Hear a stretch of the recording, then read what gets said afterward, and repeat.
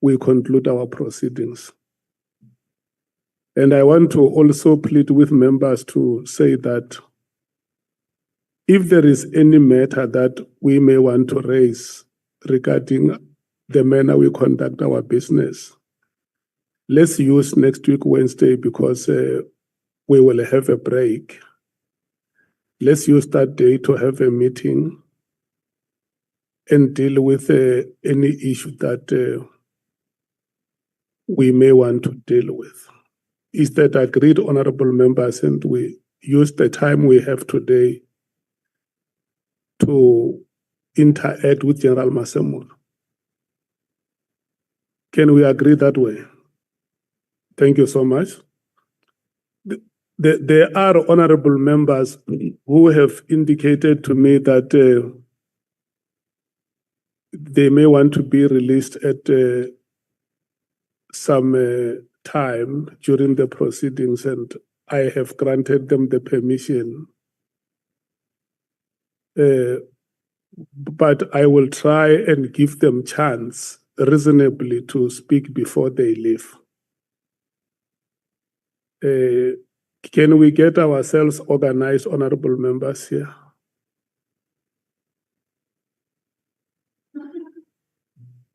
No, Honorable Skosana, those chairs are movable. You can get one between yourself and between Honorable Mwango and Honorable Nomval. Yes. Yeah.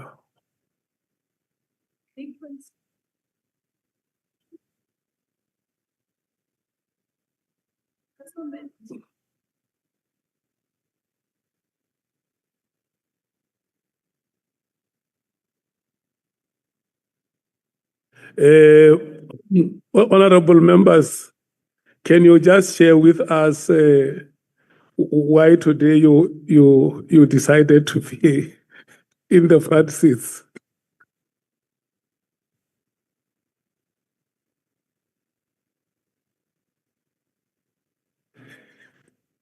Okay, you are welcome to the front line. Thank you so much. Senior Counsel, can we proceed? Good morning. I want to check if you are ready for us to proceed. Yes, we are, and we obviously in your hands. Yeah. Now. General? Thank you. Okay, thank you. Thanks. Good morning, Honorable Chair and members. Thank you. Yeah. Honorable James had requested me that she may want to be released at 10 o'clock. I'm going to give her an opportunity to ask questions now. And today, Honorable James, I'm not allocating time for alternates. I'm just being merciful. Yeah. Thank you so much.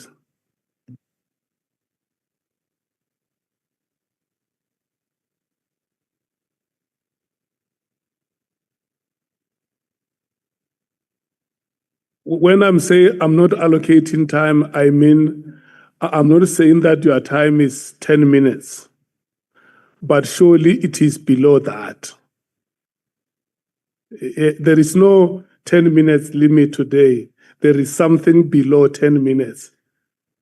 That's because fine. Let me tell you why. After you finish speaking, the watch stops running. We wait for the general to respond, and you find that your question is only 3 seconds. And then once he answers, you fill the question, the clock runs like that. So when he responds, he is not eating on your time. Your clock would have stopped at the time he starts responding. Yes. Thank you, Chair. So can we use this time profitably? Thank you so much. Thank you so much, Chairperson. Good morning to all the honorable members. Good morning to you, National Commissioner. Let me get straight to the point. Anyone holding position of National Commissioner should be beyond reproach. Do you agree, sir? I do agree, Honorable Chair. Are you beyond reproach? That's correct, Honorable Chair. Do you believe that the position you hold is probably one of the most powerful in South Africa? Well, that's correct. Is that correct? You are a very powerful man. Is that correct? Not a very powerful man. No.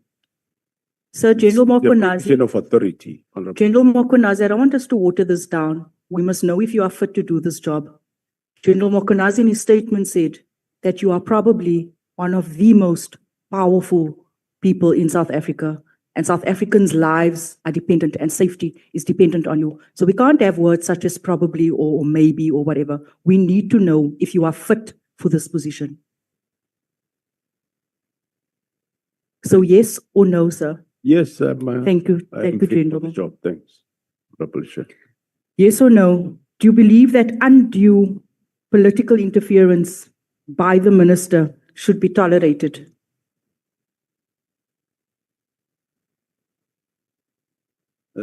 Just repeat the question, Honorable. Do you believe that undue wrongdoings by the by the minister should be tolerated?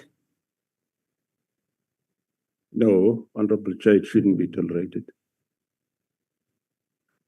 Do you believe that pushback towards an instruction from a minister could cost you your job? I believe it should cost me my job, but I don't mind if I have to lose my job. Then why did you not tell the minister directly that his instruction is unlawful? Honorable Chair, quite a number of times, I told the minister, why are you closing the team? And he just gave no reasons. But it was an unlawful act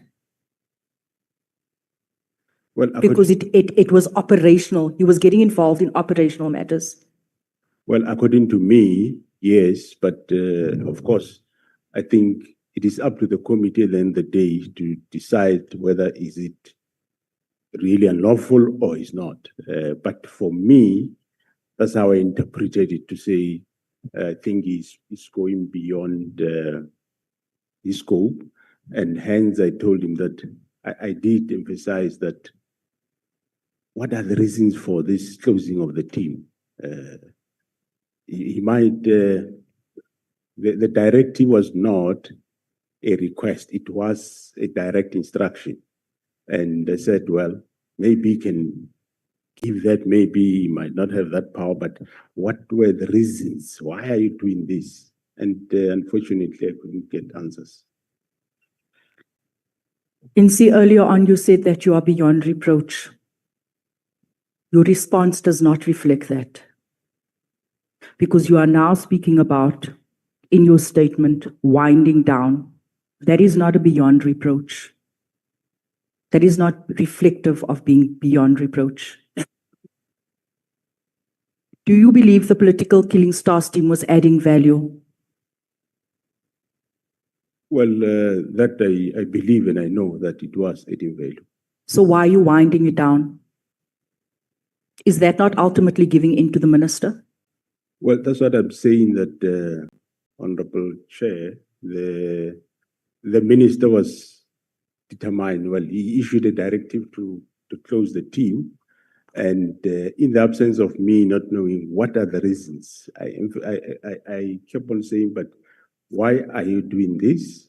And I then came with the plan that, well, if he's doing it, let me then rather come up with an alternative to say, you rather wind it down, not close it the way you do.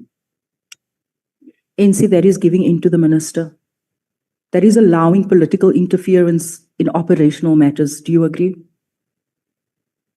Well, my belief is yes, but I'm not sure what is his view and the view of everyone. We are not interested in the minister's view right now. We are interested in who you are. The minister made a wrong decision. You should have stood up to it. You didn't. And that is a problem for South Africa. But one thing, Honorable Chair, is that the team was never closed. It is still operational even up to this day. I did everything that I could do, and there was no door where I didn't went to. I engaged him several times, and he shut the door. You recall on the 16th of January, I met the minister on other matters. We discussed those. And in the process, I raised this matter again. And he shut the door to say, no, there is a due date for submitting the report. Submit the report, then can talk. After submission of the report, there was no talk until we were in Cape Town on the 6th of March. We discussed again there, again at that meeting, right at the beginning of the meeting, I said, Minister, tell these officers, why are you shutting down the team? Because I don't see the reason why you should do it. And there were no real cogent reasons that came about. But one thing which I did, I came up with that alternative that rather than let me just wind down, because this directive looked very suspicious. So rather let me come up with the strategy of winding down. Maybe one will end up finding the reasons for the closure of this team or the disbandment of the team. And eventually at the end of the day, we end up finding out the reasons. And also, I do take what the Honorable Minister is saying, but however, the instruction was not given in secret. It was out, yes. And for some reason, it was leaked to the media on the 31st of December 2024. And everyone who's sitting here, members of the public, honorable members, also saw the instruction, I'm sure. And those that really had interest in the political killings, I believe they should have also saw that something is wrong. And I'm definitely sure, Honorable Chair, that if, just giving a scenario, if this instruction was about the disbandment of a task team that was investigating farm matters, I can guarantee you, before the 3rd of January, all association and organization around agriculture, they should have risen up to this matter, because they would have seen it in public. They should have done something. But this very one, everyone, all analysts that are the best of today analyzing, including members of this house, it was quite okay.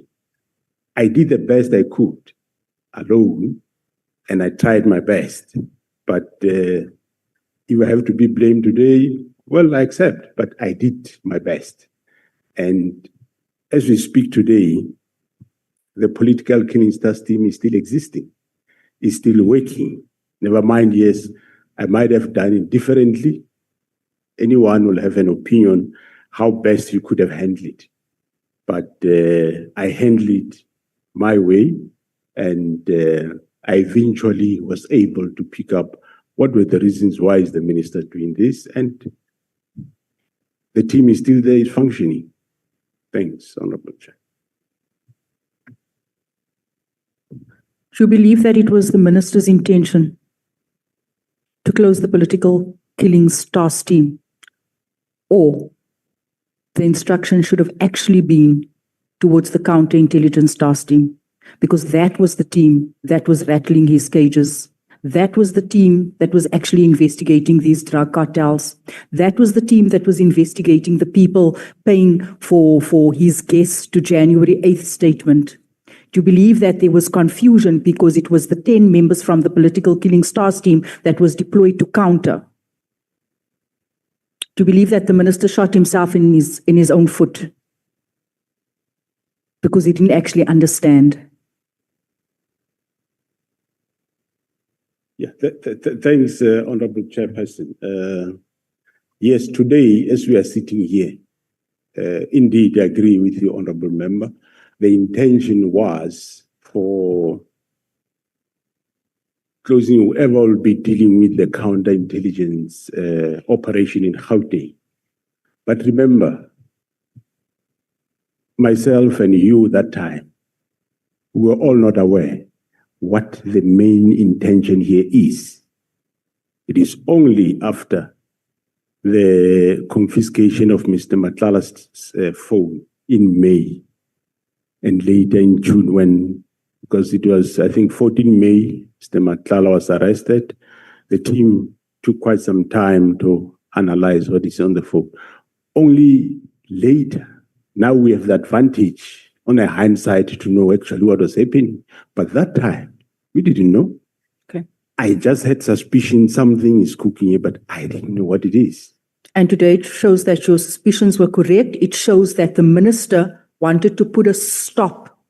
The minister, the ANC minister, wanted to put a stop to investigations pertaining to a drug cartel that has captured our country. Is that correct? No, Honorable Chair, is not the Minister of the ANC, is the Minister of Police in the Republic of South Africa. Deployed by the ANC. Well, that, yes. We need to identify where these people come from. We need to identify where it comes from, where the rot comes from. We can't be pussyfooting. Our children are dying. Yesterday, a 4-year-old child died in Mitchell's Plain. Monday, a boy was kicking his grandmother's head around because of drugs. Tuesday, a boy was chopping his mother with a shovel because of drugs. We need to understand who are the enablers that's doing this. We're not here to play games. These people are ANC aligned. It's been going on for 2 years. You and I know each other for over 10 years. We're here to rot them out, and we must name them. So don't come here, ANC. I have great respect for you and speak about winding down and say that you are beyond reproach. You did not protect South Africans. You exposed us to drug cartels. The minister told you, close this door to you. We should be closing the door to the minister. Honorable Member, the chairperson has exercised his mercy for you to ask questions. And I know this is a chamber where we usually debate, but let's not debate the issue. Let's interact with the police commissioner. Apologies, Chair. I want to ask the counterintelligence operational team, how many cases do they have, NC? And what are the case types, mainly those case types? Because we want to determine here what the minister was actually trying to stop.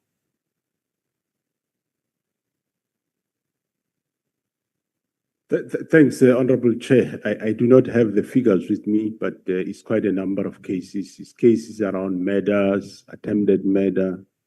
There will be also cases of illegal possession of firearms and ammunition. And there will be cases of fraud and corruption. But the number, I don't have it with me. Thanks.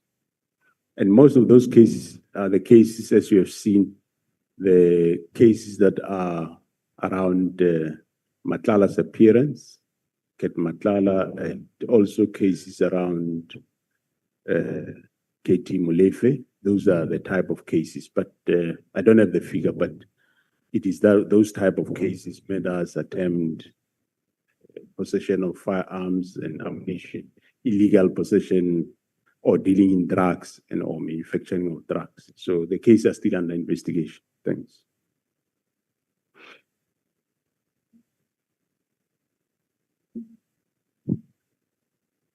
General, I want to touch on one final aspect regarding the works of SAPS. In a system where whistleblowers are not adequately protected, whistleblowers such as Babita, do you believe that you have failed Babita?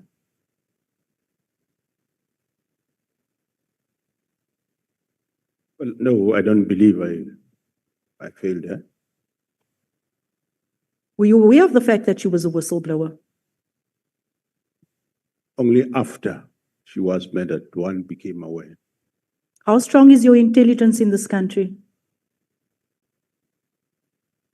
Well, the intelligence, they are doing their work, but of course, the intelligence would not know what a whistleblower is going to say, probably. They won't know that. Intelligence, are they not supposed to pick up on crime that is sort of brewing, the things that hasn't been brought to the front yet? Is that not the intention and the purpose of intelligence, is to garner information? It is And to gather information. It is to collect and gather intelligence, yes. So they did not know. No, obviously, I don't know the details of the intricacies of that case and the detail of the case. I don't know it. Since Babita's death, what have you put in place to ensure that you protect whistleblowers? Well, whistleblowers, I know that there is legislation that is on its way to Parliament now by Department of Justice around whistleblowers. And from our side, if there are whistleblowers within the organization or whoever, we do provide whatever assistance we can do. But currently, by and large, there is no real mechanism for protection of whistleblowers. And unfortunately, of course, whistleblowers, remember, it doesn't necessarily mean you must go out in public and say whatever you say, but it means you go to authorities, you inform them what you know and what is happening, because your safety is quite important.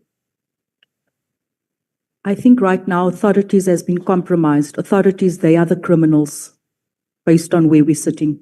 So we cannot go to authorities. So how do we protect whistleblowers? If the minister himself, the head, is stopping drug cartels, and today you are saying that whistleblowers must go to SAPS. Does that make sense, General? Well, I think you are, through your Honorable Chair, the Honorable and Honorable members, we should at least take pride that which they intended that it happened, it didn't happen. We're able to stop it and we are investigating it. We arrested people. They are the people in court. And we even discovered more. The current Ket Matlala, we discovered 18 more cases that were there lying all over. And they are brought now, they are being investigated, and you'll be facing all those cases. So we have done something, and we are still doing something with a view to deal with the matter. And this is the team, the counterintelligence operation that the minister wanted to close down. Yeah. I want to ask you in closing, do you believe the minister must be arrested? No, I can't express an opinion on that. There is a case that is being investigated. I think you heard from General Mkhwanazi when he was here, that Honorable Chair, that there is a case that is being investigated, and one cannot comment on cases that are still under investigation. I think my final question, do you believe the people from the Cape Flats deserves an operation like the political killings task team, since the numbers on the Cape Flats triples that of the political killings task team, and the political killings task team has been made permanent. It has been ongoing since 2018. The killings on the Cape Flats has been ongoing for 3 decades. That is linked to the rest of the country, that cripples the economy of the country, because you have a concentrated section belonging to where you see mainly colored people that contribute 6% to this population, contributing the highest counts of murder and crimes to the national statistics. Do you not believe that that too, since it impacts South Africans and investment, do you not believe that this province deserves the the people are worthy of an operation that is focused on rooting out drugs. Thanks, Honorable Chair and members. Well, coming to matters of Cape Flats, the Honorable Member would be aware that we have been deploying this province since many years ago. As far as 1996-97, during those time of Pakat, we have been deploying this province and changing strategies. I do agree. Currently, as we speak, there is over 200 police members that are in this province of Western Cape that are not belonging here. They come from other provinces to come and assist in this province. And also, we look at the strategies that we have been using, and everyone, I'm sure, knows that we arrested most of these top leaders of these very cartels. As we speak, Modak is inside, he has been sentenced, he's still facing more. There's quite a number of them that we have arrested. And also, I think at some point somewhere last year, we even commended how the media is being used and how the media is being used and also to the detriment of the public when we have the Stanfield and his wife arrested. We went to that court with the former minister myself. I don't know whether you picked up through Honorable Chair that after that court appearance, there was never an article in the media about his arrest and his appearance in court. If ever there was, it was really just 2 lines. And we were asking ourselves why. So it shows how they have influence. But we've taken down some of the gang leaders in this province are behind jail. They are arrested. But we haven't stopped there. We are still going on. As we speak, we have changed strategies. We have developed a new plan, which was never there before. And we are now starting to implement that plan. Might not give all the details, but it is a plan that is specific, focused, unlike when we do stabilization and have one team doing investigation. This time we have specific teams doing different things while we are stabilizing the Western Cape. In terms of personnel, the province of Western Cape for the past 5 years, this is the only province that got more than 4,000 personnel additional to what they have. That shows we have interest in what is happening in the province, and we also doing our best to make sure that we fight this gangsterism. And also, it gives one a relief that yes, we have dig so much that we understand what is happening with these drug cartels, how they work, how they are linked, and we are dealing with that. And if we finish or finalize that, we'll be knowing exactly where we stand. So we are prioritizing Western Cape. It was never. Some provinces don't even get more than 10 people at any given time, but this province was the one given more police members, and we went as far as going to the previously advantaged areas. You are Cape Town, you are Claremont, reducing police personnel there and send them to Cape Flats. For example, the Makassar police station is made up of majority of police members that come from your likes of Camps Bay and Claremont and so on. So we did rectify to make sure that we don't ignore the Cape Flats, and that's what we are doing. Thank you. Thank you so much, General. I think in closing, let me help you. You say that you are trying to find out how they work. They work via the cartels linked to the minister. You've done much over the years, done much. The crime stats remains the same. There's no impact and there's no intelligence. We need to relook at the plan that we have for the Cape Flats and this country. I thank you. Thank you, Chair. Thank you so much, Honorable James. Honorable members, can I check the alternates? The alternates, those who want to speak, may you please raise your hands, the alternates, so that I can note you. I see Honorable Shikele, Honorable Leanne Matthews, Honorable Nomvalo. Is your alternate speaking? Okay. Honorable Sokanyile, do you want to speak? Yes, that's why I want to check so that I note all of you, you speak and we know we're done. And I must make it very clear, I see Honorable Vessels is not here. And we have not received his apology. And he also has not indicated with me as the chair that he will be arriving late or he will not be here. So I have said that you are speaking on my mercy.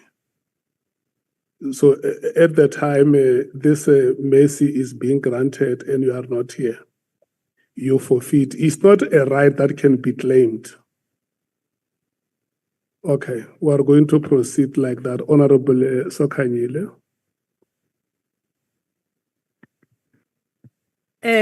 Thank you, Honorable Chairperson. Good morning to you. Good morning. Maybe just before you start, Honorable James, at any time that you may want to be released, you are released. Thank you. Continue, Honorable Sokanyile. Thank you.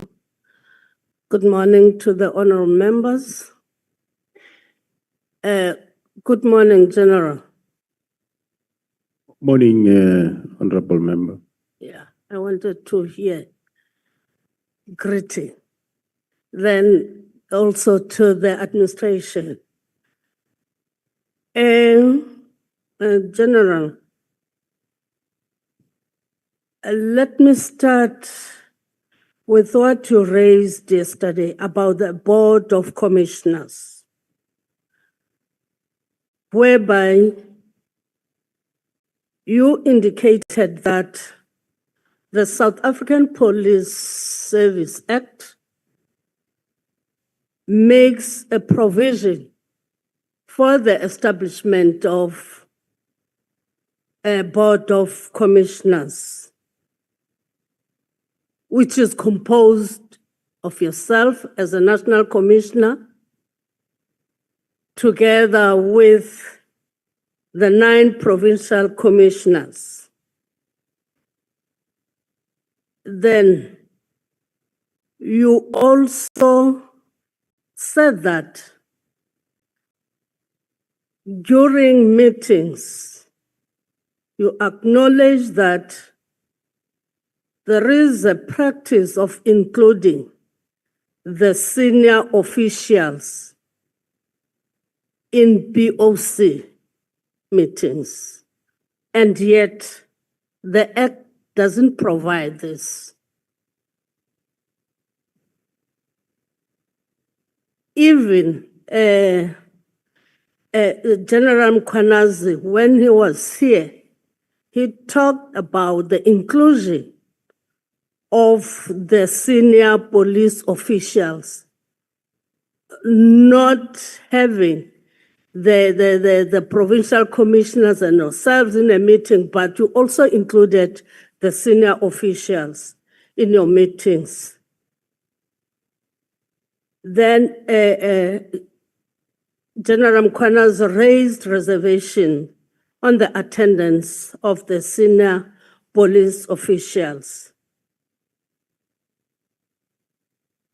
Can you reflect on this, as you are saying that because you are the person responsible to chair that BOC, and yet you include this difference that General Mkhwanazi had and yourself having to include the senior officials?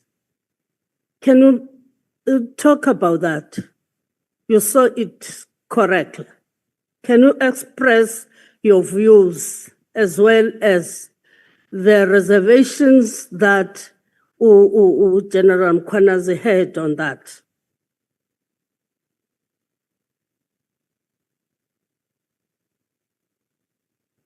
Thanks, Honorable Chairperson and members. Yes, the board is established in terms of the Police Act to constitute exactly, as you said, the National Commissioner and the 9 provincial commissioners. But the Act doesn't prohibit any inclusion of anybody else.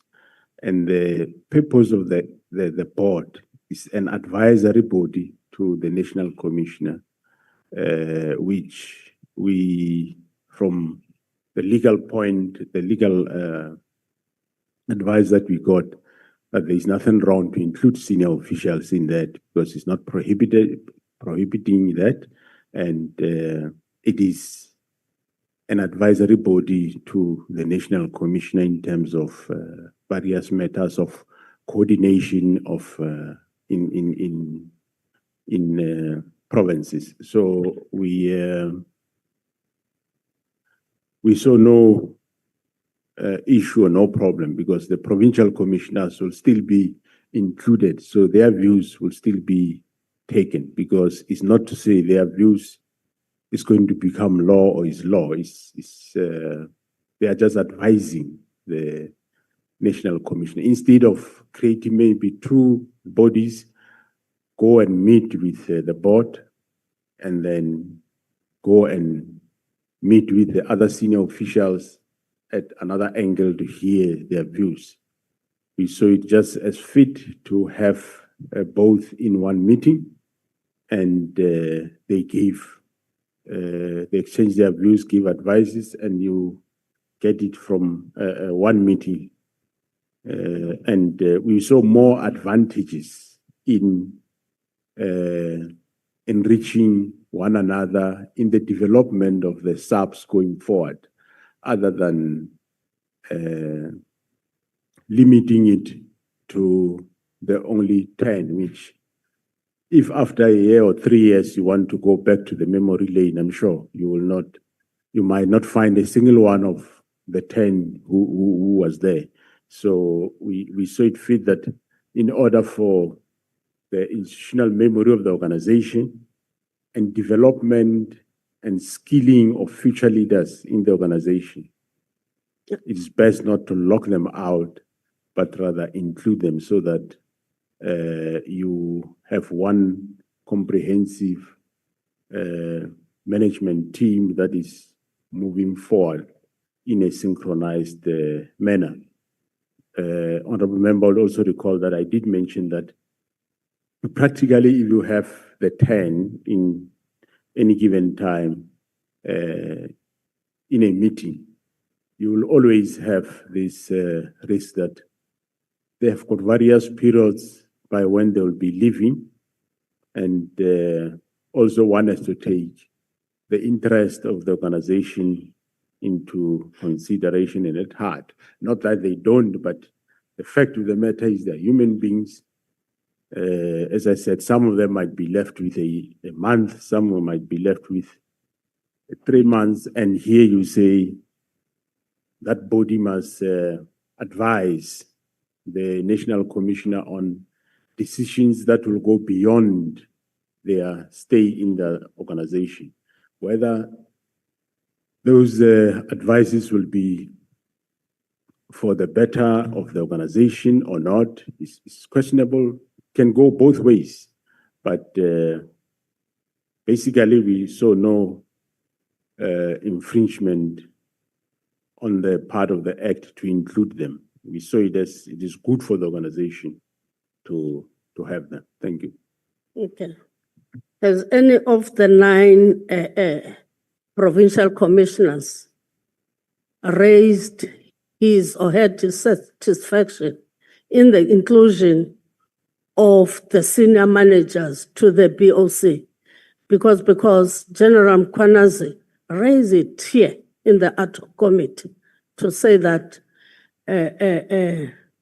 he was not happy about that, because it means that it is not catered for by the Act, but we're doing it. And did he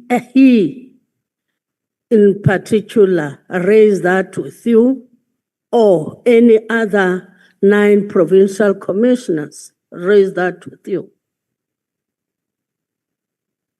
Thanks, Honorable Chair and members. Yes, I think in one of the meetings, I couldn't remember when he did raise it, maybe 1 or 2 years they did raise it, and it was discussed, and we obtained legal opinion, and we found it not to be a problem of including them. Okay. You may not know why he wouldn't want other senior to be there. As you are saying that he did raise it, maybe looking at things, because there, it is good as you are narrating it, but why specifically wouldn't want other senior below him, want them to be there? You wouldn't know. Honorable Chair, I wouldn't know. Okay. No, it's fine. Thanks. Then going to the 31st directive, because you said you regard that correspondence as the 31st directive, whereby you were on leave on the 30th. Then there was a correspondence that was written by the minister, a directive in particular that I'm going to talk about it now, is the halting or filling of post in the intelligence division.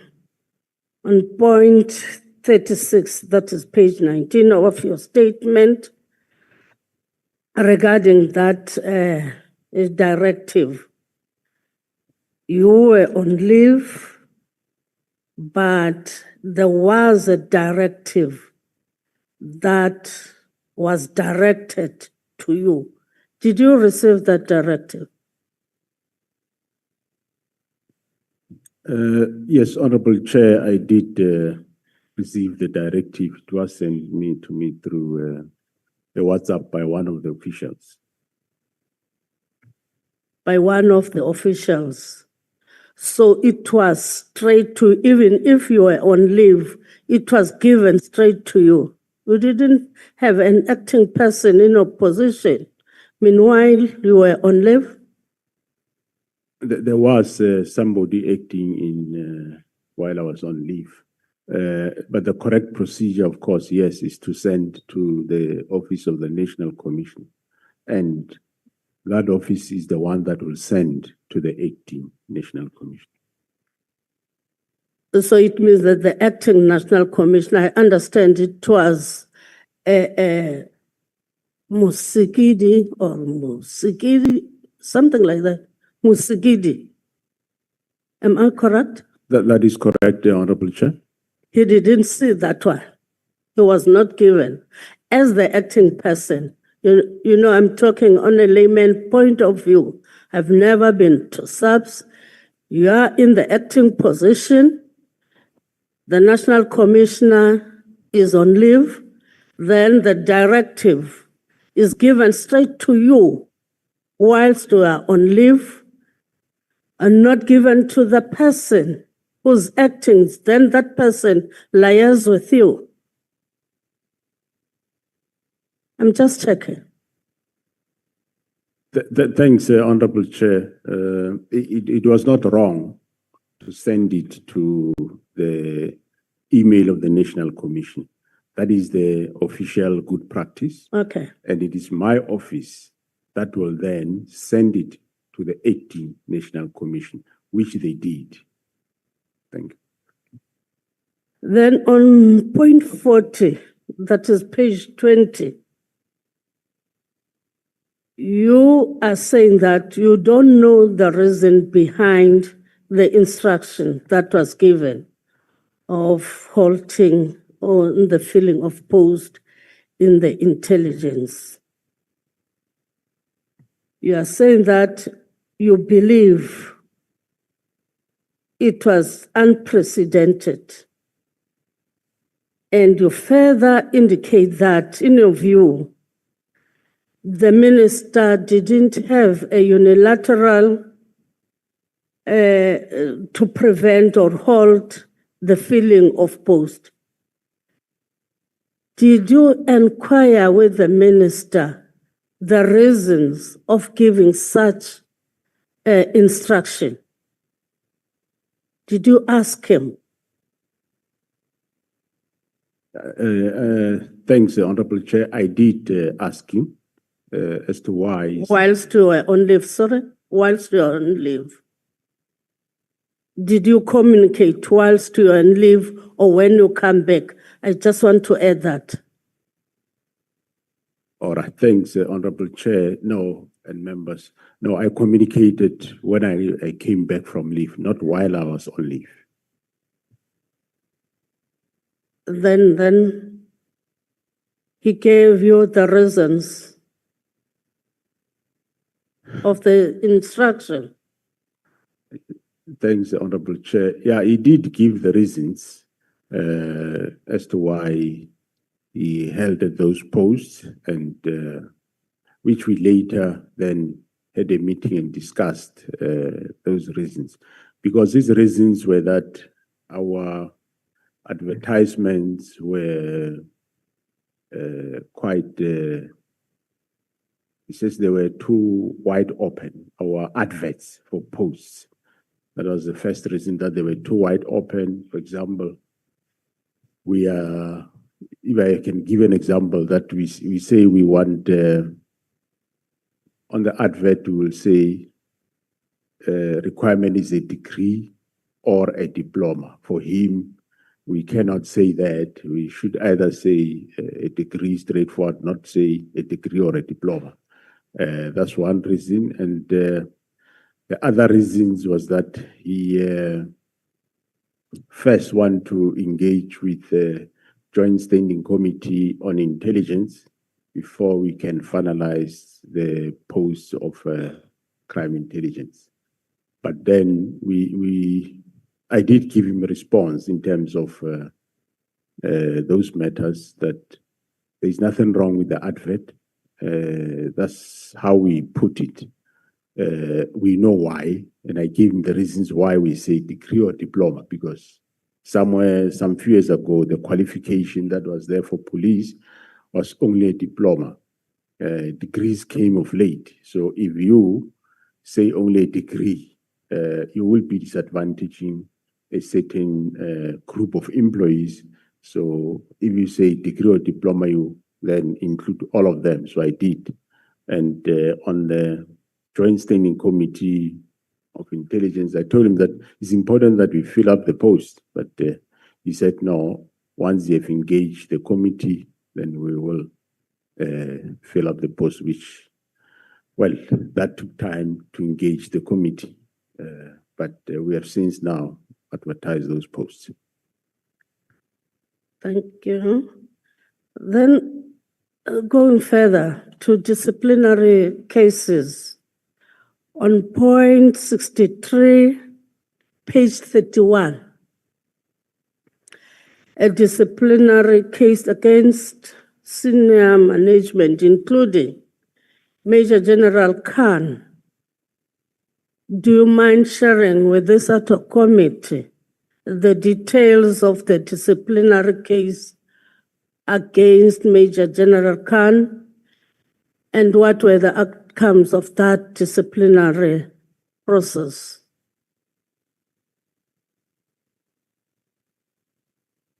Well, thanks, Honorable Chair. I might not know all those details, but what I know is that there was a disciplinary case about that he interfered in an operation where members have confiscated drugs, and then there was an investigation by the IPID, and the recommendation from the IPID did find that, yes, there is a misconduct by Major General Khan, and the Divisional Commissioner and the National Commissioner should initiate disciplinary action against him, which that report was received, was sent to the Divisional Commissioner, and he initiated the processes,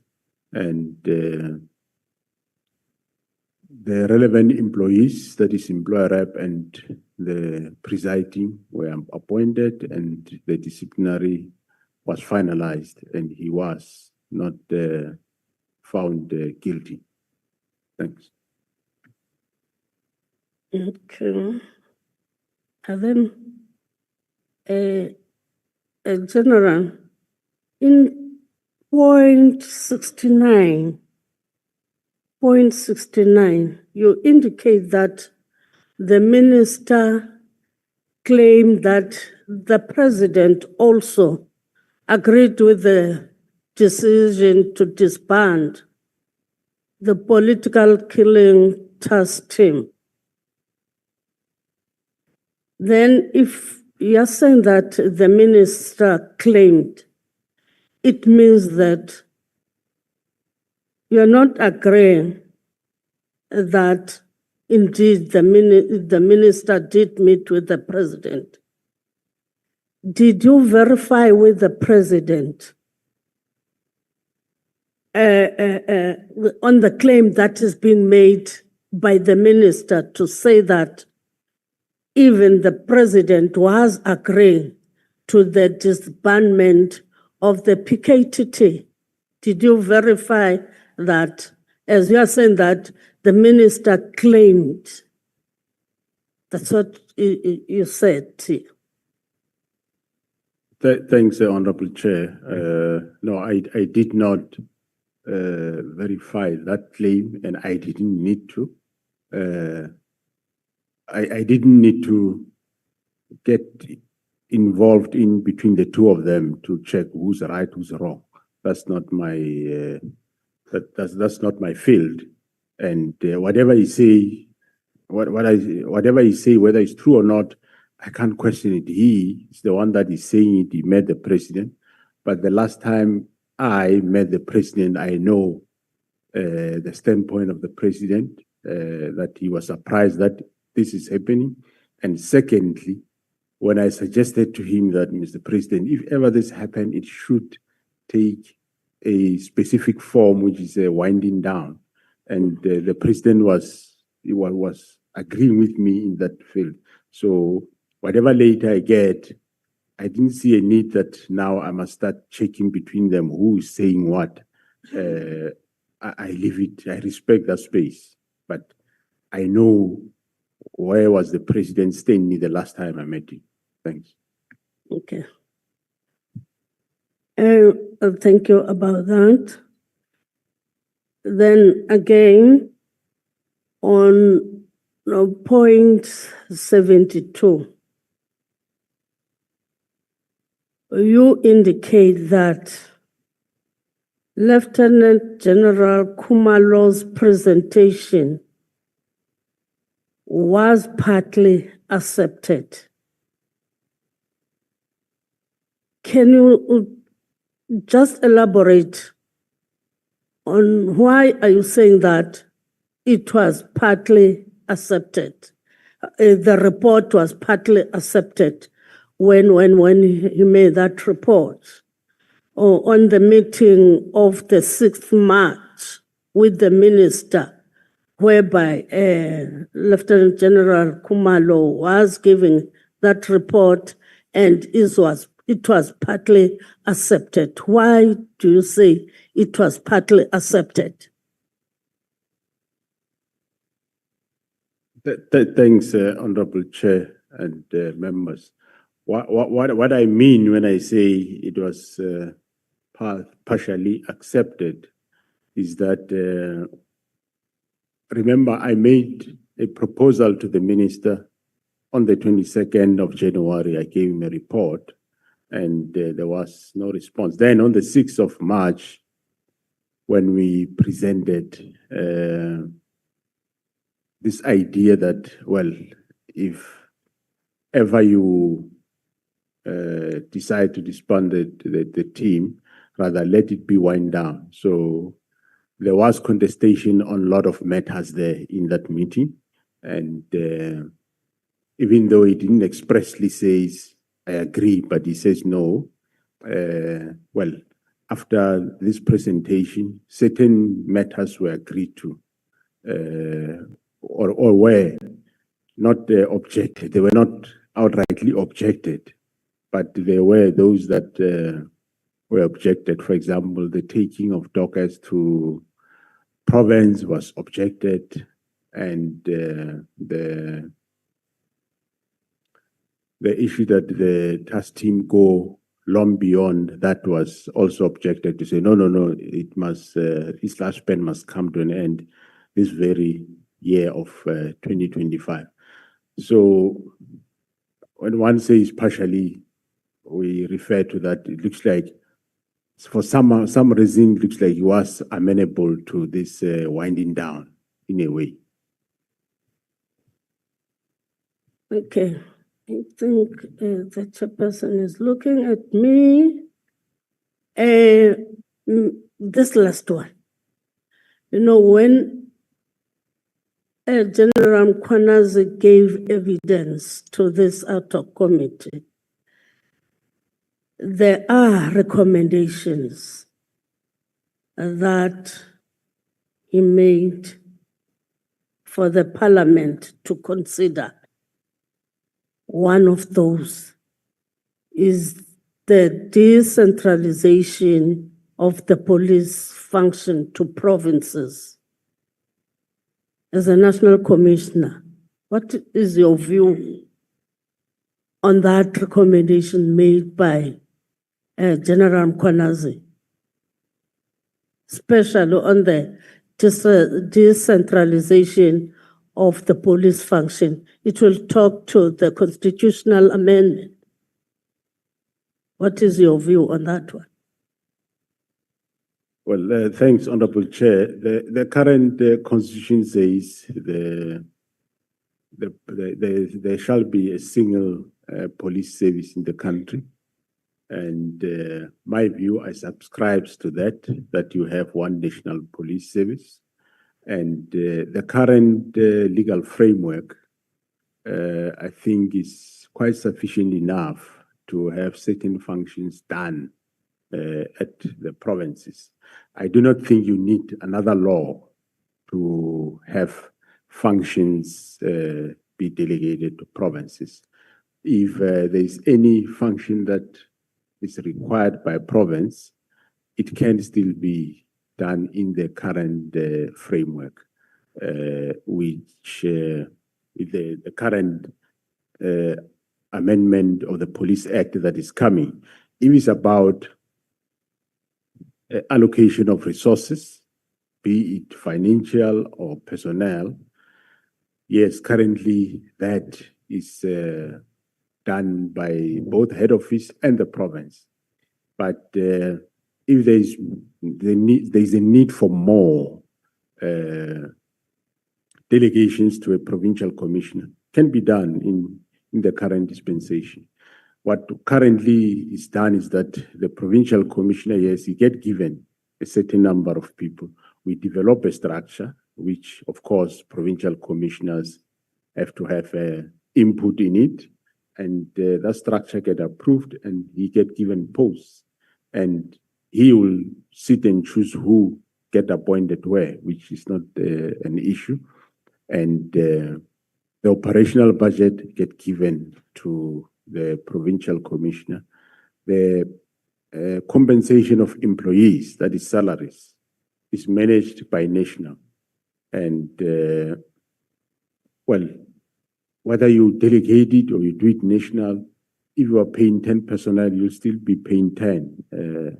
But I think that if there is a need that can still be done. It does not need, might not need a law to do. It might just need the National Commissioner and the Treasury look at mechanism and delegate the whole budget of a specific province from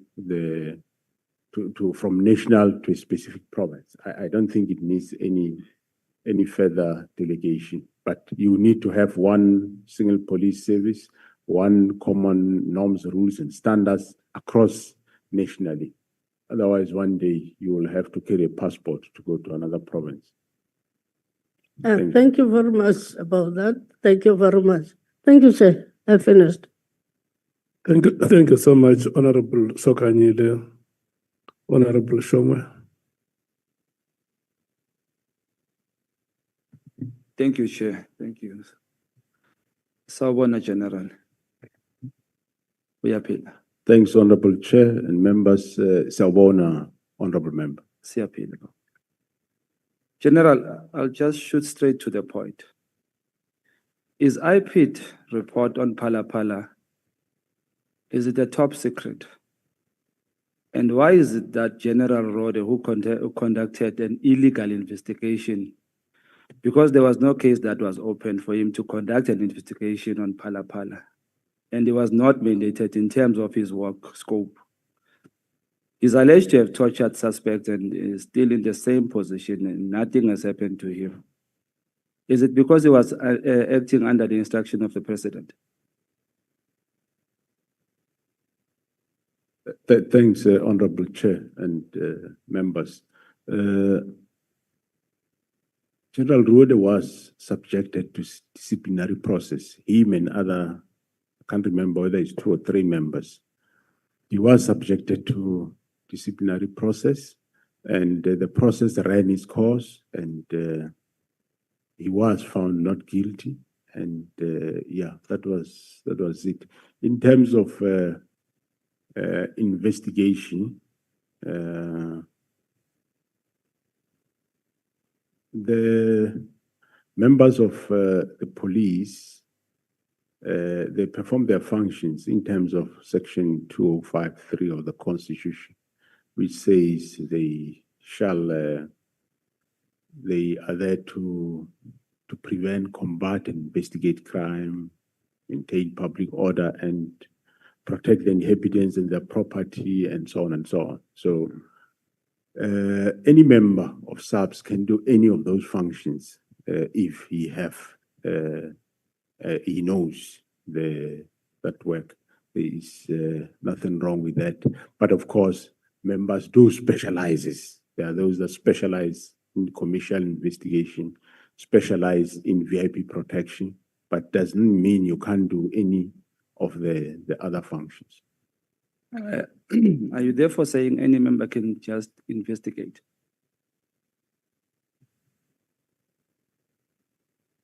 Come again, Honourable Member. Are you therefore saying any member can just do an investigation, can be a detective or do an investigation at any time? Well, my question is, was he mandated to investigate Phala Phala? Thanks, Honourable Chair. No, the investigation was done by detectives. The investigation at Phala Phala was done by detectives from, I think, Bela, if I'm not mistaken. And in as far as preliminary investigation, yes, the commander can and is expected to do preliminary investigation or whatever happens. Let's say a member loses a firearm here in Parliament. The commander is not going to sit back and phone Cape Town Central detectives and say there is a firearm lost here. No, he's expected that commander to do preliminary investigation, find out what happened. Is it indeed this firearm lost wherever? Because quite often things are not the way they are. So it's expected to do prelim investigations, and thereafter the detectives or the assigned component will come and take over and do whatever they expected to do. Is the Phala Phala a top secret thing? That question you did in a top secret, the IPID report. Well, I wouldn't know. I received a report, which based on that we charged General Rode on. I'm sure IPIT can answer that question better. So IPIT doesn't report it. Honorable No. Shongwe, before you, Not at all. General, the statement that you deposed with us, does it have the part that you are dealing with now, the two of you? It doesn't have Honorable Chair. Are you comfortable to respond to questions that are not on your statement? I am not comfortable because I might not have other facts to the matter at hand. Okay. Well, I will advise you, Honorable Shongwe, if there are additional matters to the statement that you may want to raise with the general, you can do that in writing, so that we do not inconvenience the witness. And I think this is a fair point, honorable members. Honorable Malim. No, Chair, you're not going to make such a ruling. The general was asked yesterday about people who are being searched when he was sitting there. People who are being searched while he was sitting there. It was not in his statement. He was comfortable to answer those questions. So if you can answer about something that it didn't happen when he was in the office, when he was on a witness stand, what stops him about us answering a question that is police related? And he has been doing well. He says, well, I may not answer that one. IPIT might be able to deal with that. But to stop members from asking the top cop about issues of the police, they don't have to be in his statement. He answered yesterday comfortably about a matter that was taking place at that time while he was here. So it's unfair to rule a member out of order and say he must write a question, which is a well-known issue in the country. It's unfair. It might not be in his statement, but it's a well-known issue. He wants to respond to it, he will respond to it. If he thinks he doesn't have facts to that effect, he will say, no, I don't have facts. Please refer it to the relevant people. And we take it like that.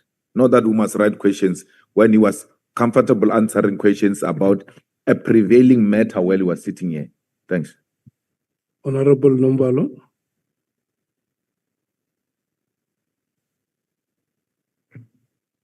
Yeah, thank you very much, Chair.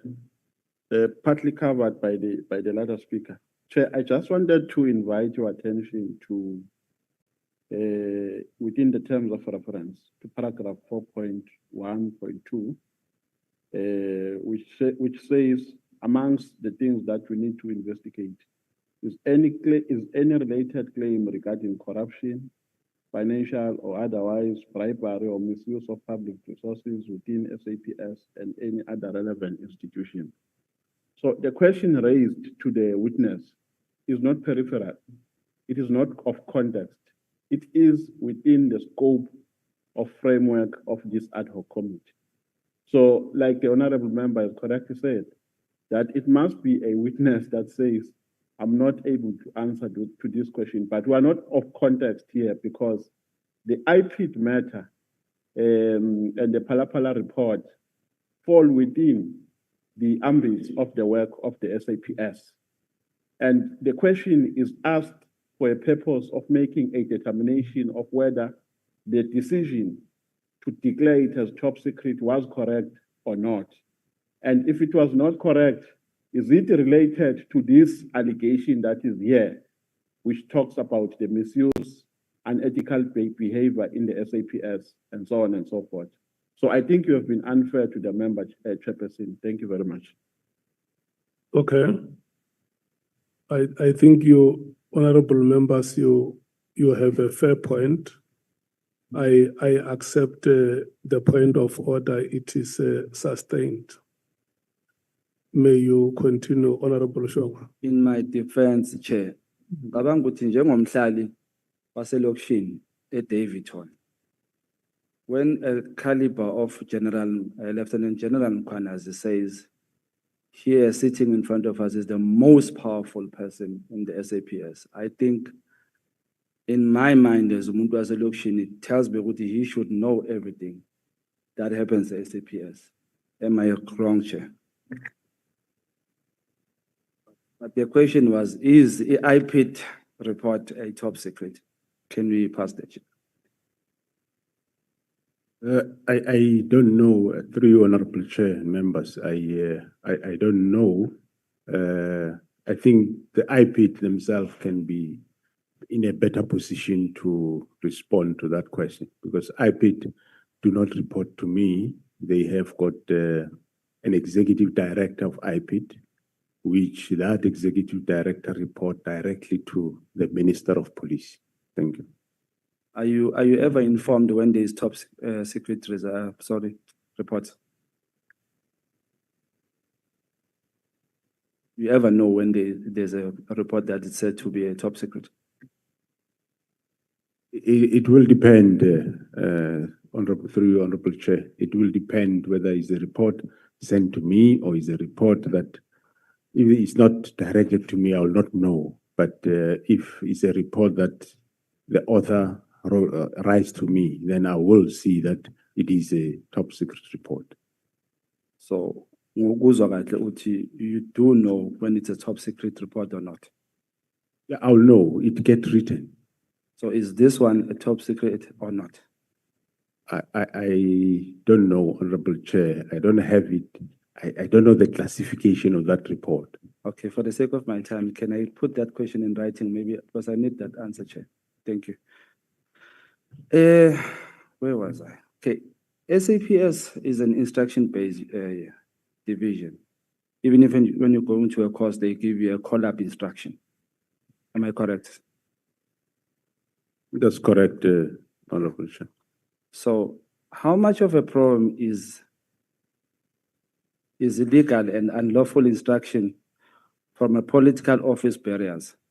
You were recently illegally instructed to disband the PKTT by the currently suspended minister, who should have been fired, which is a violation of Section 207 of the Constitution.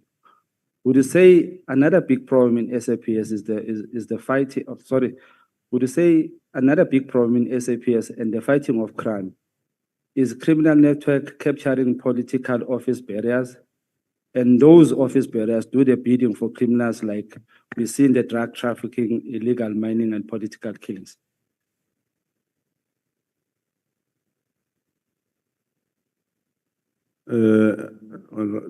Yes, thanks, Honorable Chair. I'm not sure, are you asking that, do I agree with the statement, or I'm not No, sure? I'm asking you, how much of a problem is illegal and unlawful instructions from the political office bearers? Then my statement on that one, just to motivate that, is that you were recently instructed by the currently suspended minister to disband the PKTT team. So I'm asking, with how much of a problem is illegal and unlawful instruction from political office bearers? How much of a problem is it in your space? Thanks, Honorable Chair and members. I wouldn't say it's a big problem, because some of the instructions or views, the ministers will ask about whether can we do something like this, and we'll advise him that no, we don't do it this way, we do it this way. So that's how it goes. And even with the previous ministers, there was no insistence. I think this is a typical one that one I've seen. Some in the past, yes, one might say something and he will be advised to say, no, we don't do it this way, we do it this way, and there were never problems. Thank you. While I appreciate the delay tactics you played in delaying Minister Mkhwanazi from disbanding the PKTT, but I want to know, was this instruction illegal from Minister Mkhwanazi? And if it was legal, at what stage did you know it's an illegal instruction from him? And did you inform him that this is an illegal instruction? And just to finalize that, what happens to such instructions that are deemed to be illegal? What should happen to that person who gives such an instruction? Well, as to what happens, I think is a question that one will not have an answer to it. But my view, yes, I view it as an encroachment. It's an area that was never explored before in this regard. I don't think there was ever a national commissioner that ever got an instruction of this nature in writing. So, as I said, Honorable Chair, I viewed it with suspicion, especially the way it came about. Hence, I didn't want to implement it immediately. And but eventually, we end up finding that no, indeed, after we find out what was the motive behind, that's when we can concretely say no, but this was illegal. At the beginning, as I said, today we're sitting here knowing what we know now. Yes, one can 100% say this was an illegal instruction. But that time, without the background as to why are they doing this, they knew what they were doing. And we didn't know. Only after 13 May did we then know that actually the arrangements to disband the task team started immediately after the search of Mr. Matlala's premises and the arrest of Mr. Molefe. The plans to start the process of disbanding started from there moving forward.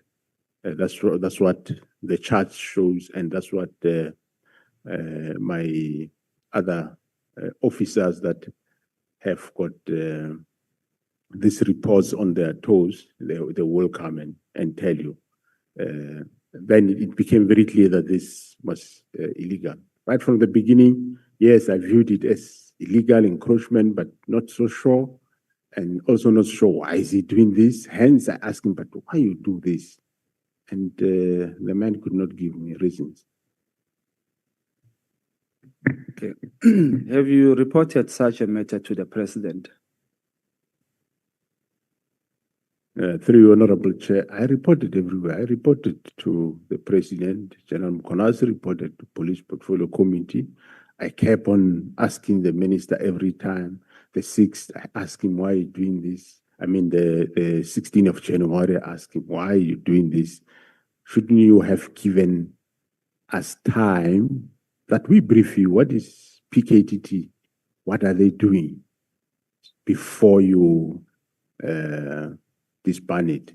And there was no room to accommodate that. 6 March, 27 March, still same. So where else should one go? There is no other door. Which door to go? I can't take him to court. I can't take him to United Nations. On a hindsight, or if, as I said to the previous member of parliament, that everybody in South Africa, all the analysts that are here today, members of this August House, we were all there. And luckily, this specific instruction was out in the media. In as much as it was directed to me, yes, but everybody had the opportunity to have seen it, luckily. And none of anybody have ever saw something wrong with it. That's why I said, I'm just making a hypothetical example that should it have been this instruction issued, the task team was investigating political, farm matters. Do you think the situation would have been the same? I'm sure surely me and you know they wouldn't have. Those quotas of the society, they should have risen up. But this one, different. So we end up now, yes, fighting this, trying our best. So one tried his best under circumstances. Thank you. Thank you. So I didn't get the clear answer of after you have reported where else you've said you have reported, did you report to the president? Did you speak to the president about this illegal instruction? Thanks, Honorable Chair. Yes, on the 1st of February 2025, I did meet the president on the matter. I reported to him that I received this instruction, and I will remind him about the team, and he knows the team because the team did brief him 17 March in Durban. So that this team has been disbanded, and I don't know why, and it's been disbanded urgently, and he was taken aback also why it is this happening, and that's why I said, well, it's not. I don't want to cause conflict between the two of them, but I said this is not a request or a view; it's an instruction that I must do it, and I did try to knock for. If there is, can we engage on further on this matter? And the minister said no. Of course, I should submit the report, which I submitted, that report that he required. So, and he said he'll discuss with the minister. But of course, I said to him, my proposal, if this thing goes ahead, which I don't know why it must happen, it should take the form of slowly winding it down so that work cannot be disrupted. And the president says, yeah, well, I think if it happens, that's what he will support. So at the time you were speaking to the president, at that time, were you then knowing what this is an illegal instruction, or you're just still not sure whether it's illegal or it's still encroachment? Well, it was not really sure, but believing that this looks like encroachment or illegal, but not one can't say, yeah, 100% it was illegal. So the only answer you got from the president is no, ngizokhuluma naye. That's it. That's correct.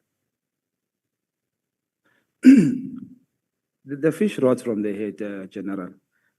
And if the country was to clean up the policing and bring back the confidence in fighting crime, I think we will need to zoom in the MPs, members of parliament, the executive, and the judiciary. So my question is, we have few cases of you dealing with the executive. Can you, without compromising your investigation, detail the extent of the rot in parliament and the judiciary of compromised individuals who uses their position in favor of criminal elements? Yeah, well, through you, Honorable Chair, members, where there is investigation, we will proceed doing those investigations. I think we will not leave any stone unturned. Doesn't matter who, we will do our work, whether it's within general public, parliament, judiciary.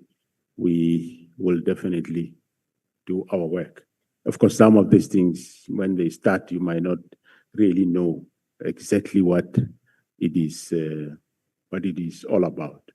We have a I think there is one case which I learned about it later, which one of my officials, General Nhlanhla Mkhwanazi, will detail more about it. I think it refers more to the judiciary, whether the case at the end of the day was really a matter that people are involved, that they are investigating the case, so they will be able to talk more on such cases. In your general understanding, is Lieutenant General Sibiya corrupt according to the evidence you have in front of you or the report given to you? Thanks, Honorable Chair. One will say alleged. You can't say somebody is corrupt before he's even found guilty. But there is concerns in terms of linkages that we are finding, that we are still investigating, Honorable Chair. So it is too early to come to that stage or conclude, as you say. But as a powerful person or person in the position of a powerful, as a person in a powerful position, like Ubaba Mkhwanazi said, does the evidence say, or does it give that direction what is corrupt? Current evidence you have, or the report? Well, it is safe that I say we are investigating. There are concerning connections and our reports. We are investigating those matters. All right, thank you. The confidence of the public in the justice system is impacted by the perception that those who hold political power are not treated the same as those who are ordinary citizens. A classic case is Phala scandal, hence singazi top secret or not. There are people who are arrested for having undeclared foreign currency and having above illegal limit of foreign currency. Yet the president was not even investigated by SAPS for both offenses. Even when pushed, SAPS didn't even confirm that the president was investigated. Yet ordinary citizens are arrested and charged. When you fail as SAPS to act against people who break the law, who happen to be in political power, how do you expect ordinary citizens to have confidence in the institution?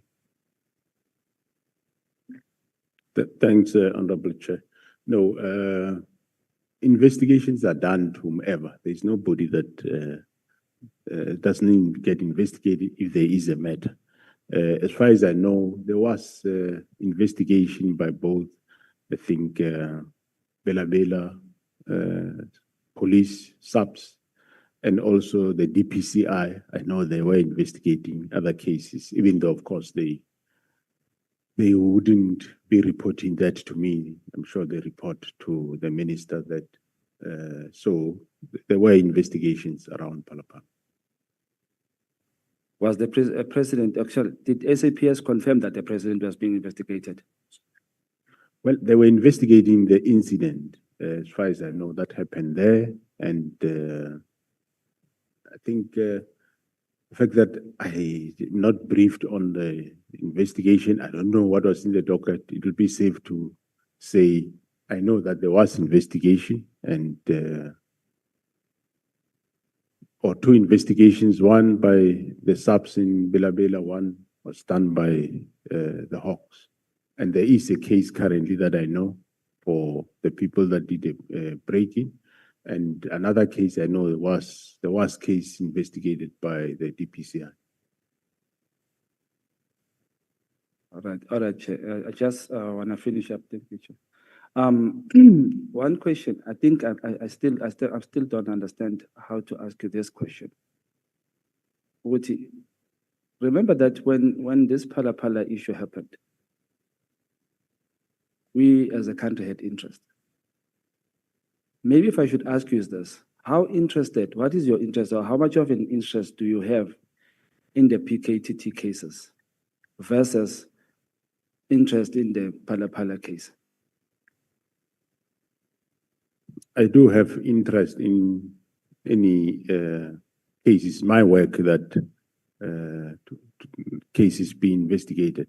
But however, there is a difference. Cases that are investigated by general detectives of subs, yes, they will give me feedback.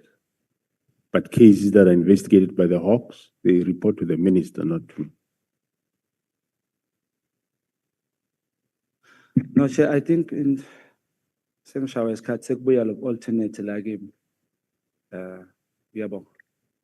Thank you so much. I want to thank you, honorable members who are alternates. You have been very consistent in terms of compliance with my instructions. Can we move to honorable? We are going to take honorable Shikeleng and thereafter honorable Matthys. We break for tea. Can the two honorable members follow each other? Thank you so much. Thank you very much, Chairperson. Good morning, General. How are you? Three Honorable Chair and members, good morning, Honorable Member. I'm fine, thanks. It's not the first time that you appear in front of me for questioning. General, I'd like to make a statement. I think in my life I've called you 3 times, and the reasons for those calls were because the issues were of a serious nature. Yesterday, you told us that General Mkhwanazi had approached you various times within his career in the SAPS to discuss serious matters with you too. It doesn't appear as if he just called you generally to discuss frivolous matters or just ask you some silly things. Am I correct in that? That's correct, Honorable Chair. Thank you. So, General, as the leader of an elite SAPS task team, because you are the leader, at the end of the day, you're the head, you described this task team as performing excellently. How is it that you did not immediately intervene or instruct that the decision to disband the unit be placed on hold until your return to the office after you were informed about the letter on the 2nd of January? Thanks, through Honorable Chair. I would remember that I did indicate that I was on leave and I was with the Minister on the 28th. Hence, I did say to the team, they can write reports and I'll attend the matter when I come back. Remember, there was nothing done in that period. So, yeah. General, it's very strange to me that if this task team was performing so well that you didn't immediately pick up the phone, but we'll leave that for now. You stated that during your leave period, General Mosekile was the acting NASCOM. Is that correct? That is correct. Was it then General Mosekile that gave General Sibiya the instruction to proceed with closing the PKTT? Honorable Chair, I did indicate that there was nothing that was done until I come back from leave, in as far as the closing of the team is concerned. Hence, I told them while on leave that I'm not going to bother myself with this. I do not want to attend crisis that is generated by other people unnecessary. I was with the Minister on the 28th. He didn't say anything. So I didn't see any need. Why should I rush for such an instruction while I was on leave? So nothing was done until I was back. All right, General, thank you. So if nothing was done until you came back, then you were the person that gave General Sibiya the instruction to proceed with closing down the PKTT. I did, Honorable Chair, I think yesterday did indicate that when I came back, he came to me with a letter that was effecting the Minister's instruction, which was directed to General Kumalo, where he was bringing the letter that I signed, and I didn't sign that letter. The next day, the 15th, after I said, well, remember, first day I told him that I don't want us to do this. If ever we have to do it, we're not going to do it this way, because remember, I said this instruction it wasn't a consultative sort of letter. It was a direct instruction that you do this thing. So I said, well, if we do it, we will do it in this fashion, which I said is the winding down, face out approach. And I referred him to a Major General to go and assist him in the report. And the 15th, when he came back, in that letter or report, I still saw immediate disbandment. I didn't really read the whole letter. And that's when I switch off and say, no. I see that we want to go this direction. So leave this matter. I would write the report because I understand what do I want to suggest with the Minister. Thank you, General. General, so if you earlier on said that the email was sent to your email address, from the minister. How did General Sabia get hold of the document? And then how did he go about coming to see you with a plan?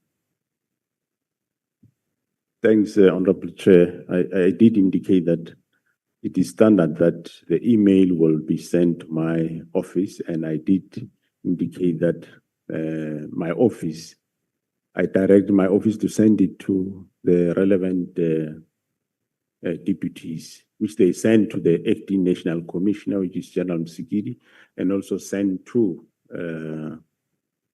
Lieutenant General Sabia. Thank you, General. So I'm going to go back again and say to you, so in actual fact, you are the person that affected the closing of the PKTT because you sent it, you instructed that the email get sent forward for discussion. That is how it is. So, General, if General Mkhwanazi did not hold the press briefing on the 6th of July, would you still have opposed the closing of the PKTT? Because clearly what you're saying now and the impression that you created at the Portfolio Committee on the 5th of March is not the same, because you never once said you are opposed to closing this task team. Thanks, Honorable Chair. I did indicate that this directive was like an order that I must do, and I find ways to do it, and I want to engage the minister that we discuss this, because, as I said, of concern on the directive was he did assessment and this. The team is no more relevant, and which I said, but that can't be true. That's why I wanted engagement of the minister, that let's engage and discuss, and he kept on not acceding to this engagement. So the team would have been still have been there. It wouldn't have gone anywhere. To still have been there. And remember, after we discovered what is, after General Nhlanhla Mkhwanazi briefed me about what is the main intention of this, then that's when I say, no, now that we know, we're not gonna now participate in any further this disbandment or this phase-out approach. And I immediately also notified him that I want to meet you and see you on this matter. And unfortunately, again, that meeting never happened. It only happened a Monday after the 6th of July. So you waited until General Mkhwanazi spoke to the media before you actually took action. That's what you're telling us. But No. nevertheless, it's fine. No, On the 28th of March at about 10 o'clock, and this is on your note SFM 14 on page 278, there's a discussion that says on the 28th of March 2025 at about 10 o'clock, a meeting was held at the Head Office Crime Intelligence between the Divisional Commissioner of Crime Intelligence, Lieutenant General Khumalo, and the Divisional Commissioner of Detectives, Lieutenant General Sentimule. And then it further goes on to say that they decided together that the dockets, those 121 dockets, it says here 118, but we know it's 121, would then be given over to murder and robbery to Brigadier Khopokoditata to investigate. And so they made that decision. Did they inform you about that decision that they had made to then give the dockets over to murder and robbery? Before you received this note, did they inform you? No, Honorable Chair. No, they didn't inform me. I did say that I picked up somewhere in late April, May, that dockets are around the headquarters. So they didn't inform you about the dockets, because I see here that this was signed by you on the 22nd of July, and I go back to, I am not sure that if the press briefing on the 6th of July wasn't held, if we would be sitting with the same document that you signed and said that the dockets should go back to where they come from. And in actual fact, you say they should be taken back to their station of origin. You don't actually say that they should be taken back to the PKTT. So, yeah. If the PKTT was delivering results in such high crime areas as we've said, there was then obviously no operational justification for the dismantling of it without a clear replacement strategy. And you started winding it down, but you did not. There's no clear replacement strategy. Have you evaluated the impact of the decision on violent crime levels that they were operating in, and will you table those findings publicly with us? Did you do some evaluation on the impact of this? Thank you, Honorable Chair. I think right at the beginning, the Honorable Member spoke about, what did I say about station of origin? Yeah, you said that the dockets must go back to the station of origin. The dockets be returned to the station of origin. The instruction on that, what I was, the context of what you are reading there, Honorable Member, through you, Honorable Chair, is that, remember, the meeting of the 6th March, General Sibiya and the Chief of Staff and the Minister argued to say, I said the dockets can go to the province. They argued to say the dockets must not go to province because you will have the provincial murder and robbery, and you'll have the PKTT at the province of KwaZulu-Natal under the guise of murder and robbery, which I said, but if it's like that, would we have a problem? They say, no, that's not disbandment. Minister was saying disbanding, meaning must be disbanded. So no dockets should go to the province, but to station of origin. That's not me. It was them that said that. And that specific point did gain traction in that meeting to say no docket must go to province, but station of origin. So the context that is there that I wrote there is that I'm saying to General Sibiya, now you are bringing a submission to me asking to go and investigate these dockets that are at head office. Why would docket be head office if the last time we spoke of dockets on the 6th of March, the agreement was dockets go to station of origin? That is the context of what you are reading there. That's how you should understand that. Thank you, General. So I just want to say then, I mean, you said that that meeting took place on the 6th of March where you were present at, where they said the dockets must go back. And then on the 28th of March, there's a meeting between Lieutenant General Khumalo and Sentamule to discuss these dockets and where they should go to. But you had a meeting on the 6th, and then they decide that the dockets must go to murder and robbery. So I don't know, somewhere there's a disjoint here for me. Something doesn't make sense. And what I'm really getting, and it was very clear out of General Mkhwanazi's testimony, that the SAPS at a national level is highly divided within the leadership, because it really feels to me like there's something that is not right here.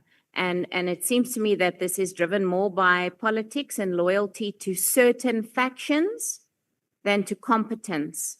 Because as the National Commissioner, you take responsibility for the culture and for the steps that happens within this SAPS. So, I mean, and the command structure comes from you. This, in the first place, this should never have happened because the minister should never have given the instruction. That's clear. So the minute the minister gave that instruction, you were the one that should have stood up and said, this is not the SAPS that I'm building. This is not what should be happening. Am I correct? Yeah, no, I do, through you, Honorable Chair, I do hear, Honorable Member. I think you put a lot of facts and you go on. To assist you, Honorable Member, on the first part of your comments,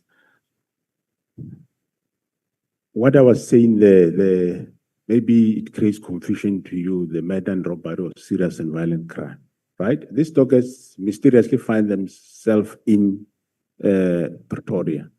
Now, an application is submitted by General Sibia to say, I want to send a serious and violent crime team from head office to go to KwaZulu-Natal to investigate these cases.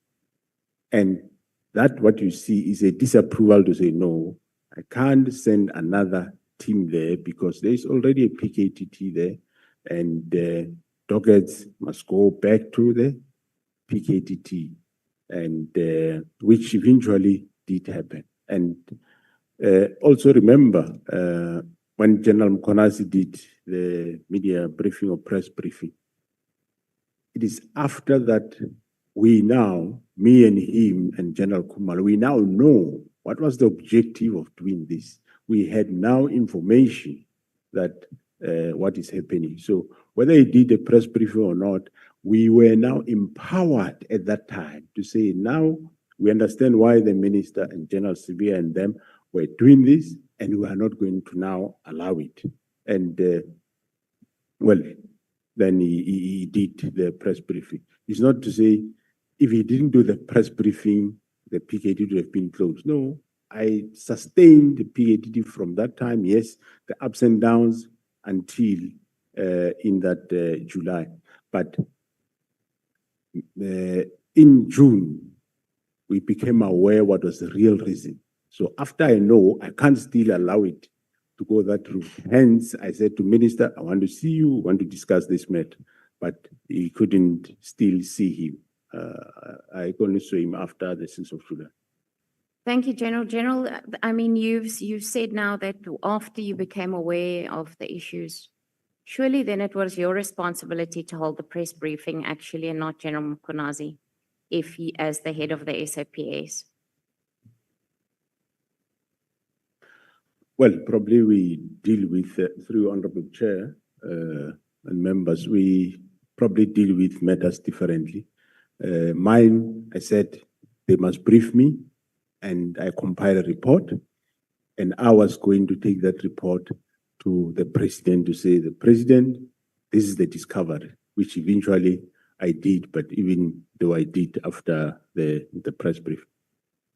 Thank you, General. General, my last question is, here where we sit today, the release of the crime statistics has been delayed by over 2 months in South Africa. I asked you about it previously. It's not the first time I'm discussing it with you. Would it be fair to say that the inner turmoil currently within the SAP is contributing to the delays and affecting the organization's overall functioning? Of course, that's through you, Chairperson. One cannot deny that, yes, indeed. I mean, there was a change of ministers and there was a lot of things to be done. And yes, but it will be released soon, Honorable Chair.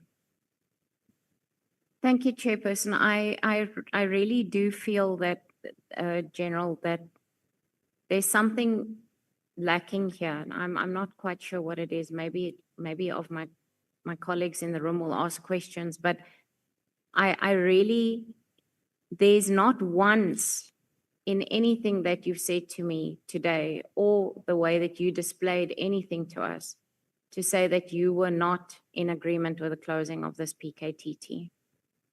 And I don't know, you can tell me today I'm wrong, but nowhere is there communication from you that I can see that you've submitted or anything that you've told us except for you tried to speak to and you did this and you contacted somebody, but nowhere were you not in agreement with this. Am I correct to say there's nothing on paper from you saying that you were not in agreement with the closing of this PKTT? Thank you, Honorable Chair and members. Honorable Member, if I agreed that the team be shut down, it should have been shut down. On a hindsight, you can see that the purpose of this instruction was to shut down the team while I was on leave for those few days. That's why it was immediate, urgent, which I said, no, you can compile reports, but don't do anything until I arrived. After I've arrived, Honorable Chairperson, from that time, where we were all in this space where we don't know the motive behind this, and me trying to find motive from the minister and not coming up to today. Yes, the team has ups and downs, but the team is still operating. As I said, I did the best.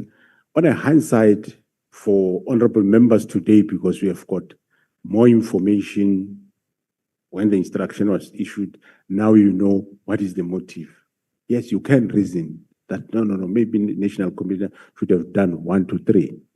But if you were in my position that time, not knowing all these motives, and I think, well, I did the best I could, and the team is still there up to today. I might not have been perfect. I might not have been done the way you might have liked I should have done it, but I did it my way, but I sustained the team. The team is still there. Well, of course, with problems. We are rebuilding it now, and we are opening a new political task team in Gauteng to deal with problems of Gauteng. Thanks. Thank you, General. I have last question for you. Do you think that that crime intelligence in South Africa is salvageable? Do you think that we can still have a crime intelligence in our country that is not going to be under scrutiny, on how are you going to fix that department? Thank you. Thanks, Honorable Chairperson. Well, the appointment of the Divisional Commissioner of Crime Intelligence, Lieutenant General Khumalo, to that division did brought a new hope in that division with a view to resuscitate crime intelligence. I believe it can still be done, and the former minister was agreeable to the reforms that we wanted to do there. Unfortunately, there was change of administration, and in the new administration, there was no further traction or agreement. Remember, the National Commissioner, when he place or transfer a member of level 14 and above, that is a Major General and above, I must have concurrence of the minister. I just don't do it myself alone. I must have concurrence of the minister, and if the minister don't concur, you will struggle. But we can still salvage crime intelligence. There are good men and women that in that division that are doing well. And I must tell you, since Lieutenant General Khumalo arrived there, we saw tremendous work being done. We have a lot of successes. We're still having them now, yes, under the ailing conditions. But of course, we need cooperation of all, cooperation of the executive, which is the minister and its deputies. We need your cooperation as honorable members, because sometimes most of the distractions and disruptions in that division come from this honorable house. That's the biggest problem. It doesn't matter which political party, but it comes also from this house. Whether what their interest is, I wouldn't know. But we can still salvage that division and make it the best, and it can be able to be reformed and developed. Thank you. Thank you very much, General. General, I do think that we have a lot of good men and women in blue in our country. I think it is our collective responsibility to make sure that we create a good working environment for them to ensure the safety of the citizens of South Africa. Thank you very much, Chairperson. Honorable Shigelen, I want to thank you so much. Honorable Matthews, are you ready? We're born ready, Chair. Okay, thank you so much. Thank you, Chair, and good morning. It still is to honorable members and to the National Commissioner. National Commissioner, what conditions or material conditions, I would say, informs the decision to establish a task team? Yesterday, you also spoke that we have a task team in Manguzi. I think I've also heard you speak about the rhino poaching task team and then that. So operationally and strategically, what needs what is happening that these teams are established?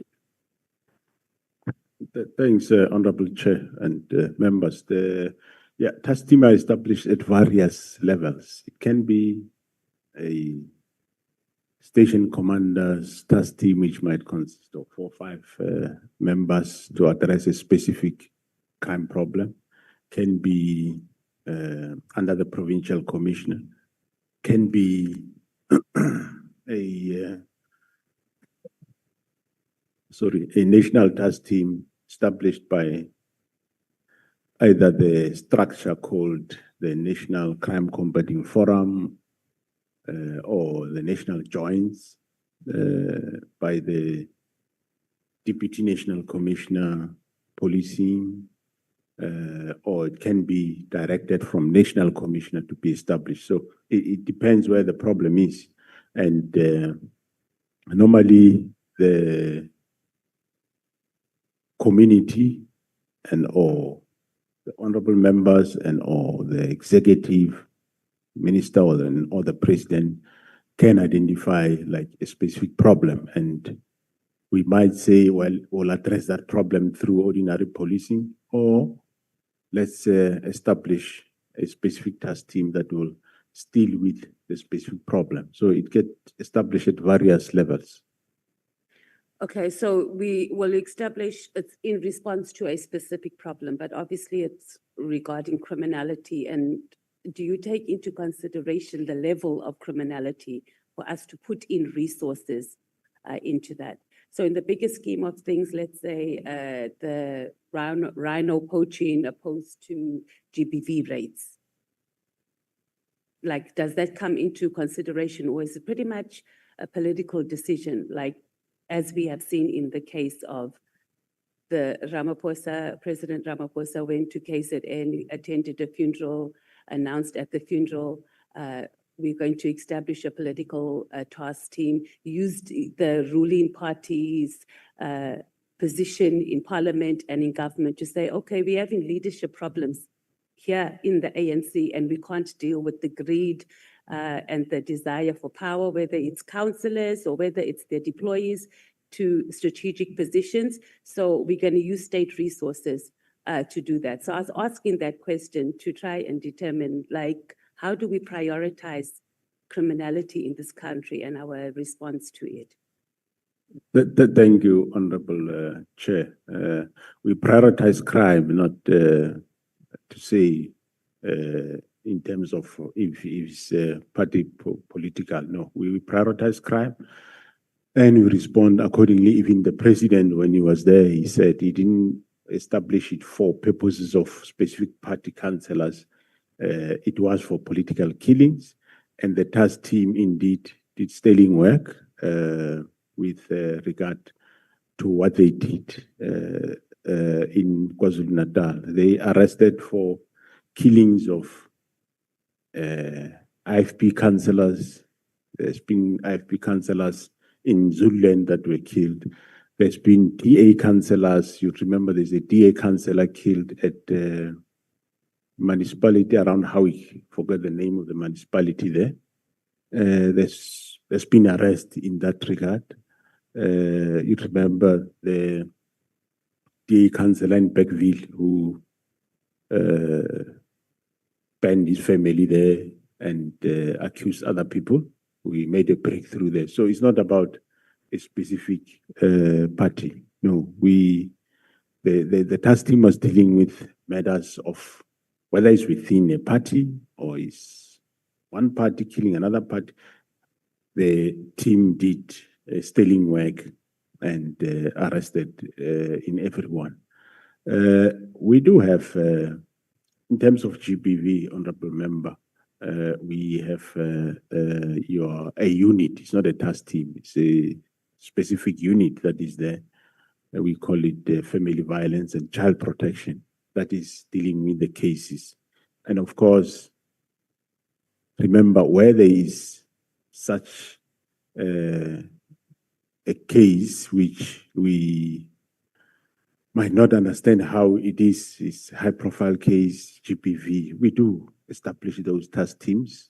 They to go and investigate and make a breakthrough. After breakthrough, then we dissolve the task team. It's not that we prioritize rhinos and politicians over other people. No, we prioritize crime. Okay, General, the less we say about the FCS, the better. But the point was just that we just wanted to establish the political involvement of political parties, specifically the ruling party called the ANC. And I acknowledge that there are political parties that also, other political party members that are also investigated. But yesterday we were told that the majority of these political killings are ANC members and their deployees too, and I'm sure you will agree with that, but we can move on to that. I know you're trying to keep a neutral position, but we must just be honest that it is the ruling party that has brought us here with the political killings task force. And not that the task force is not doing a sterling work. I'm just talking about the fact that state resources are mobilized to deal with matters affecting political party in particular. Let's talk about your counterintelligence operations vacancies. So in paragraph 52 on page 25 of your statement, you said that there have been cases where investigations or reports, the question here is there cases where these investigations or reports can be deliberately or falsified to target certain individuals? Have you had a problem like that? And can this process of counterintelligence investigations and report be weaponized against certain people within the South African police force, but the country at large? Thanks, Honorable Chair. No, the counterintelligence investigation cannot be weaponized. It's purely investigating those people that are involved. If you recall, this crime in Gauteng was, we don't say it's new, it shows it has been there. If I look at the cases now of this Ket Matlala, the 18 new cases I'm talking about, which are not part of those that I had caught, shows that this thing has been for quite some time there around. So, and we discovered it only after the killing of Amaswart in Vereeniging. So there is no weaponization. It's investigation that is based on what has been done, murder or attempted murder or illegal possession of firearm, and it is those people that get linked there. No weaponization of the Gauteng counterintelligence investigations that I'm aware of. Yes, there might be weaponization of maybe other structures against the team, yes, but this specific counterintelligence investigation is not targeting anybody falsely. So they do their work perfectly. So. Okay, so there's no room for abuse and. If through you, Honorable Chair, if you look at the record, the cases that they started in 2019 and in 2018, you have seen most of them, they have convictions of late recently. And if you look at those convictions, I mean, there is no judge or magistrate that can hand down those many lives and 40 years and 50 years if they did not get evidence. One thing I'm sure which, well, from our side, which we do give credit to, is General Kumar. He was never a detective, but actually he's the best detective now in the country, that I must say. And most people know that's how it is. The instruction that you received from the minister on that letter when you were on leave, it says that you must also halt the recruitment, and you said that it was unprecedented and beyond the minister's lawful powers. what did you do about that? Because we've been dealing mainly about the political killings task team. That was one of 3 instructions on that letter. So the whole team of filling those positions in crime intelligence, what was done about that? In crime intelligence, sorry. Yeah, through your honorable chair, and thanks, honorable members. Yes, I did engage the current new acting minister, and I have subsequently advertised those posts. They are being in the process of being filled. Well, I didn't know why. Well, I did say why he said why he was stopping the filling of those posts, but I have since advertised those posts. But And even the rounds of promotions also have been advertised. okay, so you just continued with the process. It was done recently because that instruction was given in December. We're now in October. So you didn't halt the filling of those posts in crime intelligence. But I'm saying what action was taken in the first place against the minister for even giving that instruction? Did you report him anywhere? Was there any, did you even report to the committee? Because you presented an annual report to us, and I don't remember that being highlighted, that you got an instruction to stop.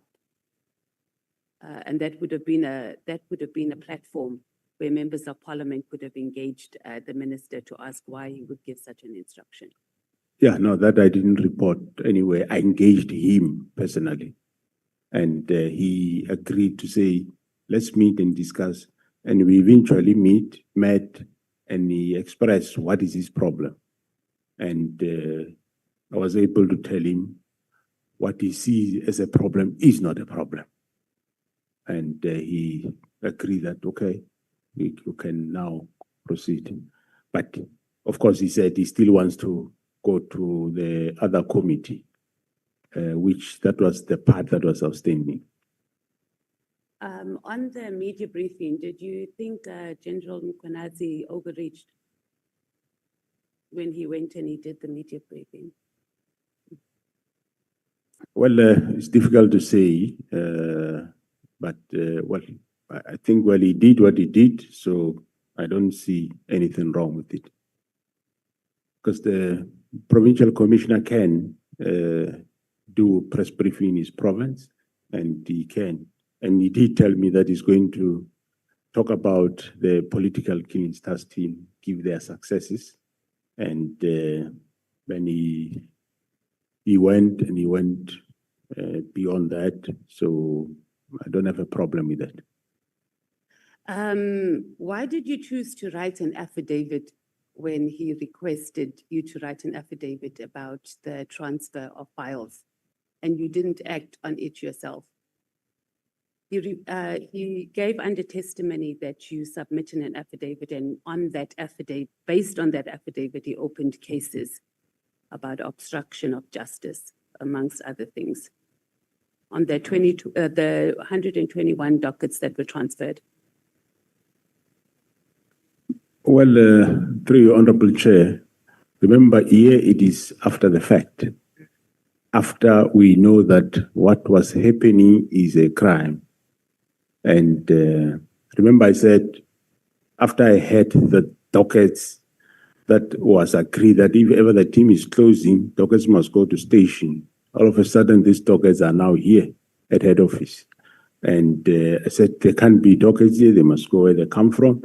And those processes were started to get those dockets back. But before that, after one became aware that, oh, this, what is being done is actually a crime, then you report a crime at a police station with an affidavit. So why didn't you do it and left it to the KZN commissioner to do it? I do what? Why didn't you open the case as the commissioner, because it affected you directly? And you gave an affidavit to him to open the case. So he became the complainant. That's my understanding. Or am I not, I didn't get it correctly? Well, the offense happened in KZN, And I gave him the affidavit. Giving the affidavit, you open a case through an affidavit. And there was no other internal processes that you took outside of sending the affidavit to him to open the case in KZN against those who were involved in moving the files? Actually, I think he's not, well, he's doing an inquiry that he's busy with. I can't here as a national commissioner investigate or investigate a case at head office. Case must be investigated somewhere from police station. So what I did was right.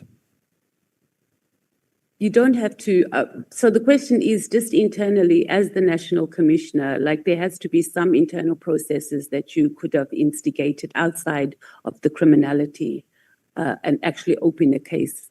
Did you do any of that? Just internally, because there are processes, DCs, etc.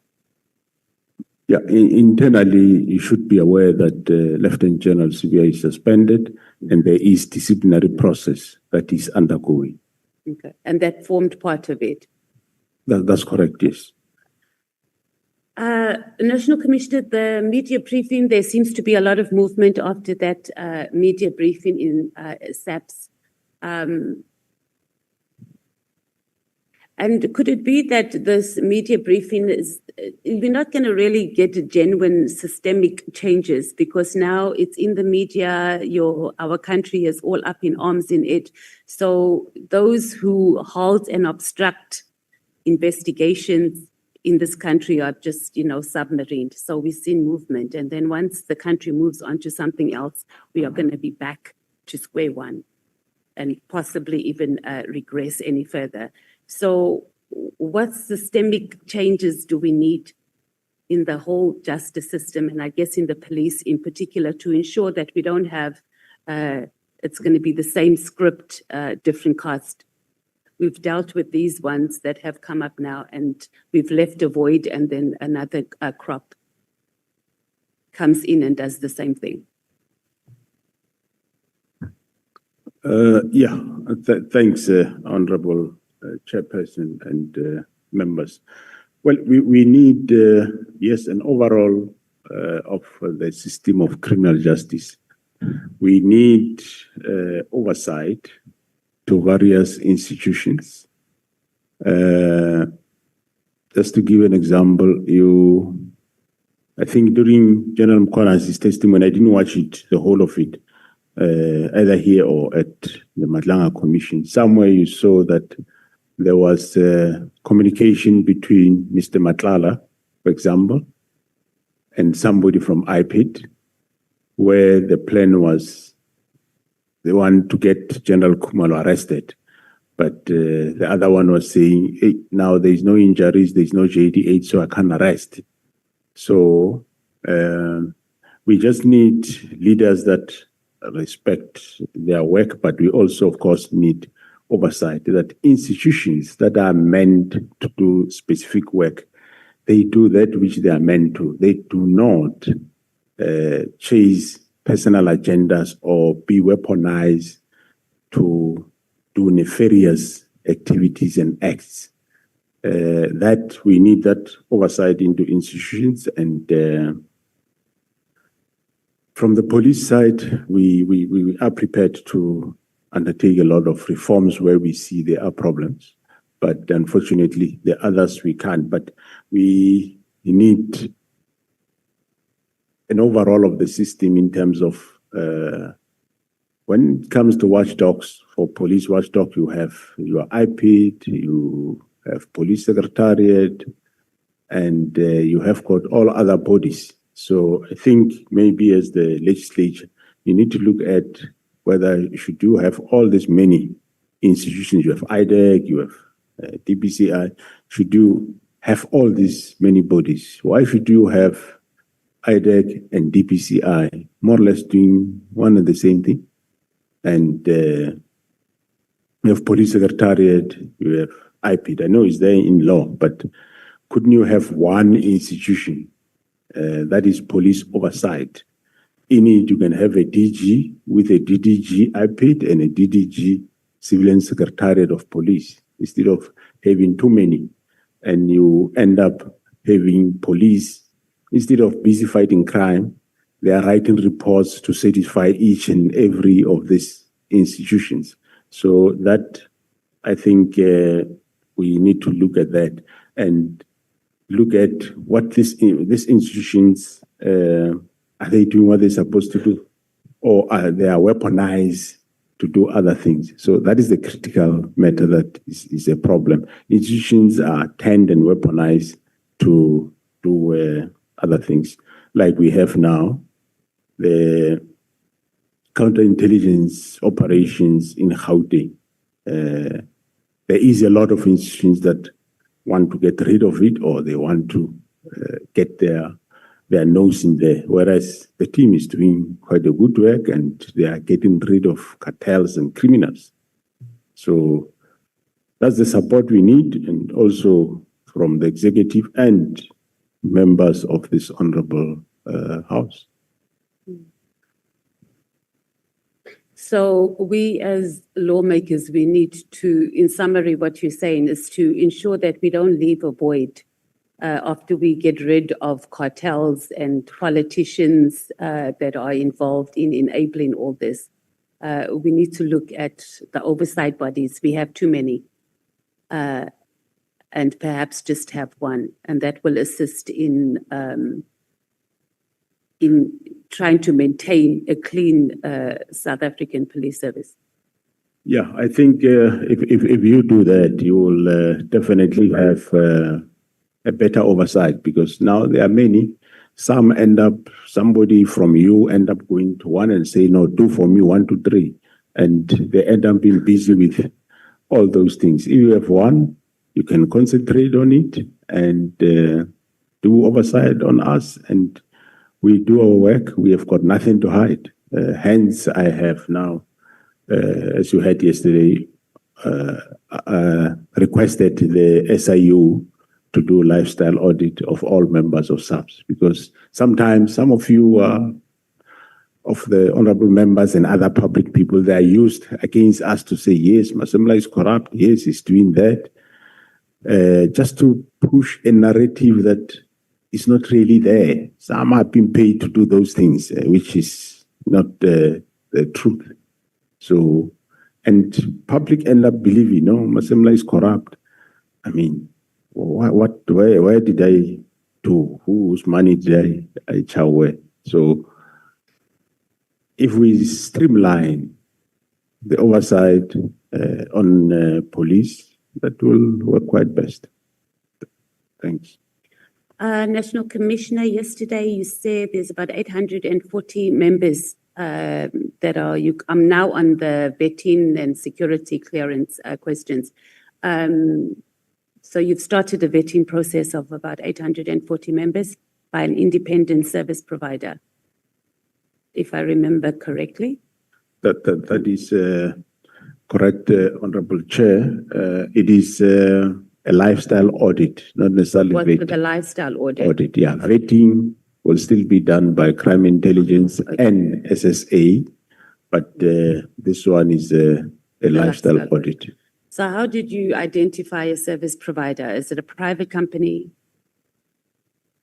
What process did we use in identifying a service provider to do that? And you tell us who the service provider is that's doing the lifestyle audit? Or could we not use someone in the Auditor General? Or anyway, you tell us. I did say, I say it again, the service provider is a special investigative unit. Oh, it's from the Mr. Advocate Mutivi's unit. They have got the capacity to do that. It's a state agency. I thought we can use them. They are independent from us, and they have done other institutions. I think provincial government, Gauteng, they use them. So I engaged the advocate somewhere in April, and there was some glitches along, but eventually we have finalized all those, and it's just final touches, and then you will start. But the identification of the 840 or so is the senior management of SAPS. That is from brigadier up to myself. They will start with that. When they finish, then we targeted environments like your central farm registry, supply chain management, division finance, and port of entry. So those will be the second layer as a priority. And from there, we can then see how far we go, because it's a time-consuming exercise. So they haven't started yet. The process is about to start, is what I'm getting. Through you, Honorable Chair, that is correct, Honorable Member. And they have capacity because, you know, National Commissioner, when we sit in the portfolio committee, we say, yeah, we're starting this wonderful project and we're all excited. And then 3 months later, when we get a report, it's like, no, we don't have capacity. There was no resources, as we see with the issue of security clearance, which we come into now. And we determined that they're going to have capacity and more or less the time frame to conduct and complete these lifestyle audits of the 840 senior SAPS officials. Yeah, those details, that's what is being finalized now, Okay. Honorable Chairperson.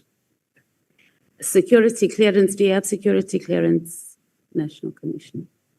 I do have, Honorable Chair. When was it? And it's every 5 years, if I'm correct. That's correct. So your last one was done when? You don't know whether it's 2-3 years ago. Why do you appoint people into positions, National Commissioner, when they haven't received the clearance certificate? Because we have a lot of those. And maybe in writing, Chair, we can get that. How many, from you saying from Brigadier, right, up until the General, we require security clearance. Am I correct? Honorable Chair, the 840 is senior management Yeah. that I'm going to subject to lifestyle audit. It's a Yeah, I different get that, process. yeah. Yes, vetting, well, it depends on where you work, what you do. That's how we prioritize. Okay. But of course, most of the senior But we have managers. an amount, right, of more or less how many people who are in those positions require vetting? Do you have it offhand, or you are obviously able to access that information and submit it to us? The last year, I think the Division Crime Intelligence, they reached their target in terms of vetting. Actually, they overperformed, they overachieved. And hence, this current year, I gave them the target of 1,500, meaning I said, in that 1,500, make sure you finalize every one of the 840. Currently, some of the 840 senior managers, they do have security clearances, but there is a balance that is left, so they must finalize that. And normally when we appoint people, because it is not due to the people's own or negligence, Honorable Chair, that they don't have security clearance. The way the division was structured from those years, it was structured in such a way that it is impossible for them to vet the SAPs by making sure that their capacity are limited. You recall I said at some point there were about 7, the whole country. 7 vetting 186,000. So it tells you. So, but we are building that capacity in the crime intelligence, and they are increasing number, and the performance is also increasing. And do we find that Honorable Matthias, may we're done? Okay. you please round up? One more. Yeah. You said that during the investigations with CAT, you found that there were 80 other cases related to him. Did I understand that correctly? That's correct, Honorable Chair. And it's expanding over what period? More or less, these cases that have been dangling around the country. Yeah, I think it goes far back as 2007. So, National Commissioner, does that not just tell you that how we have failed the country if we have someone has 80, right? Not 18 cases since 2007 up until now, and he's gone under the radar. That speaks to a failed South African police services. I do agree, Honorable Chair, but we have discovered it ourselves. We are doing something about it. Thank you. I'm done, Chair. Thank you so much, Honorable Matthys. Honorable members, when we come back from morning tea, I will need one speaker from the ANC, one speaker from the MKP, one speaker from the DA, one speaker from the EFF. And then after we shall have taken those 4 speakers, we will then break for lunch. I'm just alerting you so that when you come back, you must have lined your speakers. We are now breaking for tea. May we please come back after 15 minutes. From now, it will be 20 minutes before 20 minutes before 12 when we come back from tea.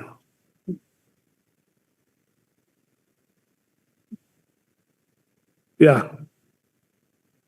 Or whatever you may want to call it. If you want to call for it a bit morning tea, you want to call it a stretch break, a comfort break. Yeah.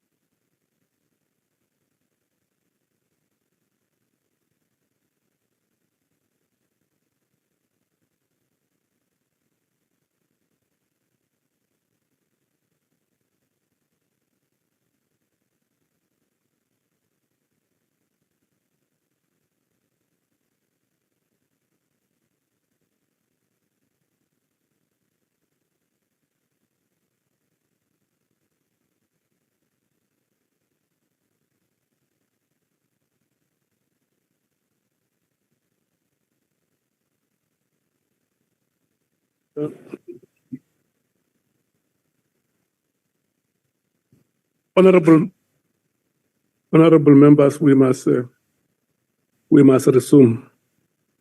May I check from the ANC who is speaking? Honorable Nhlanhla. Okay.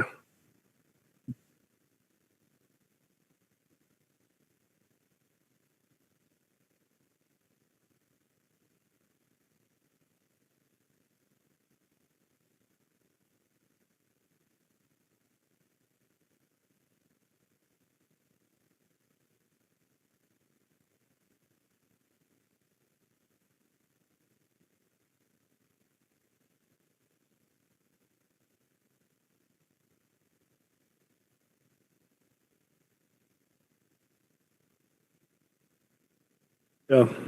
Honorable Nhlanhla, with due respect, you can proceed. Thank you very much, Chairperson, and good morning to members and everyone. Chair, I think let me first agree with General Masemola that we have identified a serious legislative gap in respect of the protection of whistleblowers. And indeed, the Department of Justice did send us the whistleblower protection bill as part of the legislative program. So, Chair, we agree with the General. General, I think let's start yesterday. Yesterday, something unprecedented happened. A chief of staff called the entire nation to a press briefing.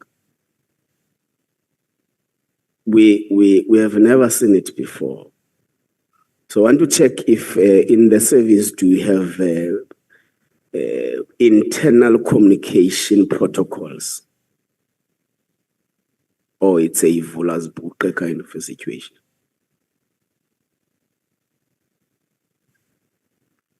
Thanks, Honorable Chair and members. We do have communication protocols.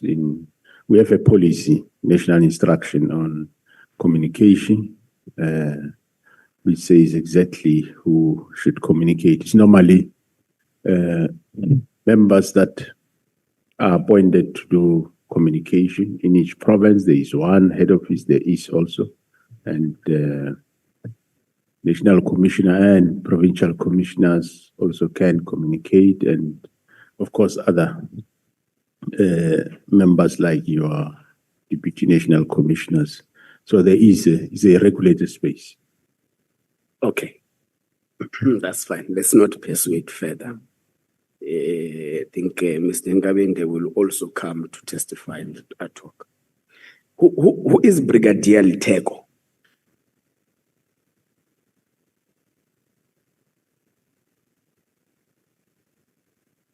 Do you know a person by the name of Brigadier Liteko? Letoko. Yeah, Litoko. Oh, Sorry. He's a chief of staff in my office, Honorable Chair. What would be your reaction if General Sbiya comes to the Ad Hoc Committee and testify that on the 3rd of January 2025, he received a letter written by Brigadier Liteko to him, instructing him to proceed with the dissolution process of the political killings testing? What would be your reaction to that? Yeah, Honorable Chair and members, my response will be that the Chief of Staff in my office sent the letter, the directive from the Minister to the deputies, which is Lieutenant General Msikidi, was acting as National Commissioner by then, and also sent to Lieutenant General Sbiya to say, yes, to attend to it. Is there no letter written from your office by your Chief of Staff to the Deputy National Commissioner of Police Lieutenant General Sibiya that instructs him directly. I'm not talking about the letter from the minister that could have been transferred. I'm talking about a letter that deliberately instructs your deputy to proceed. It was on the 3rd of January 2025, to proceed with the dissolution process and the report on the 14th of January 2025. Is there no such a letter? Honorable Chair, I do agree. I say the Chief of Staff in my office did send a directive to both the deputies that they attend to the minister's letter. However, I'm on record to have said that between that time and until when I arrived back in the office, nothing has been done by that time. And the letter that General Sibiya brought on the 14th and the 15th, Honorable Chair, that's the two letters I nullified. Whatever he might have received, nothing wrong. Let's take it for a moment that he received that directive and he did what he did. Come the 14th, come the 15th. The same letter that he have, I tell him that I am not subscribing to this. So stop doing this and leave it, get out of it. Don't do it anymore. I will do it myself. So directive be given on the 2nd or 3rd, Honorable Chairperson. I come the 14th, yes, he says, National Commissioner, Minister says we must dissolve the PKTT. Here is an instruction signing so that we dissolve. I look at it and says, no, we don't do it this way. Honorable Chair, you would recall yesterday, I even explained how the interaction of that day when he told me this House Scorpions, the way the directive is, this House Scorpions was dissolved, so it's in order. Then I told him why we can't do it, and that let's not do it this way. It's not my way of doing it. I'm going to do it differently, and I explain how it should be done. Phase approach, winding down, and go and come up with that plan. Come the 15th, he come with the letter. Well, I must say I never read the whole of it, but at glance I saw again immediate disbandment. And I said, no, you know what? Leave this matter, don't do it anymore. I will do it myself. So whether there was a directive from my office on the 1st or 2nd to him, that doesn't matter because nothing happened in that period. Whatever you have done, but during that period, the 3rd one. Whatever you have done in that period, the product of that's what came to me on the 14th. And on the 14th, I told him what to do, which he went to do with the assistant of another employee of the service. He came back on the 15th. Again, I said, seems you don't understand what I'm saying. Leave this matter, get out of it. So whether the directive on the 2nd, I don't deny it. I said it is standard that whenever such matter come to the office of National Commissioner, it will be directed to the relevant offices. Okay. So did you authorize the letter of the 3rd? Did I? Did you authorize the letter of the 3rd of January?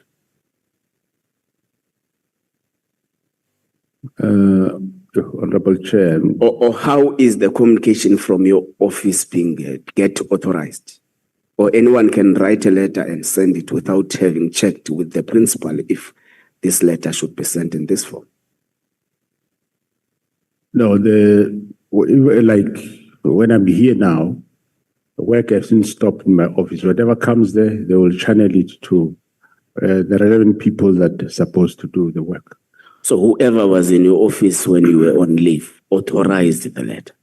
Yeah, they send it to the relevant offices. Okay, let's walk down to section 207, subsection 2 of the Constitution, which gives you a legal duty and a constitutional obligation to exercise control and manage the police service in South Africa.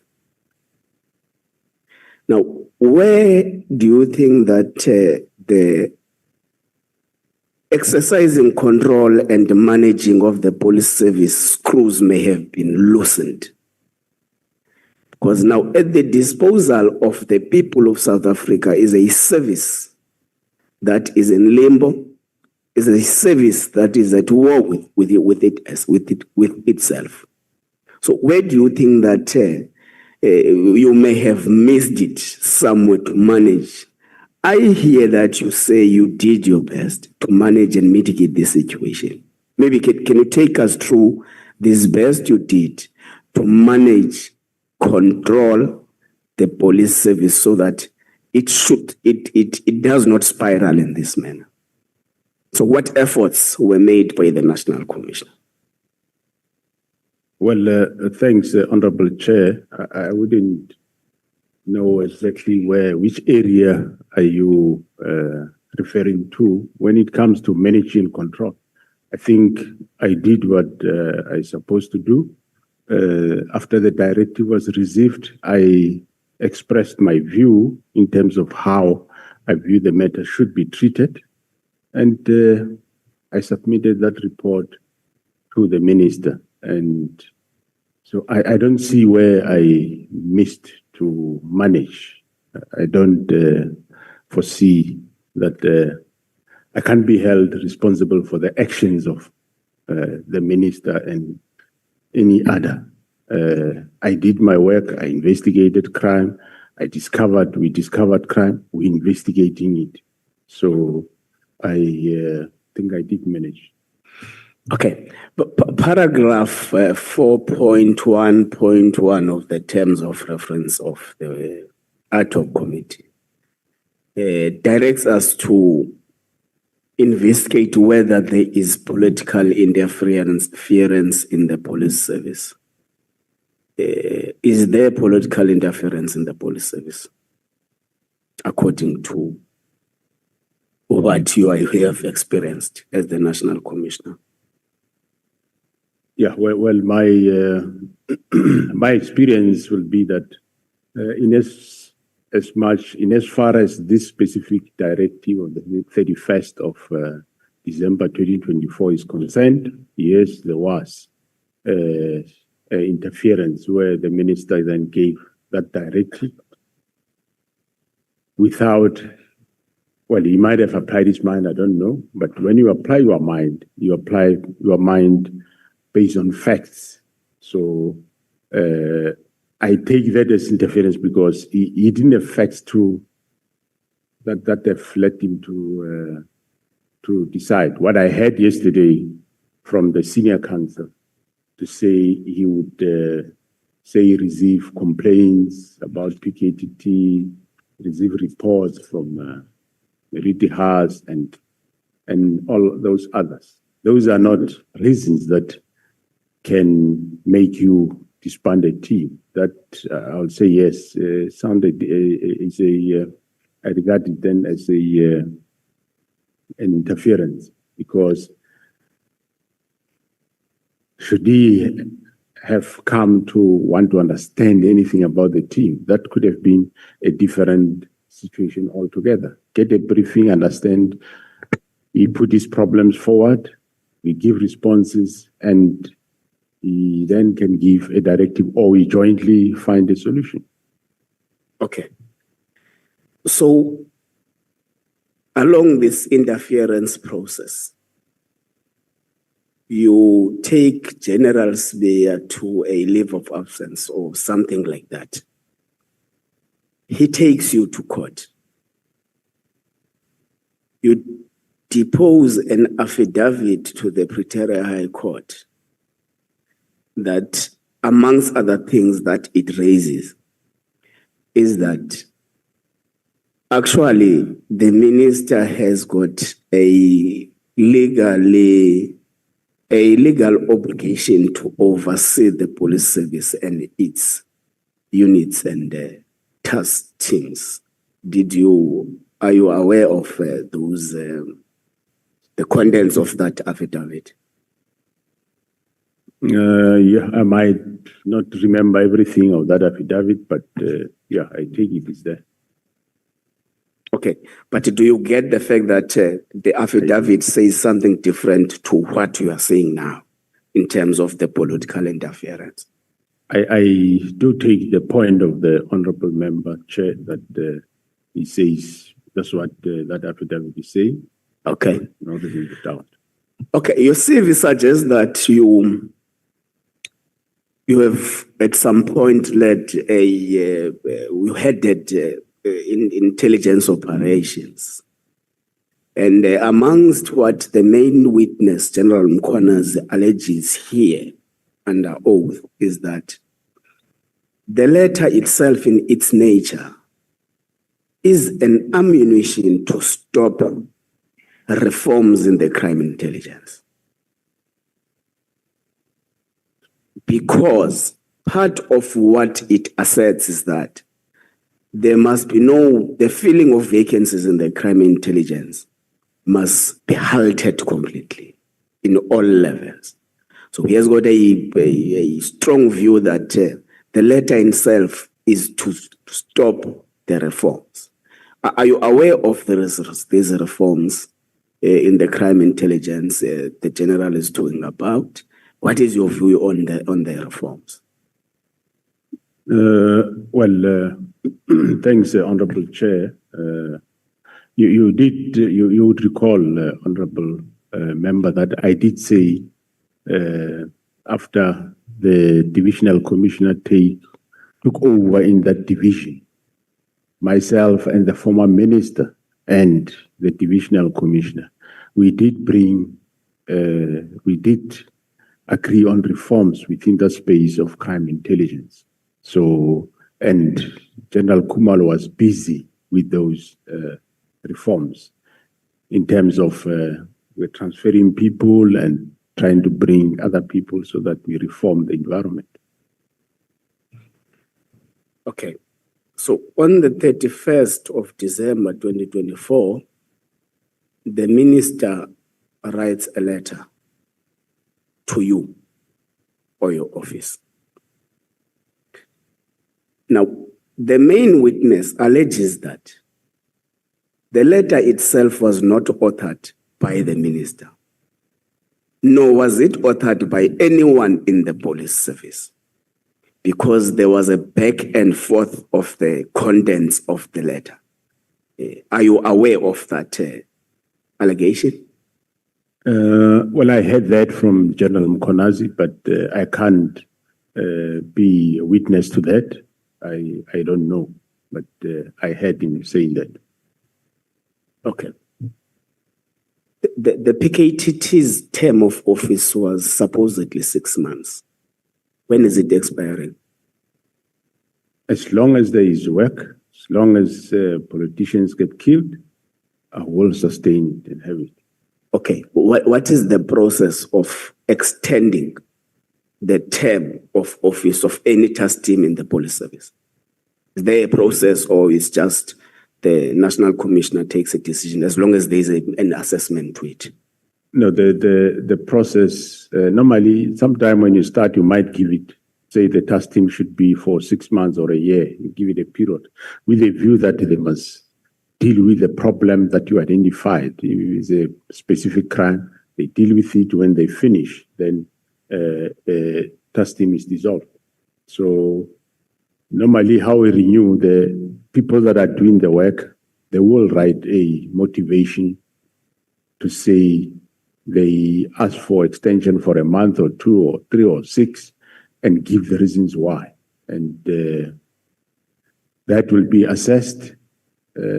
Some teams will be assessed by the body called National Crime Combating Forum, which consists of operational divisions at head office, and they will approve at that level.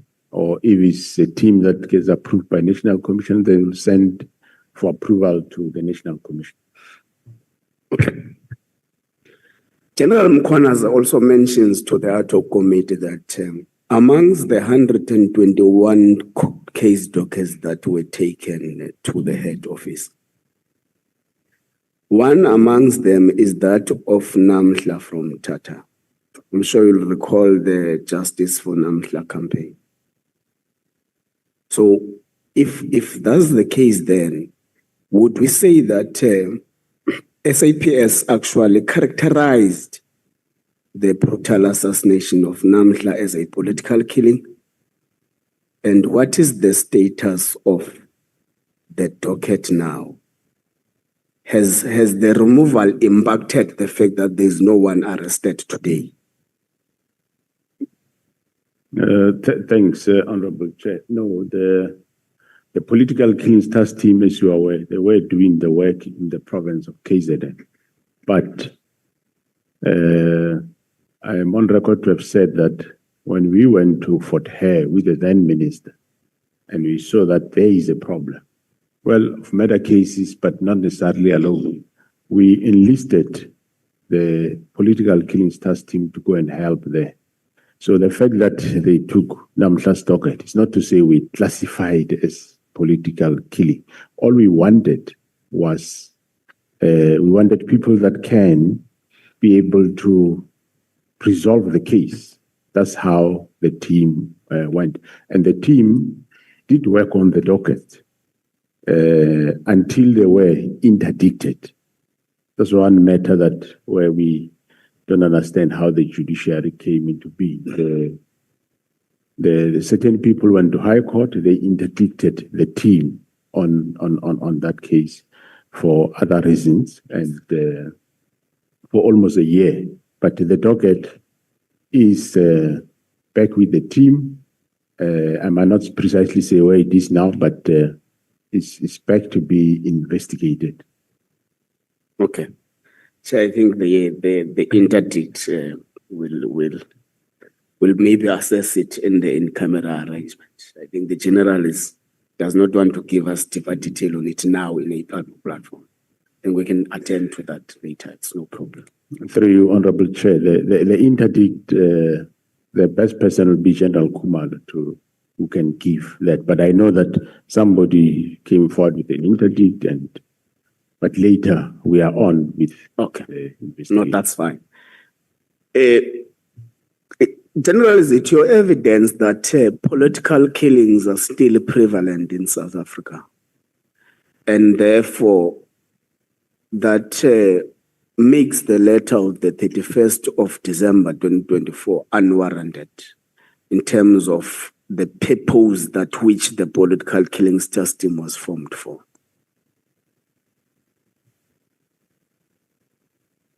Yes, I do agree that they are still prevalent, Honorable Chair. Okay, that's fine. Then the letter comes. Part of the provisions contained in the letter is the fact that political killings task team must be disbanded immediately. And General Mkhwanazi makes exception of the immediate part. So, apart from that, you choose to design a program, a smooth program that will make you arrive at an ultimate dissolution. So, is it your concession that the problem with the letter is the immediate part of the dissolution of the PKTT? No, Honorable Chair, the problem is not the immediate. The letter itself is a problem. Yes. The whole letter is a problem, not the immediate. But what I chose was not to do it immediate, but do it my way.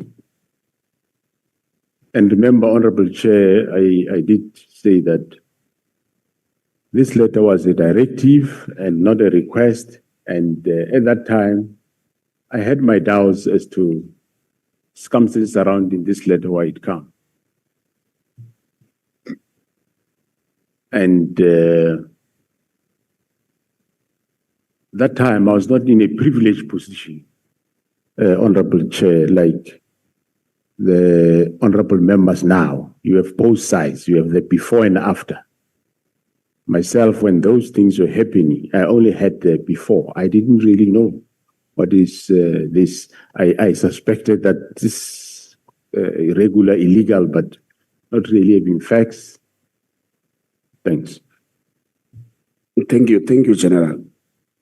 So part of what you say in your statement is that part of what makes you disagree with the approach of dissolving the PKTT is the fact that there was no report solicited in terms of the performance of the task team. There was no consultation with the sister departments that which constitute the PKTT. You will understand that it's not only SAPS. So,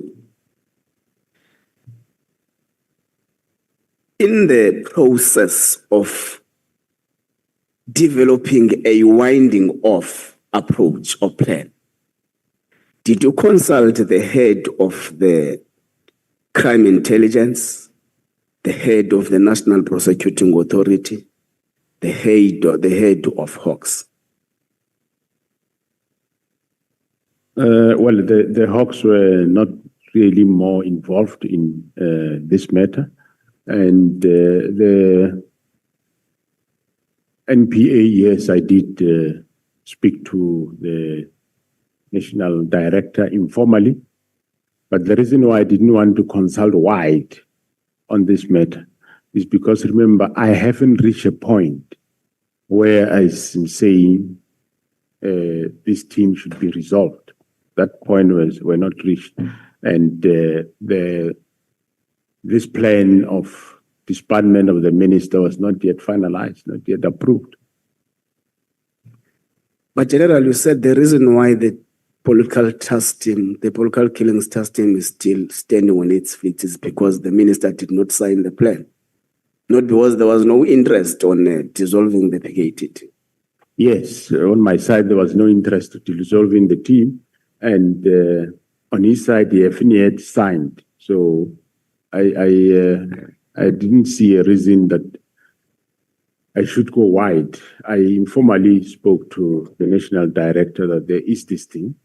And but the head of intelligence, well, he was part of it. Okay. The main witness has got a very strong view that the decision to dissolve or the intention to dissolve the political killings task team had really nothing to do with what was written in the letter. He has got strong views that it was externally influenced. And he mentions a lot of people, some inside the service, some outside the service. What is your view on that? I do agree, Honorable Chair. Remember, I also said, I'm on record to have said that after the search of Mr. Matlala's house, the arrest of Mr. Matlala in May, the team untangled the real motive. That's true what he is saying, and I also said the same yesterday, today, and again I'm still saying, yes, it's true. We now know that the motive was just not that the team is no more adding value. There's a bigger picture on that. Okay. Then you hold a meeting, yourself, the minister, and General Khumalo, to take him through, and amongst those were intelligence-related matters. And you make an assertion that part of your team members, including your Deputy General Spear, has been compromised. Has been compromised on the basis that they are now linked to criminal syndicates.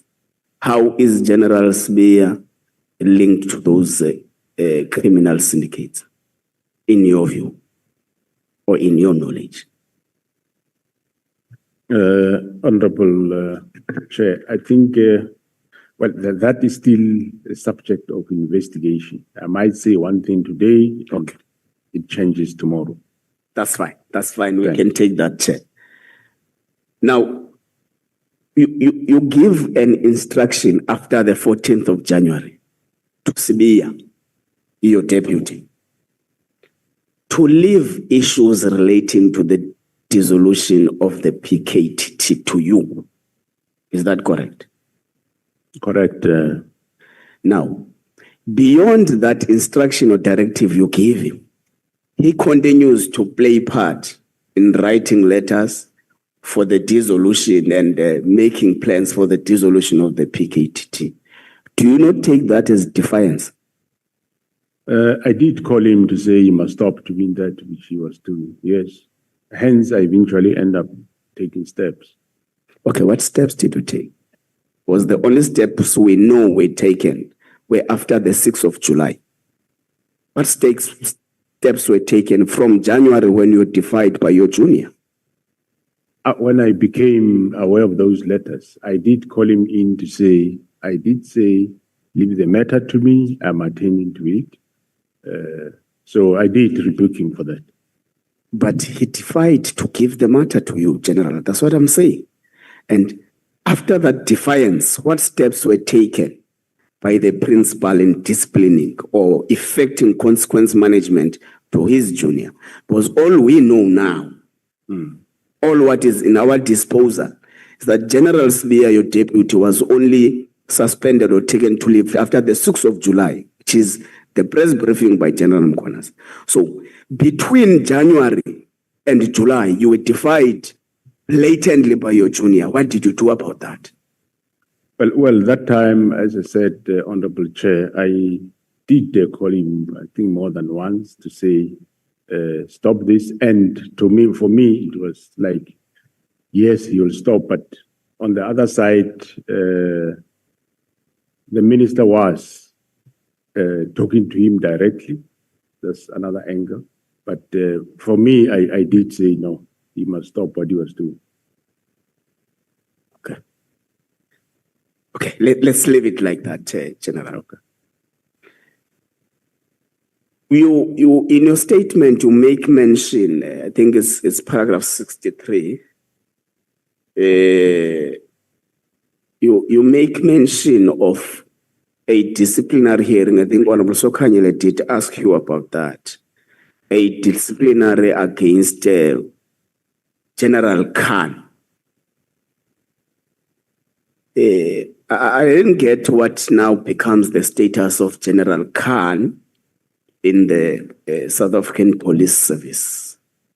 And the reason I'm asking this, General, is that General Mkhwanazi keeps on mentioning General Khan as part of the center of this fracas the service finds itself in now.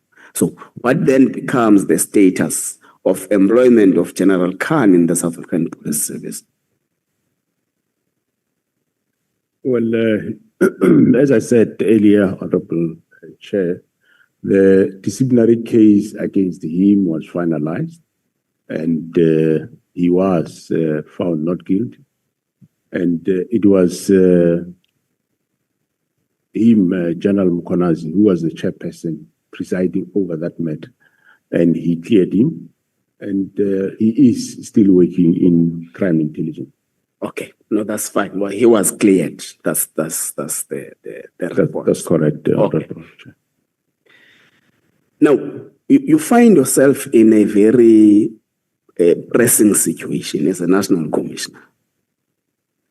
You receive a letter from the immediate principal, which is the executive authority. Now, along the way, you find that you are unable to get yourselves into into an agreement in respect of what must happen in the PKTT status. Now, you're appointing a authority is the President of the Republic of South Africa.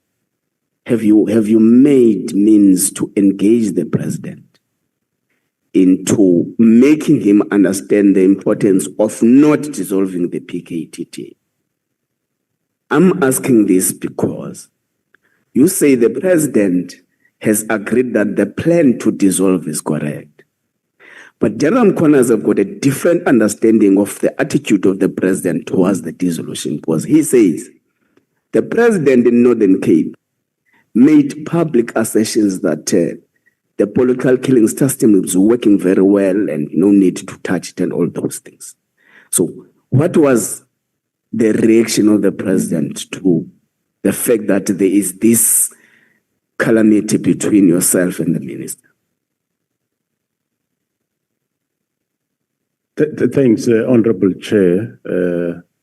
I did said it before earlier in this House, Honorable Chair, but I will repeat it again. I say the President was taken aback when I informed him about this, and I said to the President that my view was this shouldn't be disbanded, but if ever it has to be done, Mr. President, shouldn't be done the way of Minister Mkhulu of immediate. That was in February when I saw the President, which the President says, okay, I think yes, what you are saying makes sense. So you just have to understand what I said. I said to him, this team, I think it should not be disbanded, but if ever it has to be done, should be done the following. So that's how we engaged. Okay.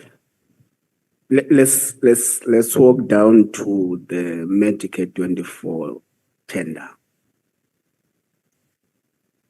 The minister finds that there is no progress in terms of the work it was supposed to be doing and orders you to terminate.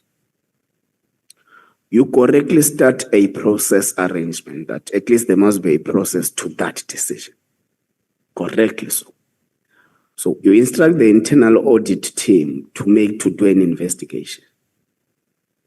Then in January 2025, the investigation comes and it points out serious irregularities in the appointment process. Then what consequence management was effected to those who were part of the bid committees and the final signatory to the appointment? Thanks, Honorable Chair. Well, the report that you are referring to, Honorable Member, was a preliminary report, and the final report came in April. And after the final report, I terminated. And yes, I did want to take immediate actions against these members. But the experts within the field advised me that no, let's do a forensic audit. That forensic audit, I received a progress report about a week ago to say they are about to finish, and it will be right and best that we allow this forensic audit because it will tell us exactly what went wrong and who's involved. And only with that report, we can then take departmental steps. Because if we start taking steps with this ordinary audit report, we will run the risk that later people might start mentioning or implicating other people, which if we did the audit, the forensic audit would have alluded to that. So as soon as this is finalized, Honorable Chair, yes, we're going to take drastic steps against those involved. Okay, I'm going to ask you three questions. It's my last questions, General. General Mkhwanazi asserts in this ad hoc that the letter itself and the transfer of dockets was a missed target. was a missed target by people who actually thought that is the PKTT that is investigating the drug cartels in Gauteng. Maybe will tell us your understanding on that matter. But he further expands and say, part of the reasons why they had to enhance the work in Gauteng, deploying 10 members of the PKTT to do the work, was that the police management in Gauteng has collapsed. Has collapsed because those that which are expected to run after the criminals are actually drinking and dining with those criminals in Gauteng. And the last issue is that he says the issue relating to the arrest of General Khumalo is not a credible or meticulous policing related issue. It's a project. So he says General Khumalo is a project of the people who wants investigations, particularly in Gauteng, to be halted. What's your view on those three issues? Yeah, thanks, Honorable Chair. Before the arrest of Mr. Matala, even General Mkhwanazi wouldn't have said that. We all got that after the team have analyzed the phone and we came to that. And well, the call for assistance from the political killings task team to come and assist Gauteng at that time was solely based on the fact that we wanted the expertise of the political killings task team, as we have seen in Fort Hare, where we think we have a problem. I enlist them.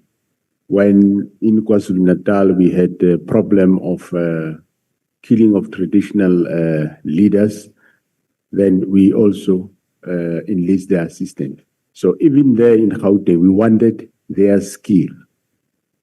It was during the process of investigation when they start uncovering these matters, uncovering that there is some members, some police in Gauteng that seems to be compromised, and they uncovered all the rest. And that's when then we registered this project of Gauteng counterintelligence to investigate the whole thing. So that is the investigation that's in the process. The arrest of Khumalo, I wouldn't want to venture much into discussing an arrest. All I know is that he was arrested for employing him and the team. They were arrested for employing somebody from BMW to a post in crime intelligence. The person, I think, was earning 1.1 million and employed in crime intelligence, where he'll be earning 1.2 million. And the process, according to me, was fair. And I did get a report from IDEC after the arrest. I tasked somebody to internally investigate that matter for discipline purpose. The report came to me to say there is no case based on what they find the process looks legit. And I did clear them, I did inform them that we don't find a misconduct in this thing. Thank you, General. Thank you, Chair. I'm sure I'm still left with some minutes, but I'm done. Thank you so much, Honorable Ngola. The time I allocate you, honorable members, when you feel that you have spoken for some time, you look at me and check if the microphone is not indicating red. Once you see it indicating red, it's a warning to you that you must move towards winding up without putting you under pressure. Just to say to you, your time is about to expire. Okay, thank you so much. Most of the time, my microphone is off. Can we please move to, is it you, Honorable Nomvalo? Thank you so much. Thank you, Chair. How are you, National Commissioner? How are you doing? Through you, Honorable Chair, I'm fine, Honorable Nomvalo. I'm okay too. Well, I want you to enlighten us more in relation to the allegations made by General Nhlanhla Mkhwanazi, which you have also put here as terms of reference in your statement on page 4 of your statement. There is an allegation under paragraph 4.1.7, which says that inter alia, we must investigate, open quote, the alleged corrupt relationship between Mr. Mkhunu and Mr. Brown Mkhwanazi, and between Mr. Mkhwanazi and Mr. Uvusumuzi Ket Matlala. Now, who is this Mkhwanazi guy? How does he get involved in the operations of SAPS, according to your knowledge? Yeah, thanks, Honorable Chair. I don't know the guy, and well, I do not have a police official with that name, so I don't know who is he, and you have got no business in SAPS. General Nhlanhla Mkhwanazi seems to be convinced that Mkhwanazi was an ally of Sibia. Was an ally of the Minister Mkhunu. Subsequently, Mkhwanazi was an ally of Matlala. Now, in this context, Mkhwanazi was used by Matlala as a messenger to the minister. What is your take on that? Do you agree with that? Yeah, I think the relevant officials like General Khumalo will be able to show you that. I think also General Mkhwanazi did show you those links. Yes, I believe what they are saying. Yeah, because we are not doing an academic exercise here, National Commissioner. We are trying to get to the bottom of these allegations. So what we want to get from your responses is what will assist us in doing investigations of all these allegations.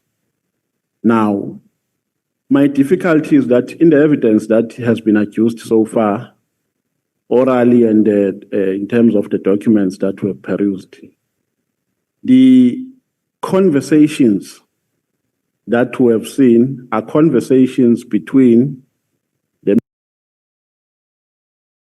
minister, the conversations between Brown Mkhwanazi and the Commissioner of KwaZulu-Natal, wherein Mkhwanazi claims that he has some influence to the minister, and conversations between Brown Mkhwanazi and Matlala.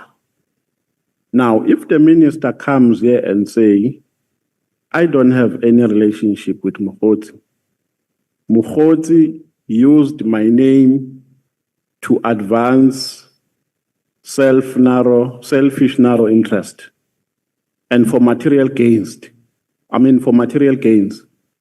Are you in possession of any evidence that suggests that that will be a lie?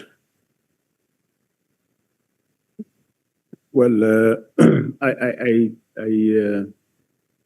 believe General Mkhwanazi might have showed you some WhatsApp messages, and General Khumalo will still show you other messages which they can give evidence to that effect in terms of communication that talks to between Mr. Mkhwanazi between Ted Matlala and between the minister. They will be able to show you that. You know why I'm asking that question, National Commissioner, is because I've been in a political space for some time. And I know that it's a general tendency of some comrades to use names of those who occupy higher echelons for their self-enrichment or for their material gains. So I anticipate that the defense of the minister might be that my name was wrongly used here. There is absolutely nothing that suggests that I've got a relationship with Mkhwanazi. I only know Mkhwanazi from a distance as a comrade. He had no influence in the running of SAPS. That is why I was able to write a letter that terminates the 360 million contract. What would you say? I'm asking this because we need evidence to resolve these matters. What would you say? How would you respond? Are we in a position to prove that wrong, that defense wrong, if the minister comes with that defense? Yeah, I'm sure the officials that I'm talking about will be able to show you the links. That's why I didn't want to give evidence of the second person. They will be able to give evidence to that effect. But I wouldn't overrule that, as you say, you are in the political space. You know the environment and how people behave. That I can't deny. You talk from experience. But the officials will be able then to indicate those WhatsApps that will show money movement and linkages. I think you just have to give it space until they give evidence. So to what extent has this so-called corrupt relationship caused the damage in the running of SAPS? So this alleged corrupt relationship between the minister and Mkhwanazi, ultimately Matlala, to what extent has it caused the damage? Well, the first damage is this disbandment of the directive of the 31st of December. That is a damage. Okay, now let's go to the disbandment of the political task team, political killings task team. Is there any piece of legislation which prescribes how a task team can either be formed or dissolved? Or there's a lacuna? No, there's no legislation. Legislation says the National Commissioner can organize and reorganize, establish institutions, depots, units, and so on. So, but of course, even a task team, one can take it as part of that. So, but doesn't mean it can necessarily be established by national committee. It can be established at lower levels also. Yeah, so the advice that you can give to us as lawmakers is that you must close that gap, correct? You must. In terms of formulating the law, we must close that gap. Is that the advice you can give to us as lawmakers? The advice I can give is, if you can, obviously, dwell more on defining what the minister can do. What is the minister's function, and what is the National Commissioner's functions? Okay, if I heard you precisely yesterday during your oral testimony, you made a mention of a task team which preceded the 2018 task team. And you said you identified some weaknesses in that task team. Ipso facto, you established another task team which was multidisciplinary, in that it consisted SAPS, NPA, etc., etc. Now, in that, how was that? Because you never spoke about its formulation and disbandment. How was it formulated and disbanded? You only spoke about the formulation of the 2018 task team, which started from the visit of the president, establishment of the interministerial committee, etc., etc. And you spoke less about the formation of the previous one. May you please take us through? Thanks, Honorable Chairperson. So you want me to? Yes, the previous task team which preceded the 2018 one, how was it formulated and later dissolved? Yeah, the previous task team, when it was formulated, I was involved. We went to KZN.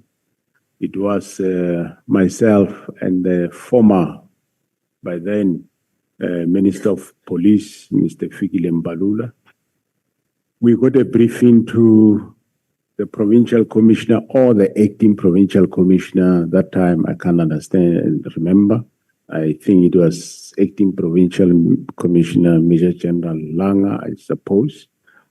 And after that briefing, and we said these political killings are a problem, so we need to do something. Then myself and General Nhlanhla, we said, no, Minister, in this case, we will establish a task team. And that agreement was endorsed, and the provincial commissioner established a task team consisting of members from various units and stations, including the DPCI. Actually, the brigadier from DPCI was the head of that specific task team.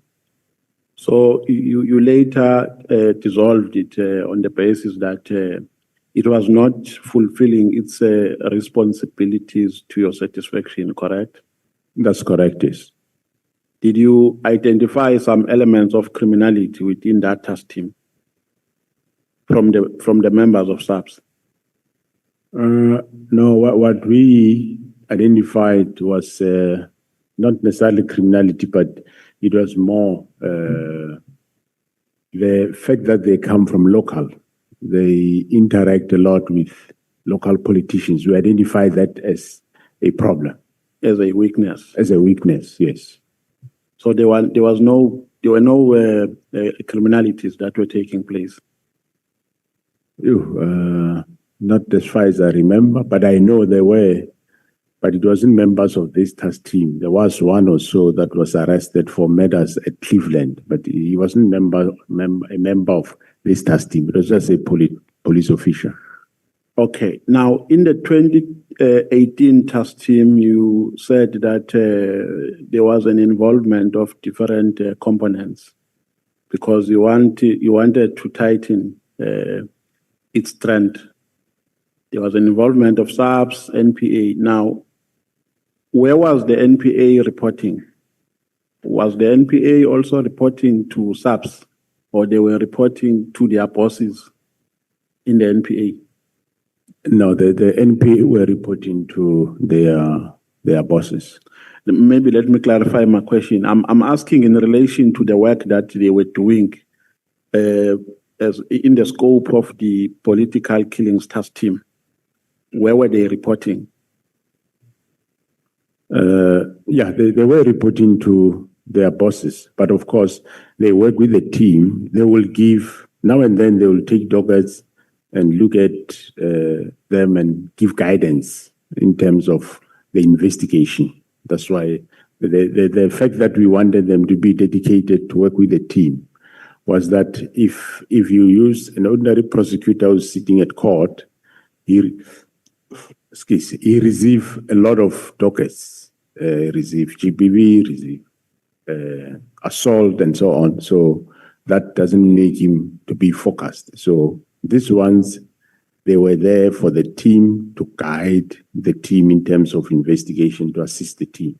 So they were interacting with the team and the coordinator of the team. But of course, they'll also give progress to their offices.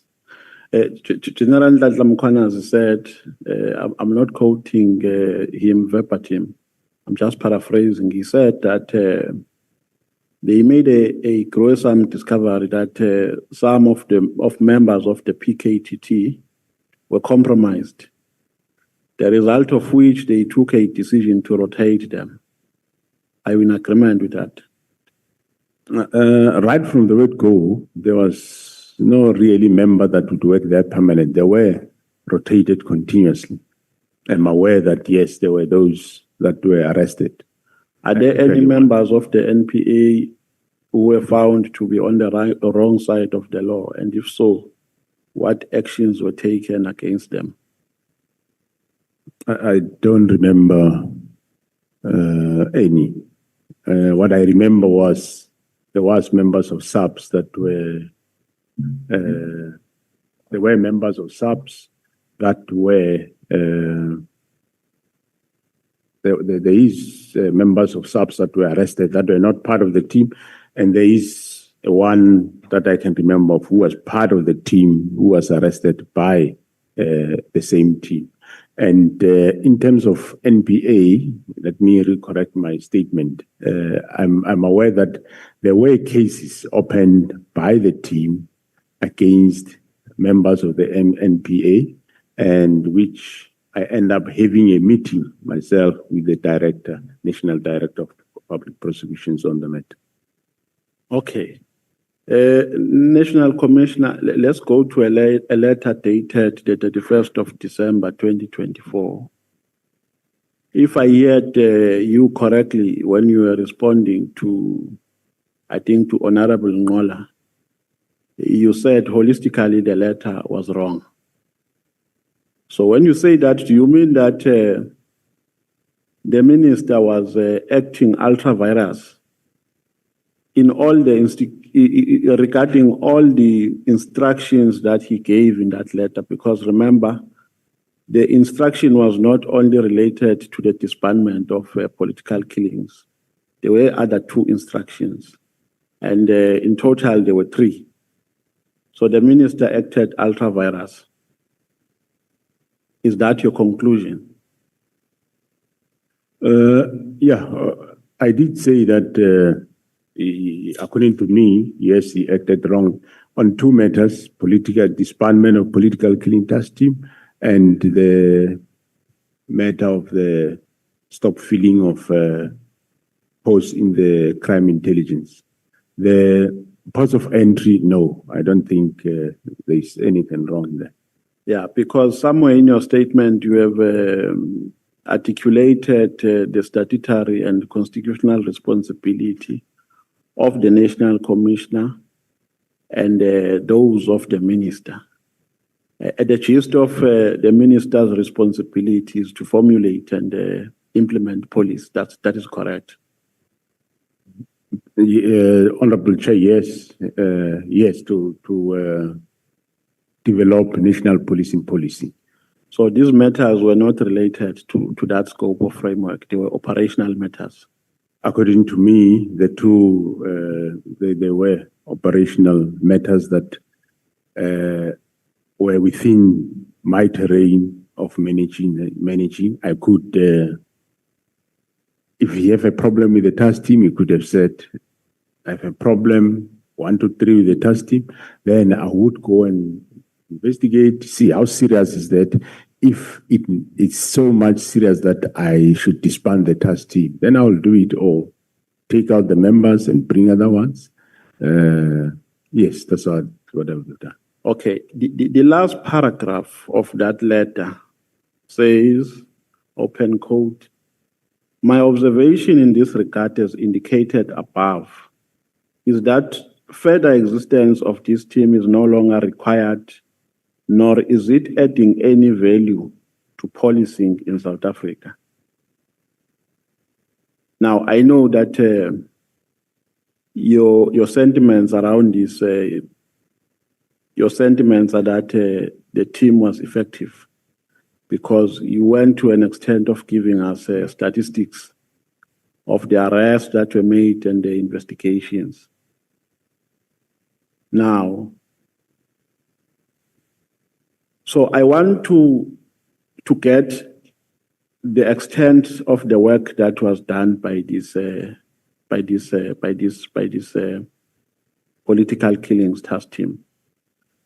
You know, I'm going to put a proposition to you, and I would request your opinion.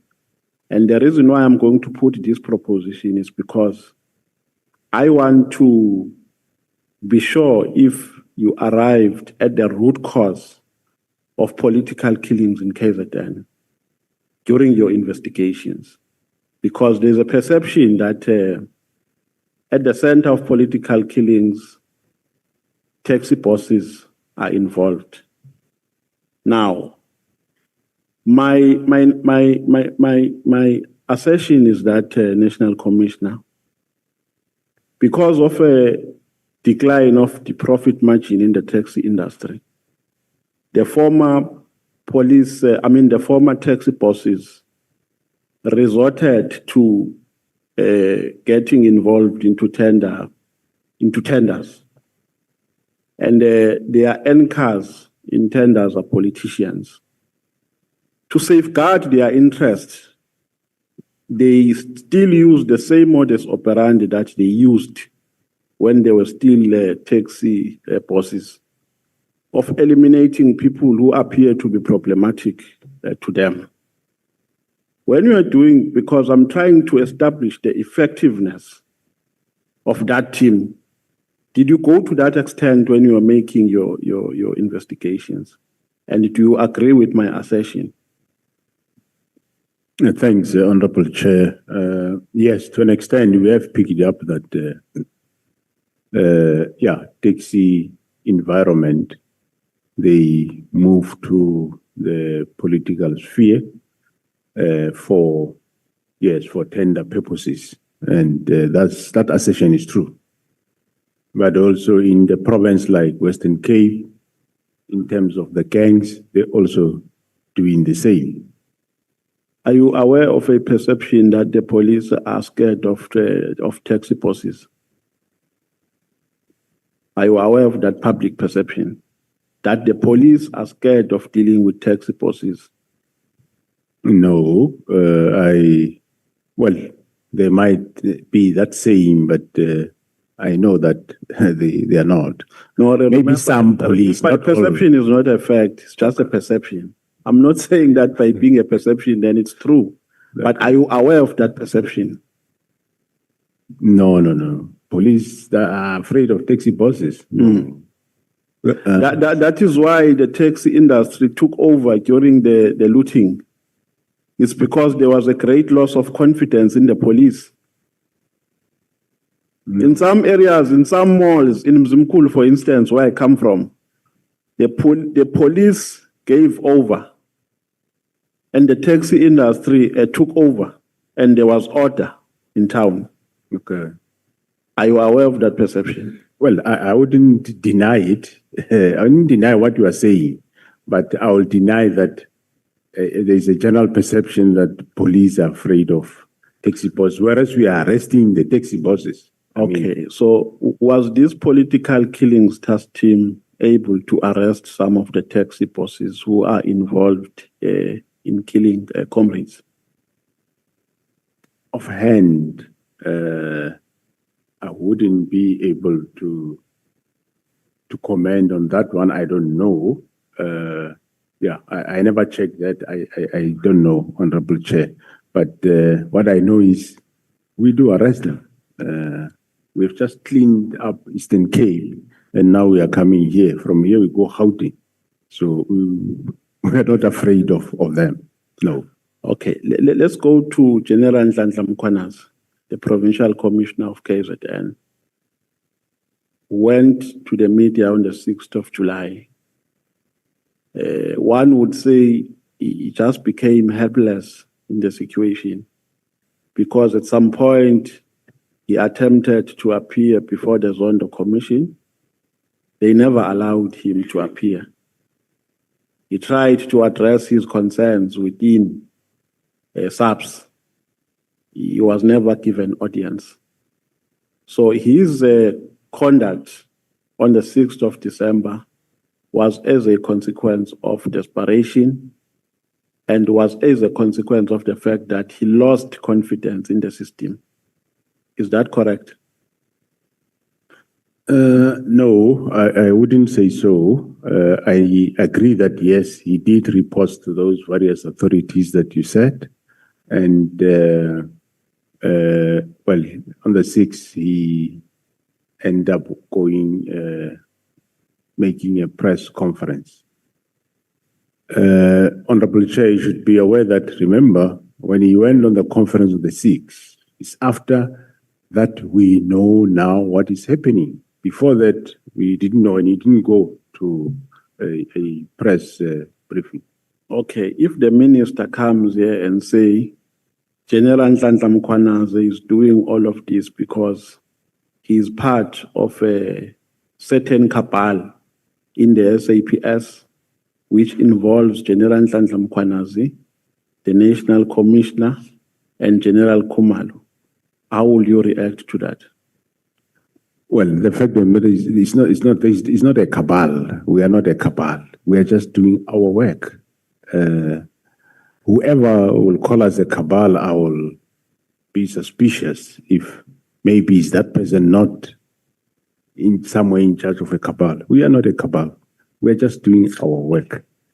And it's been a long time that we have been doing this work. Can go back to 2011 when we were there. We did the work. And even now, all what we want to do is to do the work. We are doing the work with the political killing task team in KZN.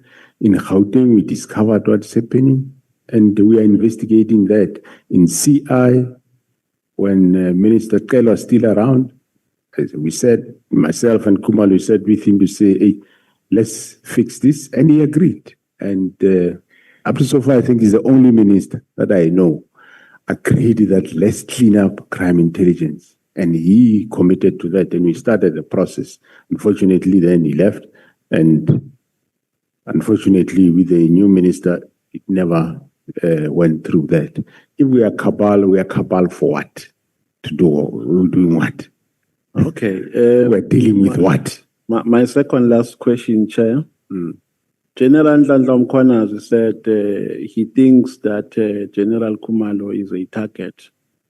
Do you also hold the same view? Because he even said that at some point there was an attempt to kill him at the airport, and they had to beef up his security. And there was also an attempt to link him with the murder of Cindy Somakaka, which was frivolous. Do you agree with that? I totally agree with that. Who is targeting Mr. Khumalo? And why is he a target? I wouldn't know why they target him. But one thing I know is that General Khumalo is a good investigator, and he does his investigation proper. Yes, I would agree that he's been targeted, and I do agree that there were those incidents, and we beefed up security. And I think, yeah, some of the matters might require certain in camera to delve much on them, which might affect investigations. So I think maybe one would, it might not be a good platform to get into some of those details. Is it true that the DG in the presidency is protected by members of the task force? Are you aware of that? No, it's not. It's not true. It's not true. Correct. Thank you very much. No further questions, Chair. Thank you. We are cruising very, very nicely, honorable members. Your performance is very impressive, and I must give you this credit. Honorable Breitenbach, is it you or Honorable Cameron? It will be you. Once you are done, you hand over to Honorable Malema, and then we'll break for lunch. In that way, honorable members, thank you. Thank you, Chair. And good morning, General. We have already established that you're well, so let's not go there again. So, General, you're the top cop in South Africa. Your microphone is far from you.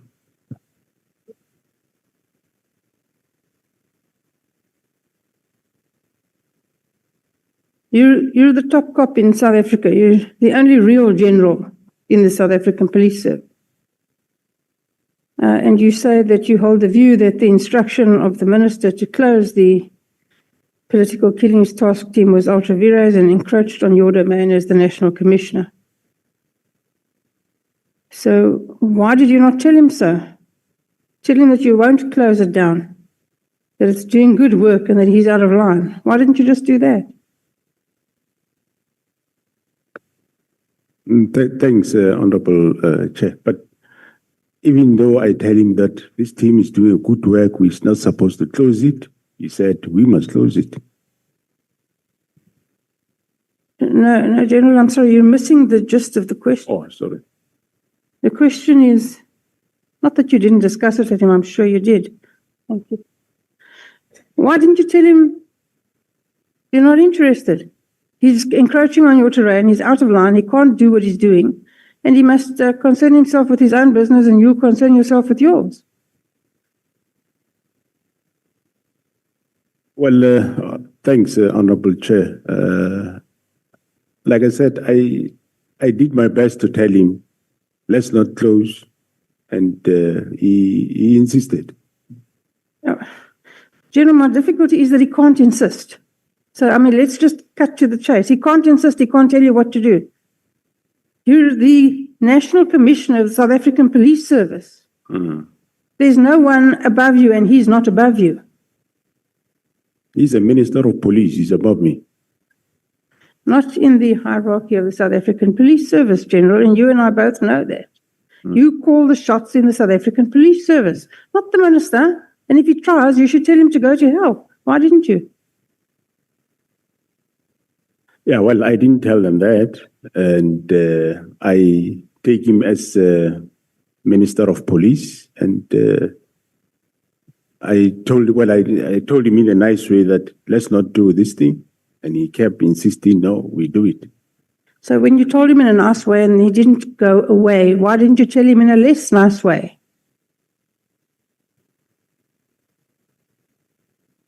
Yeah. That's not an answer. General, you're the National Commissioner. You're the head honcho. You're the boss, not him. Why didn't you tell him that? Tell him to mind your own business and go do your own job. Yes, I'm the National Commissioner, but I'm subject to his direction. You consider him to be your boss? Yes, I consider him, yes, to be your boss. Supervised, yes. The National Commissioner of the South African Police Service thinks the minister is his boss. Wow.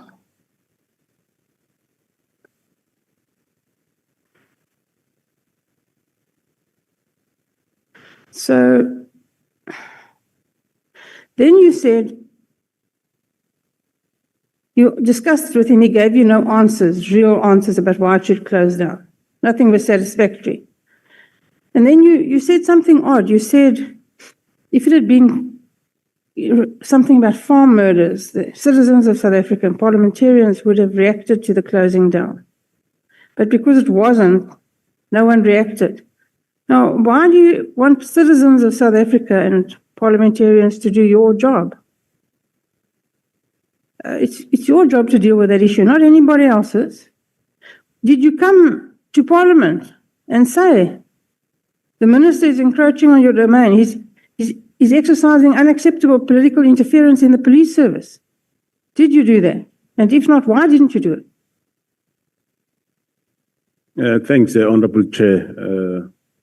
We did appear at the committee. We briefed them how good the political killings task team is doing its work. And there was any member of the team that would say, no, we think this the minister shouldn't do. Again, General, I have difficulty with, you're a really nice guy. I mean, there's no question about that. I But didn't you're know too that. nice. You're way too nice. You're the head of the South African police. Nobody can tell you what to do. You've got a lot of power. You don't seem to want to exercise it. And I don't understand that. Why didn't you come to the portfolio committee and say, this minister, tell them to call him to the portfolio committee and then sit there with him and say, this minister is interfering in the South African police service. He's telling me what to do. Why didn't you do that? How else would they have known? Thanks, Honorable Chair. We learn. So in future, if I'm still there, that's what I will do. What do you say?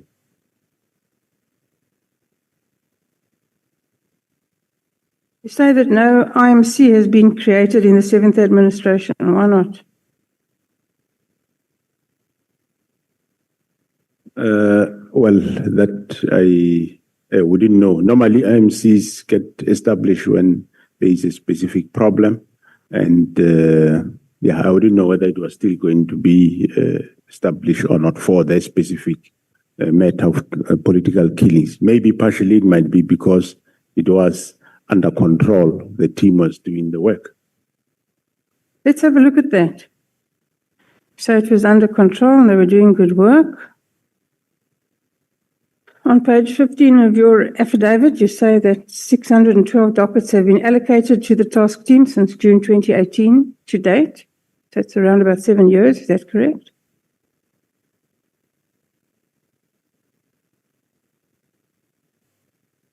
That's correct, Honorable Chair. Amongst other things, you say that 10 cases are pending a decision by the National Prosecuting Authority. So how long have they been with the National Prosecuting Authority? How long, generally speaking, do they take to make a decision? And how long have these 10 cases been with them? For the political killings task team, Honorable Chair, because they do have the prosecutors that are working with them, it doesn't take long. So that is as of that time, I think February 2025. So those cases have been finalized and they've been handled. You say 57 cases have been withdrawn. What are the typical reasons for these withdrawals? Withdrawals, there will be, of course, various reasons, as Honorable Chair, as the Honorable Member knows. He was in this field before, so I wouldn't be able to table exactly one by one reason for the withdrawals, but it will be either maybe some of these suspects might have, or the case have fallen. Normally, what happens here is witnesses do support the investigation. At some point, they turn around, especially your Section 204 witnesses. Some of them, they just somersault and turn around. We have one of the murder cases in Zululand where witnesses have done the same thing, which is quite I think it was the killing of a municipal manager. So I'm just giving an example, but that's some of the reasons that happens. I would imagine that happens quite often in this kind of case. You are. And that must be one of the reasons why there's a political killings task team, so that proper care can be taken of the witnesses so that they don't become intimidated or killed, so that the case can run. Is that not what the task team does? Yeah, no, the task team does. They do take care of the witnesses, but it just happens sometimes. Some witnesses run out of where they've been protected, and they end up being paid and they turn around. And then you say 297 cases have been finalized. What does this mean? Finalized means where they are, where there is either is acquittal or there is a conviction. yeah, that's what it refers to. So you'll agree with me, General, to understand whether the political killings task team has in fact been successful. We'd need to know how many of those 297 cases ended up in an acquittal and how many ended up in a conviction. Yeah, no, there is such a breakdown. Maybe one can send such a breakdown in terms of how many. But yeah, most of them were quite. Let me just check if I want to find it here.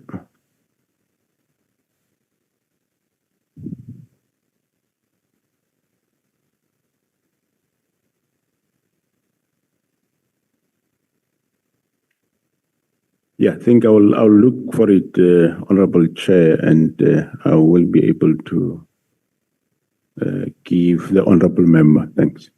I won't hold you to it, General. Just give me a ballpark. 50% convictions, 60% convictions, 10%. More or less 40%.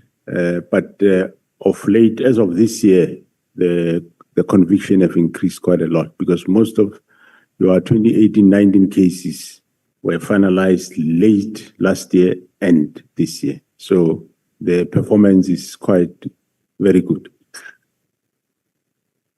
So, General, again, you're a very nice guy. Your subordinates seem to act with scant regard for you and your rank.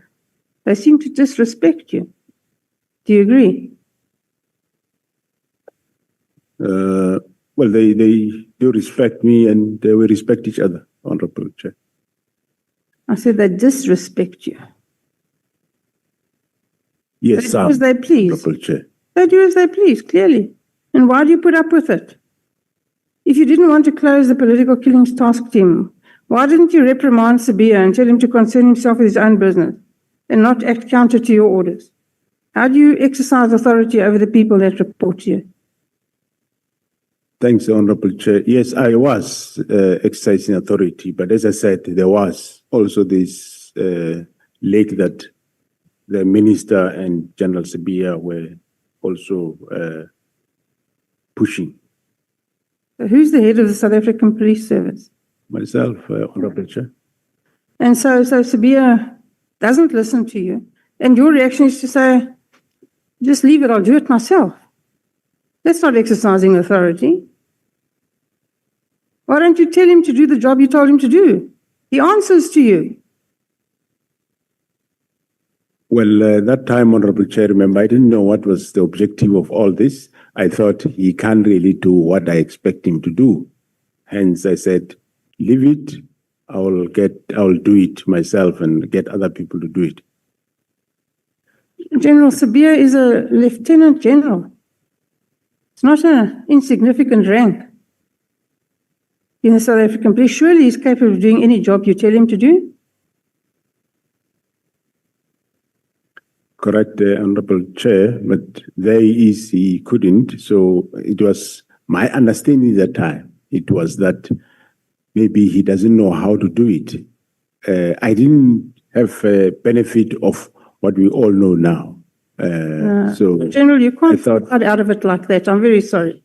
You can't just say you didn't think that he couldn't, or you thought he couldn't do the job. How long have you known Sabia? He occupies the second highest rank in the South African police force. And when he doesn't do what you tell him to do, you assume it's because he can't? It looks to me like he wouldn't. Well, that time I thought you can't, Honorable Chair. Then you say, we sit here today knowing what we know. And only after the 13th of May did we know that the plans to start the disbandment of the political killings task force started after the raid on Matlala and Molefe. And before that, you didn't know it. That's correct, Honorable Chair. But how could you not have known? What is the crime intelligence doing? Are you not briefed daily on intelligence issues? And if not, why not? Yeah, you do get briefed, but this one we did not know, Honorable Chair. You know, the rest of South Africa knew and has known for some time. Yeah, you're probably the only person who didn't know. How is that possible?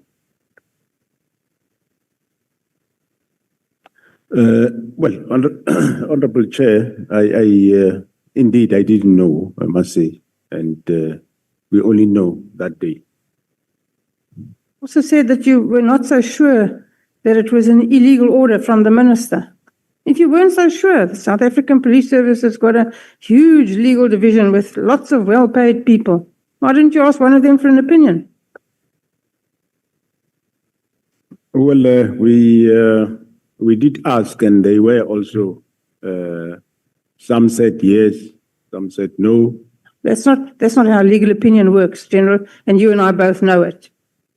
A legal opinion works like this. You give somebody a brief. You ask them for them, not their opinion, not what they think, what the law says.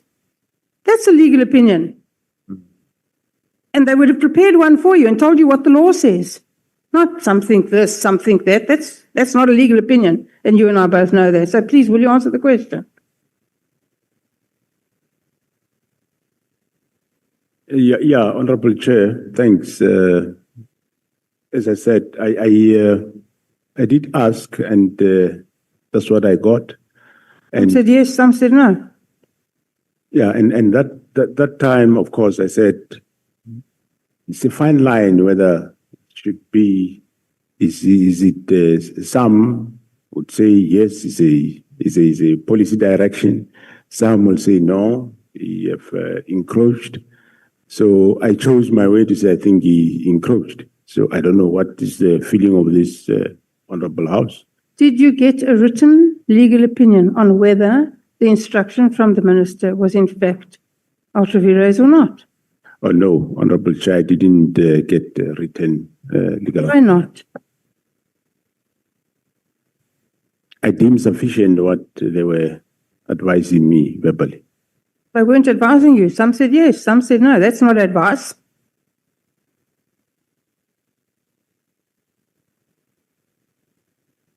You didn't really feel strongly about this at all. You just go with the flow, wherever the wind blows you. Is that correct? That is not correct, Honorable Chair. If I went with what he said, indeed, we wouldn't have the PKTD today. Now, Section 207 of the Constitution mandates you to exercise control over and manage the police service in accordance with the national policing policy and the directions of the cabinet minister responsible for policing. Is that correct? Correct, correct, Honorable Chair. And in your view, what does this mean? What are the parameters of your authority as far as you're aware? Well, my understanding, Honorable Chair, is yes, Minister will develop policy and I implement, and he will give directions. I think the matter around directions is what one might say it's not clear as to what exactly, how far do these directions go? Do these directions mean giving instruction to say don't do this or do this? So, but my interpretation was that, let's say for argument's sake, what he said is a direction. I hold the view that probably would have said, there's a problem with the PKTT. Check what is happening, whether it should still continue, yes or no. Then I will go and do that. So that's what I think would be a direction. But then, in this case, to go beyond to say close and close immediately, that's where I thought maybe it's an encroachment. But I think it's a matter that requires maybe some legal clarity. So you've already said that you think the minister is your boss. If the minister's son, this is purely hypothetical, if the minister's son is arrested for something and he phones you up and says, let him go, will you do it? What, his son do what?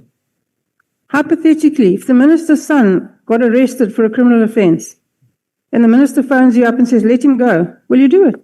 No, I won't do it. Through you, Chair. I see.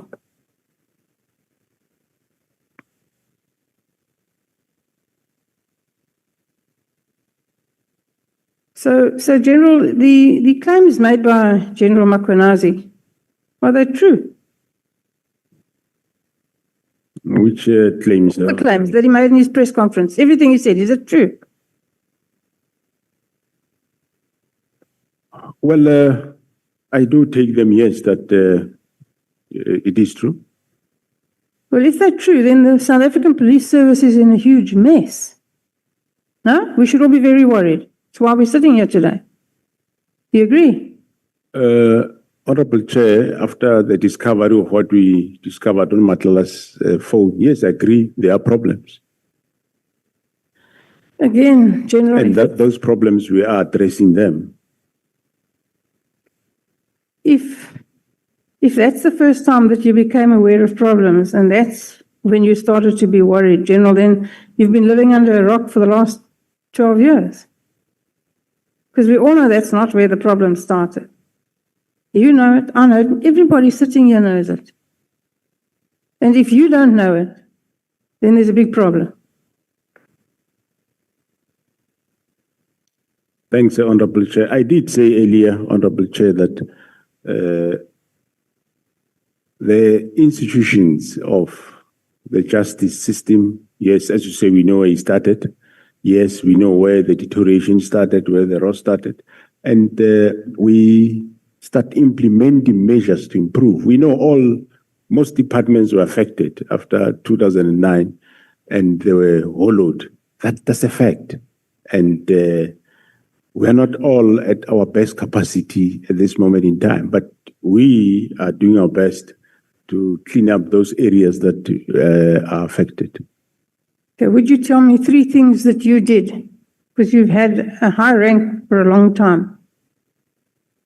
Will you tell me 3 things that you did to clean up crime intelligence? Well, I removed some of the senior managers there. I appointed a new capable divisional commissioner. And, well, some of the things we're still doing, we're not finished. And in that space of crime intelligence, yeah, one might have limitations in talking, but we rectified some messes that were happening there in terms of informers' claims, senior managers abusing some resource vehicles. We attended to that. So, yes. Did you fire all of the family members of Richard Mdluli who he appointed? We fired some, not only him, but we have fired some. Did you fire all of them? No, not all of them. Why? Some have been legitimately appointed. So General Khumalo was still busy dealing with those matters. But there are those that we found not legitimately, not only Mdluli, but other families, and we fired them. What kind of a relationship do you have with Becky Cele? My relationship with Becky Cele is a minister of police. He was minister of police, and we only meet at work. We don't, after hours, meet to drink coffee or whatever. He lives his life, I live my life. We only meet when you are at work. We are not friends. We're working colleagues, but after hours, he have his life, I have my life. Have you seen him since he's no longer the Minister of Police? I saw him once. I bumped against him somewhere. But other than that, I don't talk to him. I don't phone him. He doesn't phone me. But I enjoyed working with him. Well, he have his shortfalls, problems, but enjoyed working with him. You said yesterday that you didn't know Kat Matlala or Brown Mokotsi. And when you say that, do you say you didn't know them or you didn't know of them? I didn't know them, and I didn't know of them until General Mkhwanazi spoke to me about a Brown Mkhosi, because he asked me whether I know this person. I say, I don't know. He says, no, this person was with you at Lisukisiki when 18 people were murdered there. I says, well, if he was there, I don't know this guy. Even Matlala, I don't know him, I haven't heard of him. Doesn't it concern you a little, General, because it concerns me more than a little, that the head of the South African Police Service says he doesn't know people that it's common knowledge are intricately involved in the underworld and amongst the most well-known gangsters in South Africa, and you don't know it? Well, I must be honest, I didn't know of that. But now I know.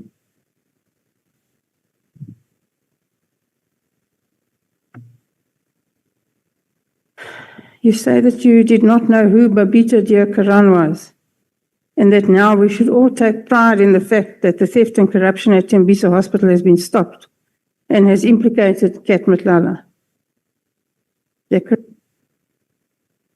As I said, I didn't know her before. I know her after there is a name of Babita Diakaran that she was killed. Yes, I know about her.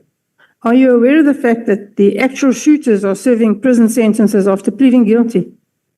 We all know how that little scenario works and will play out. The actual kingpins have never been caught. The persons who organized it and paid for it are still at large. And it doesn't appear as if anything is being done to apprehend them. How can this be something that you're proud of? Well, I now know who are the masters of that, and we are busy with them. You'd recall that the case of those that were convicted was investigated by the Hawks, and now we are investigating a case of the masterminds. It's done by the GC Ops Gauteng. So we know them. We are dealing with that matter. Have you ordered an audit of the Crime Intelligence Covert Fund? And if so, what were the results? The results, after many years, where they were not getting,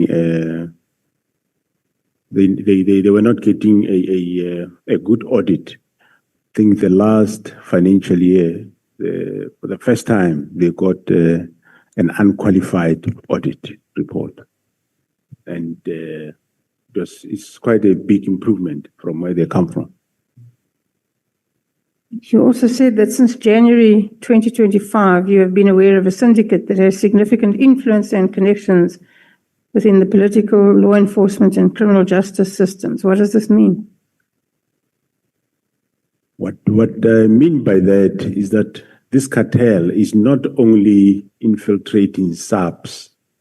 What we mean is that it does have influence to some of the people in the NPA, and it also does have influence to some of the people in the judiciary. That's what it means, and I took it from the report given by the members of the GC Ops.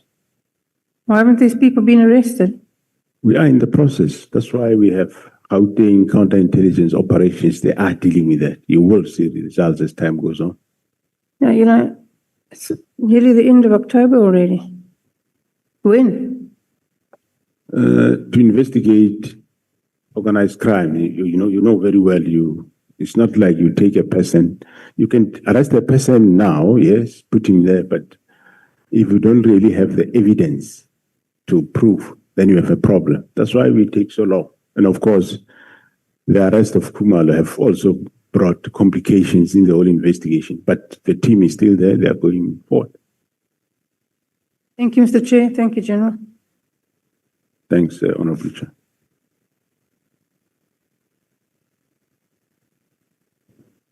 Thank you very much, Chairperson. Good afternoon, General. Good. I want to ask very few questions. I think colleagues have dealt with a lot of issues.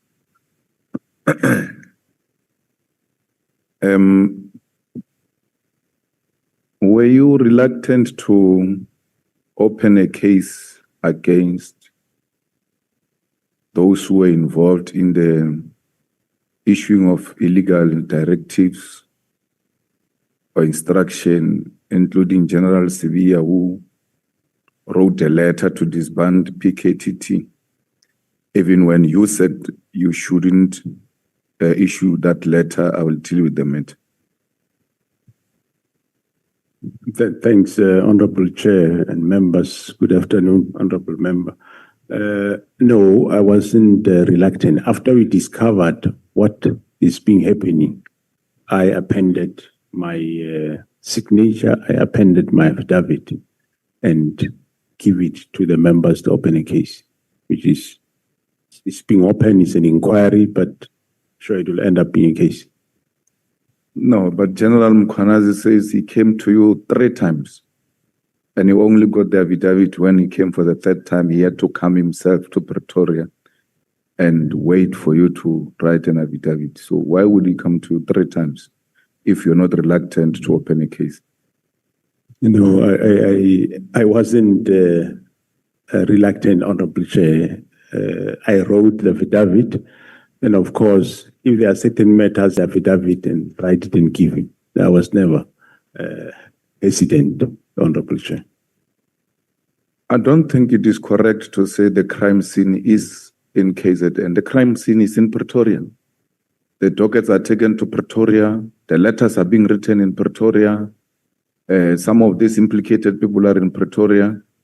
You wait for a general from KZN to come and ask for an affidavit from you instead of you registering or opening a case in Pretoria as a top cop, because these things are happening at the head office, not necessarily in KZN. KZN and General Mkhwanazi tells us that he only comes in when they started touching PKTT. So, meaning these people have been running wrong things there in the head office. And generally, you don't open a case until General Mkhwanazi comes. What informs that?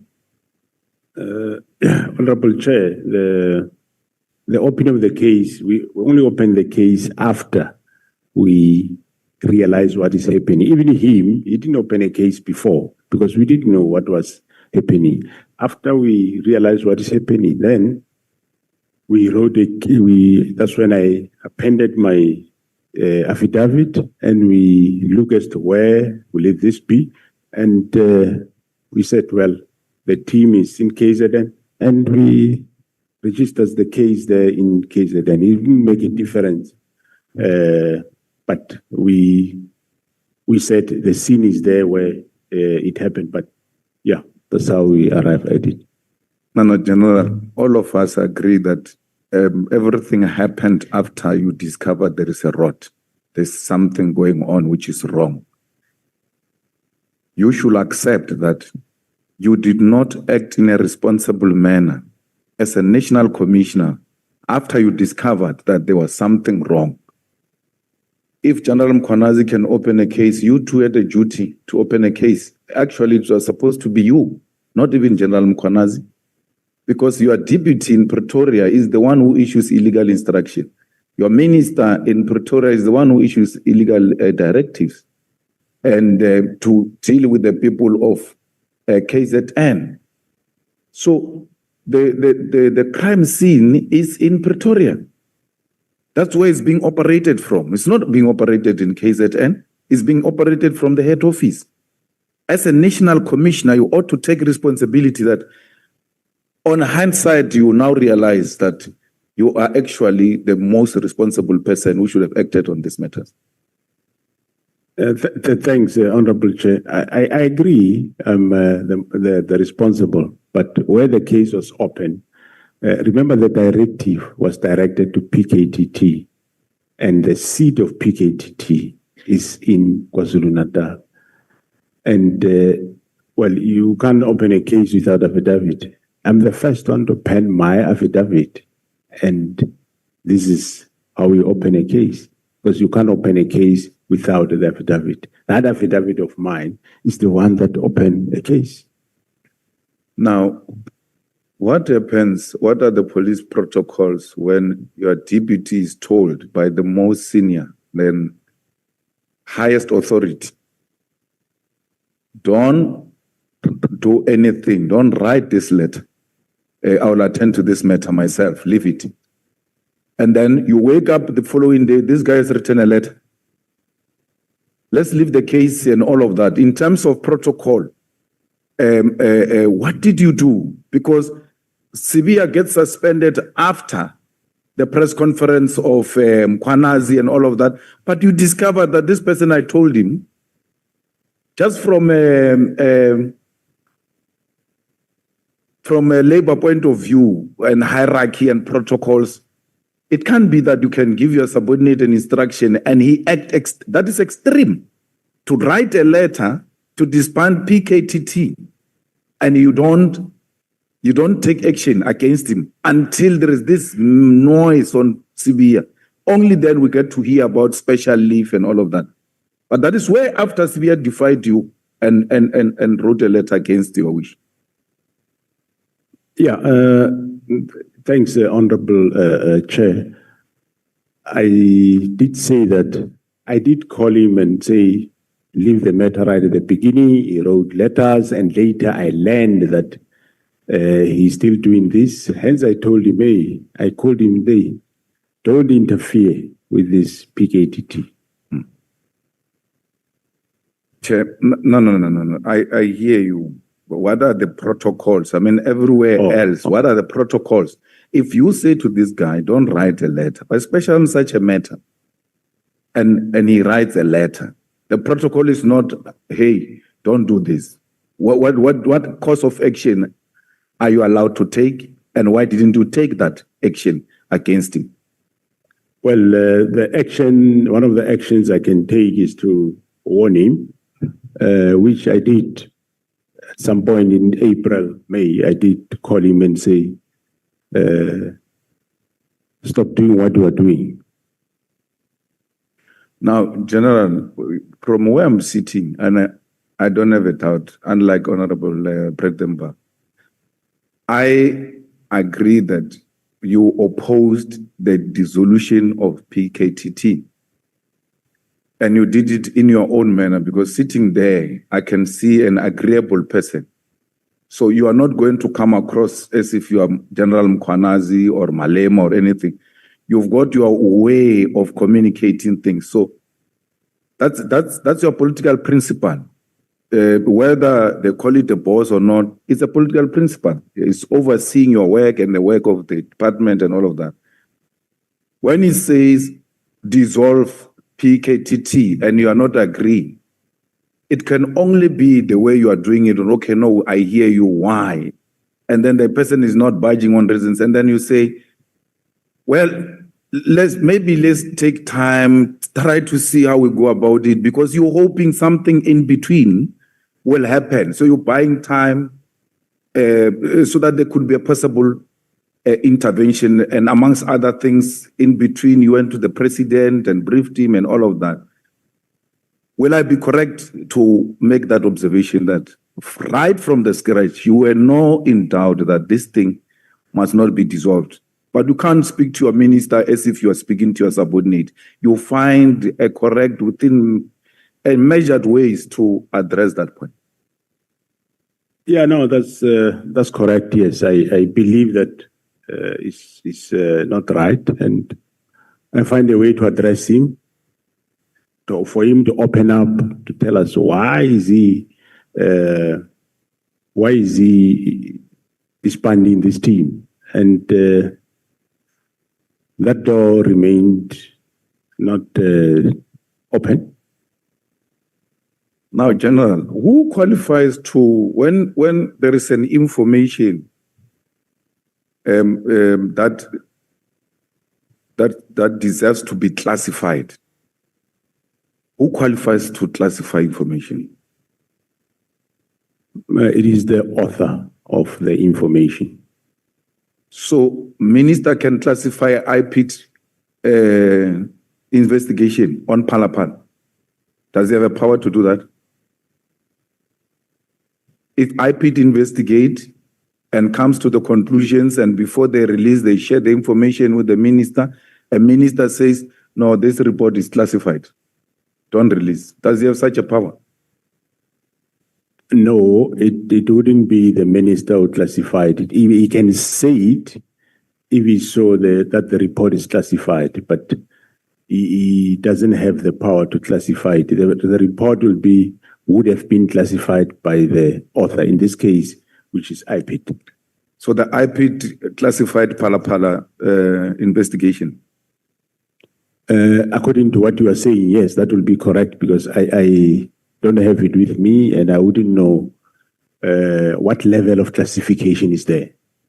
But no, I'm not author according to me. I'm asking if Phala was investigated by IPID and then at later stage they classified that investigation. Themselves as the authors, through your Honorable Chair, would have, if the report is classified, it will be them, IPID, that classified the report. Have you checked up on General Khumalo since he called since he went on sick leave or something like that? I did, Honorable Chair. And how is he doing? No, he's doing quite well now. So we should expect to have him soon. Yeah, we can expect him soon, yeah. It was quite a tragic thing, but I think maybe a week or so, he will be fine. Now, General, when you say PKTT did a good job and therefore it must not be closed down, are there few examples you can give us of the work done by the PKTT which are tangible and we can be in a position to make a quick reference to and confirm that indeed this team has made serious inroads? Yeah, even though I don't have the details of each case, but there is a number of cases that I can give that they resolved. One of them, as I said, is the case of the DA councillor in Bergville. He was convicted for murder and killing. The case of also, I think it's a DA councillor around Howick. There has been convictions in that regard, and a number of people, including the Nkosi there, has been arrested, and the case is going on. And yeah, the case of Sindiso Magaka, it is the PKTT that have unraveled what we now know. And the case is not yet still finalized. There has been conviction of some suspects or accused, but the case is not finalized. So there is still arrests that will unfold once the first phase is finalized. So yeah, some of the cases now and then you see in the media where I think recently they did get a life sentence in the murder at Lady Smith. They got life sentences. A number of cases they had life sentences. And in terms of arrests, we have seen they've recently, of course, brought Mr. Molefe on a number of cases, Ket Matlala on a number of cases. And in KZN, it's quite a number of cases, just that I will need to talk to each case, but those are the success that they have done. And also in terms of police officials that were involved in this type of political killings, or they aided in one or another or defeated the ends of justice, there is 34 police officials that the PKTT arrested, which some of them have been sentenced, some of them are still going court, and majority have been dismissed. few are still left in the organization. And there is a number of firearms that they have recovered, over 100 firearms that they recovered, which were linked to these cases, where they also found people guilty of illegal possession of firearms and ammunition. So, yeah. Now, when they went to Molefe's house to arrest him, they found a leader of the PA, Kenny Kunene, with Molefe, and they claimed there were other people, including a journalist. Are you aware of other people who were found in that house, or any journalist who was found in the house of Molefe when he was getting arrested? I'm not, I'm aware that there was a journalist, but I don't know who. But I know that they did find Mr. Kunene at that house. And a journalist. A journalist.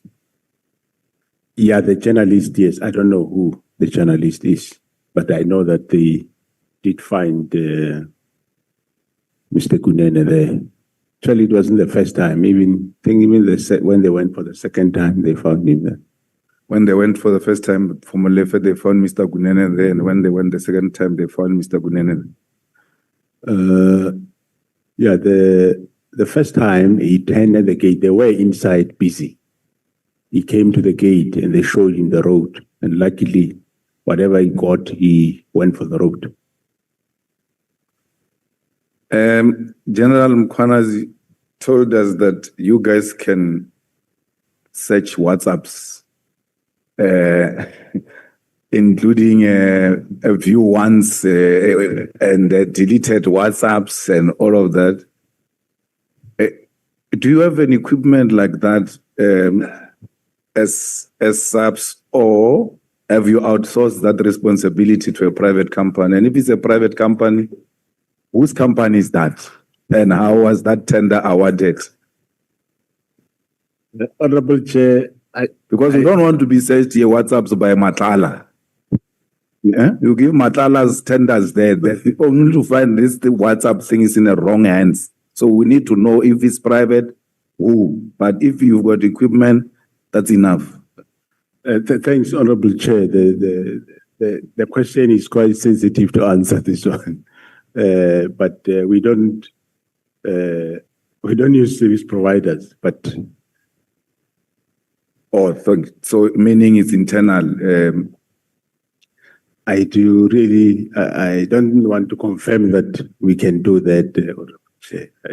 No, General Mkhwanazi came and told us. He said it himself. It's not like we're bringing a rumor or anything. He was sitting there. He told us that they search WhatsApps. They take your phone and search WhatsApps, and they've got it. Even if you delete, they will still find a way of using whatever equipment. So it's not a rumor. He came here and told us that. So I wanted you, as a top cop, to confirm if indeed that is correct. Thanks, Honorable Chair. I'll have to go back and check with my division, crime intelligence. Now, Mr. Nkabinde, what was his involvement in the operations of SAPS? Because he will be a chief of staff and operate at that level of the ministry. But the impression we get is that he was now interfering with the admin issues that do not necessarily need a political office to be involved. Yeah, he would, Honorable Chair, he would interact with during meetings, when we have meetings with the ministers. And he didn't, outside the meetings, he didn't get involved in the giving officials instructions or anything of that sort? No. From the sub side, I am not aware of, but from where he was worked once at IPIT, I'm not sure. I wouldn't know. And then Brown Mkhwanazi, was he ever involved with subs operations or interference of any kind? No, what I know of, as I said, the first time Honorable Chair I heard of the name Brown Mkhwanazi was from General Mkhwanazi when he raised matters, and I said no, let's investigate it, and we investigated, because when he got involved, that's when he was alerting General Mkhwanazi about the Mbangeni search that was done at the prison by the members of SAP. So it was at that juncture that he did speak to me about Brown Mkhwanazi. He bring back an incident that happened long ago, which actually was resolved long ago by myself, of the Mbangeni search of a prison warder's house. What is so difficult with issuing out security clearance to people like General Mkhwanazi? Because he says it's not of his own fault. There are many others who are waiting to get security clearance, and it looks like at the intelligence, a crime intelligence or intelligence office, there are some people who are just deliberately holding clearance certificates for certain individuals. Yeah, Honorable Chair, one of the reforms that we are doing is in that environment to reform. We do not say if somebody is not supposed to get, must get. However, those that qualify to get, they should get. But yes, I picked up that there are problems, and General Khumalo was attending to those problems that were in that environment. So now I will take it further. I'm taking it further with the new DIFCOM, with a view to bring reforms in that environment. And the reforms doesn't mean they must dish out willy-nilly security clearances, but all we are saying is they must do it proper, because somewhere there is, they do things in the wrong way. For example, you would recall that there was an issue about the security clearance of General Khumalo, which was, they said, was issued within a week, which is a lie. General Khumalo started the security clearance in 2018, and it was only finalized that time. And there is nothing wrong if I or any of the commanders saying, how far are you with so and so security clearance? They say, no, in a week we'll finalize it. Okay, no, finalize and let us know. There's nothing wrong with that. But then also there is a Major General Madondo who was there in crime intelligence, which they refused him the security clearance, and which was wrong, because before that, the same directorate did issue him with a security clearance. Because, for example, they say you have let's say, a case of assault some years ago when he was still a sergeant or a constable, and that case is expunged, and well, he was found guilty and dealt with it, whatever, he paid fine. And later, when he was a brigadier, they issued issued him with a security clearance. And when it expires, now you can't come and raise the reason that I don't give you now because 30 years or 35 years ago, you had an assault case, whereas you did issue after that. So those were the disparities that we picked up, and hence I think it was himself, General Madondo, and General Khan, security clearance, that we referred to our other sister department to deal with that. So, but we are reforming that section with a view to, well, it's not the only one, but it's a number of areas that we need to reform in that environment. Will you agree with a proposal that the top management of the police must be subjected to lifestyle audit. And that lifestyle audit must be done outside SAPS, perhaps with an institution like SIU. I do agree, Honorable Chair. Hence, I've undertaken that process in April, and we are quite advanced in terms of having those processes to go. I don't see any problem. SIU can do it or anybody else, but for now, SIU agreed to do it and they are going to do it. They will start with myself and go down. Thank you very much, General. Thank you very much, Chairperson. We can go to lunch now. Thanks.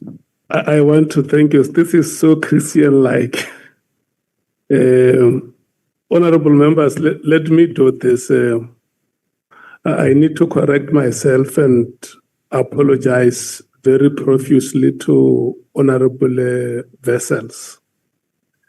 Because this morning when I opened the meeting, I said that we did not know about his whereabouts. And like the gentleman he is, he politely came to me and said, Chair, I know you are dealing with a lot of stuff. Let me remind you that I came to you yesterday to inform you that I will be starting at a doctor. And indeed, it's true. The honorable member informed me that he will start at a doctor this morning.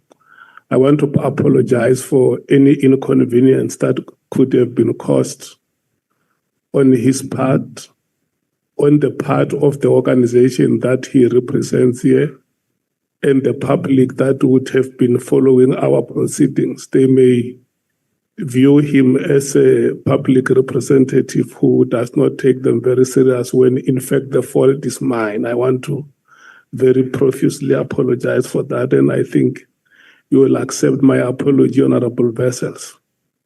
When we come back from lunch, Honorable members, the first speaker will be Honorable Ntuli, followed by Honorable Mwango, and then we will take Honorable Souls, Honorable Vessels, and then the chairperson will determine if there is going to be a break or not. And then the next speaker after Honorable Vessels will be Honorable Cameron, followed by Honorable Skosana, and the last is Honorable Sangoen. Thank you so much. No, yeah, the reason why is because the Chief Whip has requested to be released, Honorable Sangoen, and that is why we have to arrange it like that. But you are sitting together, you can understand it better. And then let me say, the honorable members who have requested to be released, once you finish speaking, if you see time is no longer on your side, you are gladly released from the meeting. Thank you so much. And then may we please come back here at 2:30. Thank you so much.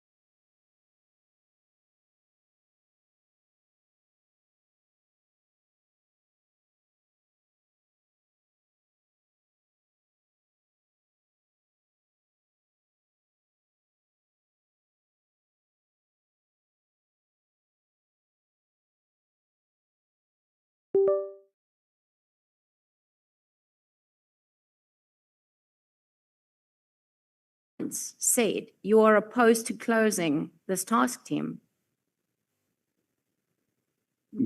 Thanks, Honorable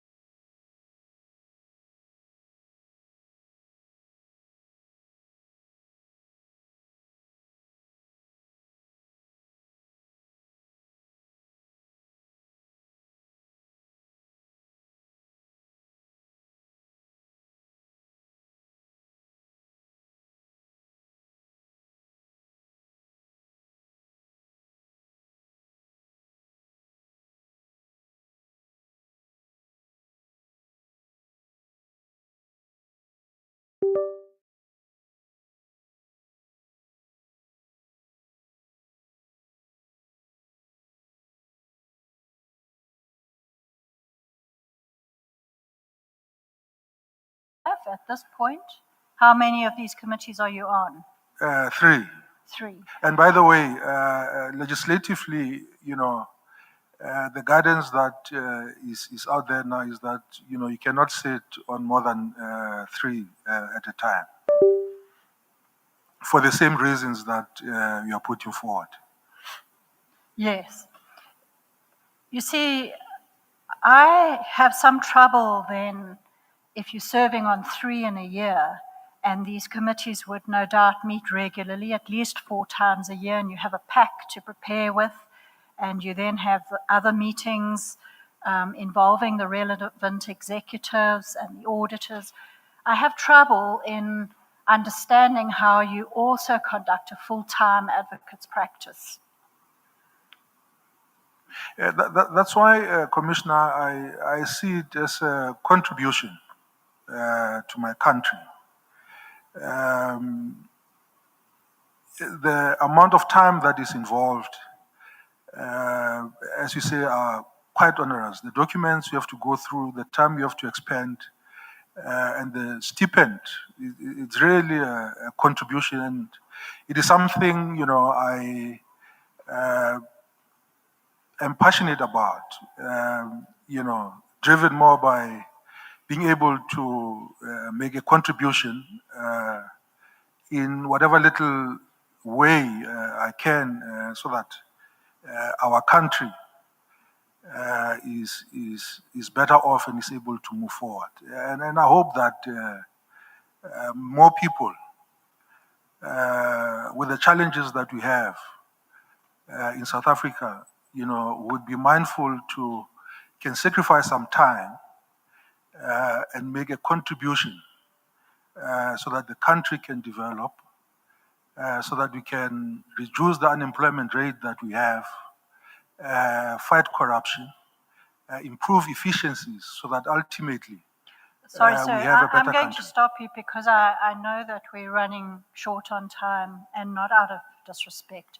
I asked a question, you didn't answer it, and I'll leave it at that.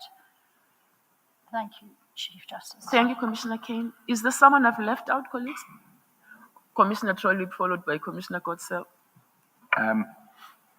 Thank you, Chief Justice. I'm partly covered by what Commissioner Kane's just asked. But Mr. Kolong, you've said that you have a passion for Audit and Risk Committee and that you want to make a contribution to your country. You serve on multiple organizations, institutions, even governments. Many of those have parlous audit outcomes. I just went through a number of them that you listed there. They really have quite shocking audit outcomes, and some of them are renowned for being really bad. Is that a matter of concern for you? No, it's a matter of great concern to me, Commissioner. That's why in our annual reports, we'll be mindful to, where appropriate, advise Parliament, because Parliament ultimately provides resources and would require accountability in terms of performance and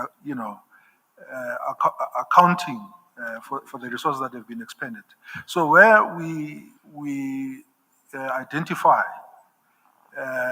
exceptions of concern after getting the reports of the Auditor General, for example, would be mindful to ensure that not only do we engage and seek to push the leadership and management in those institutions to improve, but as part of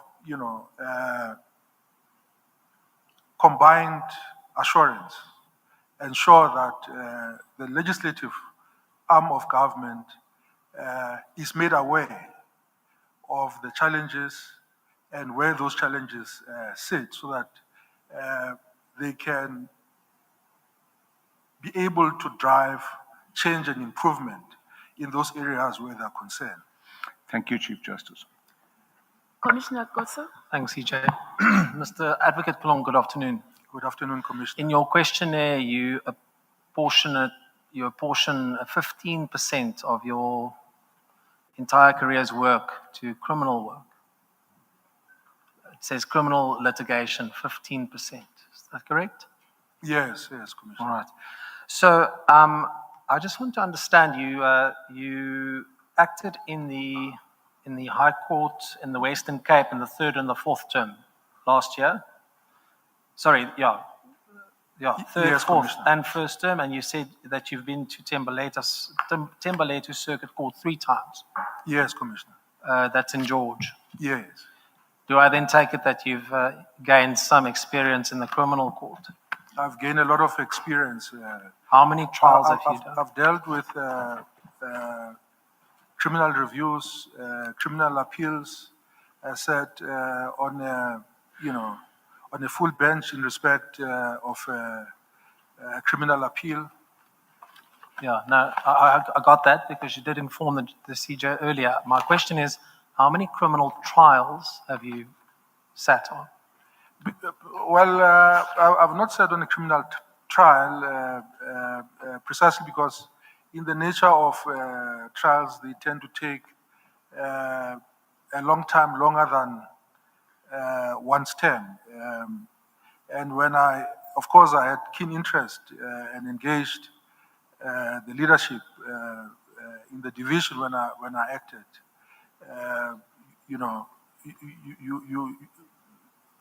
You have to deal with the matters that are allocated to you with a view that when your term ends, you don't have party-head matters. Yes, I'm familiar with that, but I mean, you served 3 terms. But can I just ask what matters you attended to in Thembalethu then? Well, I dealt with divorces, a number of interlocutory applications, civil trials, a lot of civil trials. Okay, so general civil work. Yes. And I just want to understand your acting stints in the Western Cape. How did those come about? I was invited. By whom? By the division. By whom in the division? You said earlier you should engage with the leadership. Who was the leadership at that time? I was invited by the judge president of the division at that point. Yes, who was the judge president of that division at that point? Judge Goliath. Judge Goliath. In the third and the fourth term last year? Yes, Commissioner. And then again in the first term this year? Yes. All right. Thank you. Thank you, CJ. Thank you, Commissioner. Is that everyone? All right. Thank you, Mr. Is it Kholong? Thank you, Judge. Thank you, Chief Justice.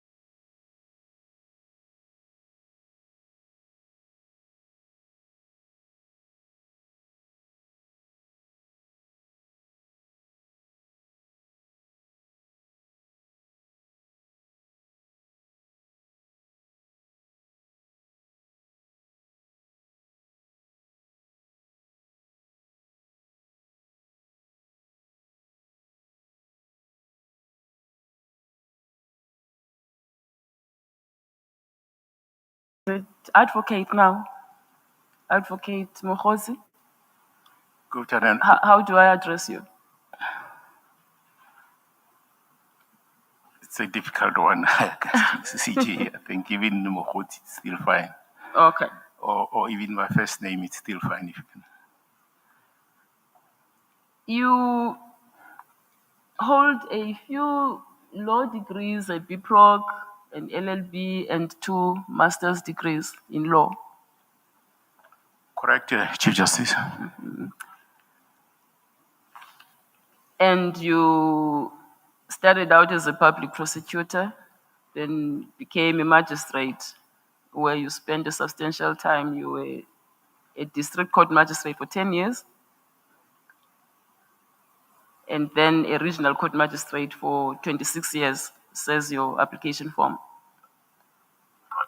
Correct, Chief Justice. And now you are working for the NPA as a senior state advocate. Correct, Chief Justice. Since when? I think it's since May 2023. Right. You have acted as a judge Correct, Chief Justice. in Pretoria and Johannesburg. And I see that you started in 2013 and you've acted intermittently until 2022. Not exactly, Chief Justice, because I omitted to also state that I did act in 2023, the first time of 2023. In other words, I think from that document, you'd say I acted for 64 weeks roughly. But when in actual fact, I've acted for almost a minimum, I would say minimum of 75 weeks, because those weeks do not include my acting during recess, because mainly I would still act during recess, but I would in the main be doing my partly heads. So I didn't deem it necessary to state that I acted during recess because it's in the main partly heads. All right, so you count about 75 weeks in all. You mentioned 75 weeks. Yes, Chief Justice. All right. In the Gauteng division? Both divisions, Chief Justice. Okay. And you've also acted as an assessor in the High Court? Yes, it was, I think, I'm not so sure, but it was around 1990, could have been 1996, 97, when I was called by the then Uputatswana Judge President to come and act as an assessor there.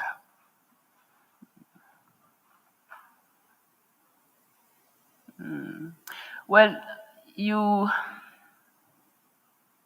mentioned that you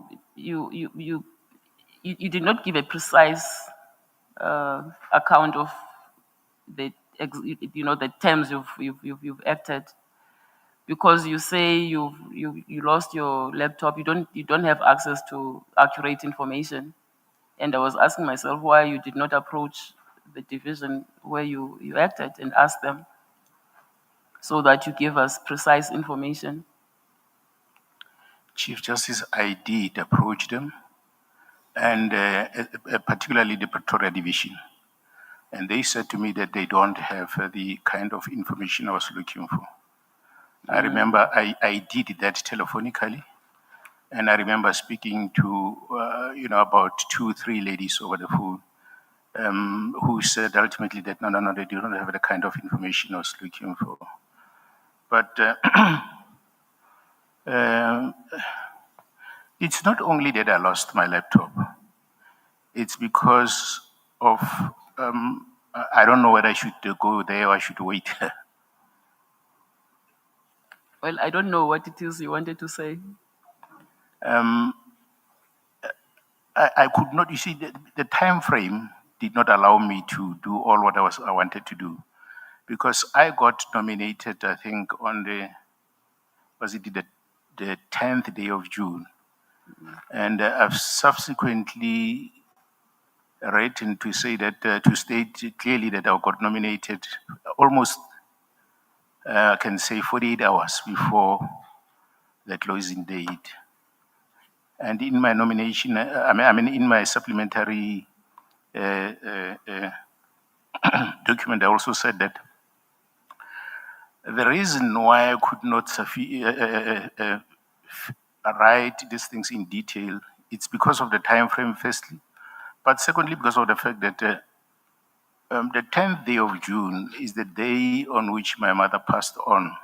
So as I rushed home to go and arrange for the transportation of the corpse, while still there, is then that I got a telephone call that I've been nominated, meaning I had to rush back now.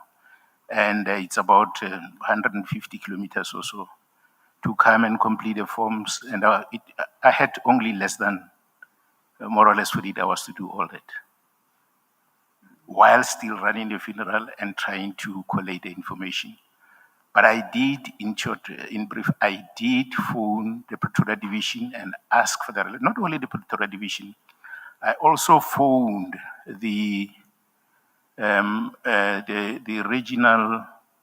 the regional court manager, because I was also looking for further information from him. But you are certain that the times you've given us are actually correct. You did act at those times. I believe it's actually more because, like I'm saying, I tried to be conservative because I was there almost every recess. I was there. So I didn't include that. I really did not include that. Okay. You've written judgments during your acting stints in the High Court? Yes, Chief Justice, I did. How many? I did write judgments. Oh, I thought you gave a number. Do you know how many? I don't know, but An estimate, maybe? Like I'm saying, I on each occasion tried to finish the files I was allocated to. So I don't know how many, but they could be conservatively, I think they could also be close to 100 or so, because for all that period, I wrote my judgments, and that is why even today, I hardly have a partly head. All right. And your application form lists 3 as reported. Is that correct? I'm sorry. Your application form states that you have 3 reported judgments. Is that right? I can say 4. It doesn't look like it includes one of the Northern Provinces Law Society versus the Heppel matter. It doesn't look like it includes the Heppel matter. You list a number of courses and workshops, judicial courses and workshops you've attended throughout your stint as a magistrate, and I imagine as an acting judge. Chief Justice, yes, but not all. These are just, because for 38 years, you can imagine, I attended many courses, but those I could just list out. But I attended many. And you mentioned them because they enriched your work as a judicial officer. Correct, CJ. All right. All right. JP Mpahlele, do you have questions for this candidate? Thank you, CJ. I just want to follow up on the question about the short notice on the completion of the form. That you saying there were time constraints because it was completed in June. But we got an updated form, which is dated September, 26 September, after the shortlisting. Correct, Commissioner. And I don't think it makes it any better, this form, because in the first one, it was not very clear of how long to act. And then now you just mention it's over a period of 7 years, and it could be misleading if you're saying over a period of 7 years, and you're still raising the issue of the laptop. Commissioner, if I said 7 years, then it's my mistake. I must apologize. I never said, if I said 7 years, it's my mistake. If you can go to page 10 of your form. Page 10 of. Yeah, the form that's dated 26th September 2025.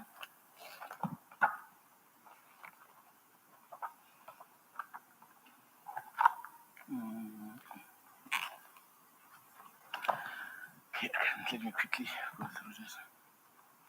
I'm still trying to locate it, but if it's 7 years, I can clearly say it's a mistake.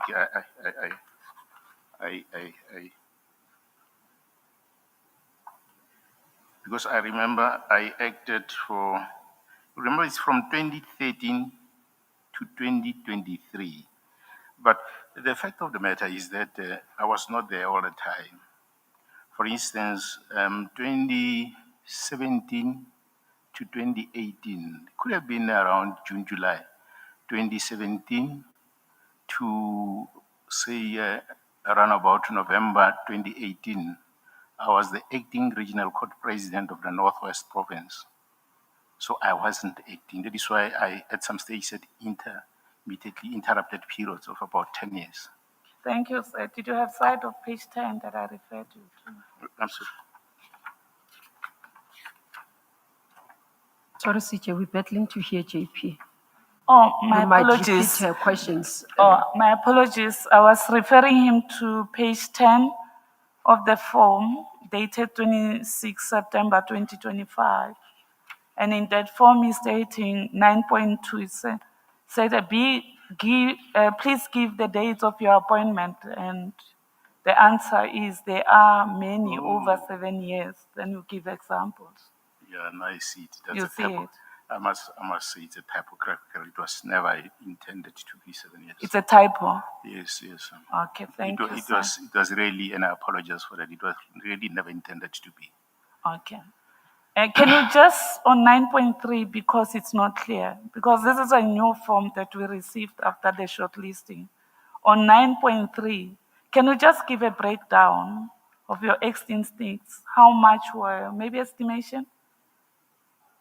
Maybe how long, maybe per percentage in the civil code and the criminal code?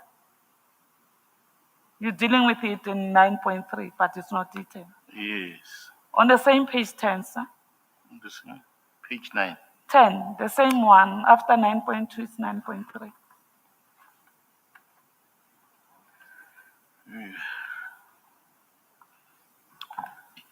I am not going to be exact, Commissioner, unfortunately, but all what I can say is that, let me say, could have been 70 to 80% was criminal work, and maybe say 20% civil. And that is the reason why I don't know whether I should expatiate or not. You are welcome. Commissioner, this issue of not doing civil work then is the one which has been prejudicing me from the year 2000. I attended the first aspirant judges course in July year 2000. And I couldn't make it from 2000 because I could not be exposed to civil work. I got nominated, I think 3 or 4 times. I declined.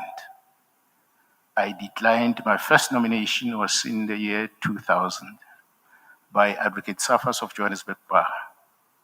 I went to Cape Town, attended the course, but declined to take up the nomination.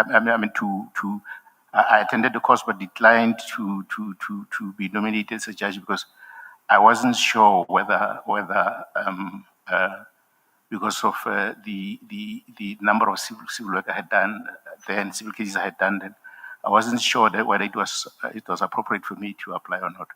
I then got another nomination. I believe it was around 2014-15, which I declined. I got another one in 2019 from the judge I was working with in Palm Ridge. I declined. And it was simply because of this. Okay, thank you, sir. Just for the record, you don't have any reserve judgments now? No. I don't have a partly hate. I don't have a reserve judgment. You don't have a partly A partly hate in the High Court or a reserve judgment. I don't have any of those. Can we go to this form of 26 September 2025 on page 11?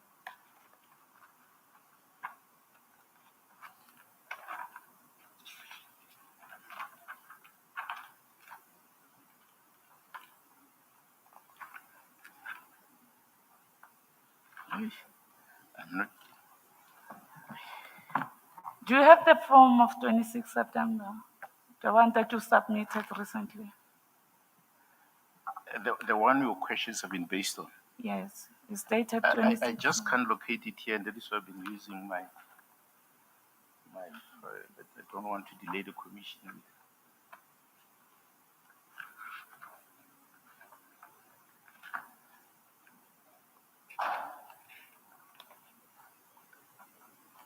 Commissioner, is that page 11? Yeah, I want us to look at paragraph 9.6 of the form.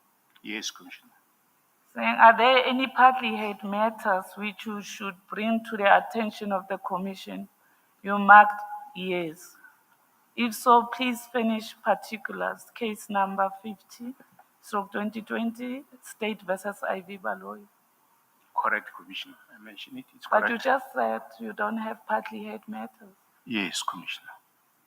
What happened is, as at the time I was completing this form, I was left with one case where I had to sentence.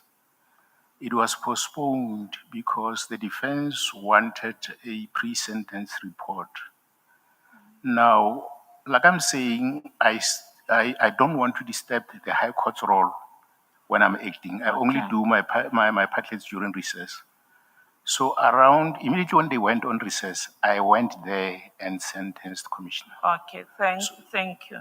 Thank you, it's noted that it's now finalized.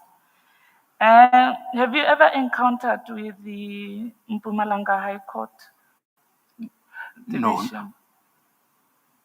Never. I'm sorry? Have you ever encountered, any encounter with the High Court in Mpumalanga, whether in Mbombela or Middelburg? No, Commissioner. Okay. Thank you, CJ. Thank you, JP. Premi? And thanks, Chief Justice, and greetings to Advocate Didi Mkhwanazi. Do you know the province called Mpumalanga, a rural province in South Africa? A rural province. I cannot say I know Mpumalanga because when I say I cannot say I know it. I usually go there. I do go there. I go to Middelburg. I go to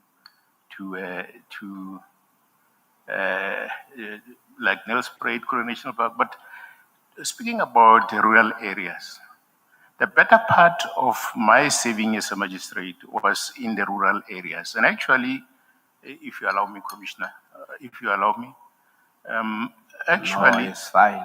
I'm sorry. I think I understand your response that you once worked in a rural area, like Mpumalanga. Yes. Then I will want to know yes, if you look at, if if you I may, understand okay, access to justice for all, especially in a rural area, the challenges, yes, as well as what you think that we can be able to do to deal with these challenges. Correct.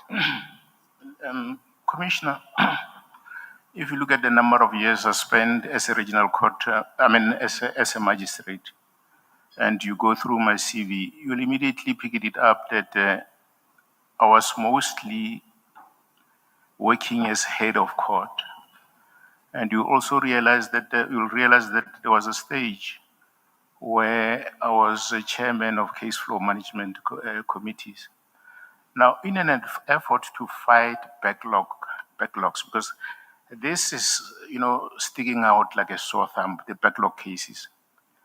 I then came up with this thing because in the rural areas, for instance, where I worked, you would get the previously disadvantaged people traveling by bus, leaving their areas at 3 a.m., and it's only one bus per day, and they'll reach the court at about 5:30, 6 in the morning, and they'll go back perhaps 3 o'clock when we are still busy with the witness. That witness must go back home. It's only one bus. Now, in the case flow management system or plan we developed, which I chaired, I then came up with certain proposals to deal with this kind of situation of rural areas where transport is a problem and so on. And amongst others was that instead of starting a court at 9 o'clock, the magistrates, if they can, should at least start at about 8:30 or so. And I did the same even when I was still acting the High Court in Pretoria. My court wasn't starting at 10 o'clock. I would start at 9 o'clock at the latest. And when I'm in the regional court, for instance, or the district court, I would not even go for tea breaks, if I can tell you, just to cater for those people so that they can go back home. Because in one area, I can tell you, a witness would just, if you don't stop, a witness would just leave the witness stand and run to the bus while still testifying. So these are the kind of situation one would want, or one wanted to cap as soon as it became a chairperson of case flow management, to say, let's deal with cases of scholars during school holidays. Let's deal with cases of the elderly, the cases of pregnant women first thing in the morning, so that we release them to go and catch their buses. But then we also tried to create periodical courts so that we could reach out to these people, because some of them were not working. Remember, there's a high rate of unemployment. So the minute they can't afford to come to court, and remember also that, for instance, if you look at Garankuwa is geographically in Gauteng province, but for all intents and purposes, for the better part of the time, it was falling under Northwest. So you encounter a problem about police officers transporting witnesses.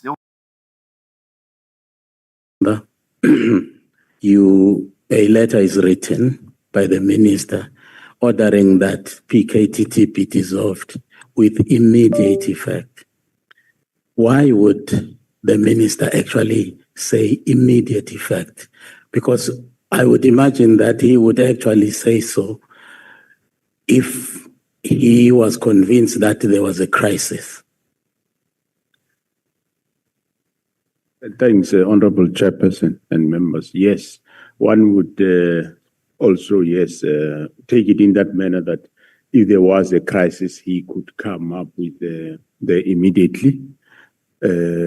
So I also do not know, but on a hindsight, one, when you look at it, it's a probability. I don't say it is so. It's a probability that maybe it was done with a view that the disbandment happened while I'm away, so that when I come back, the disbandment has been finalized.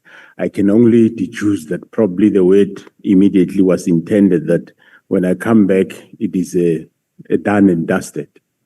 But unfortunately, when they called me, I said, no, they can start with their reports, but I will attend to the matter when I get back.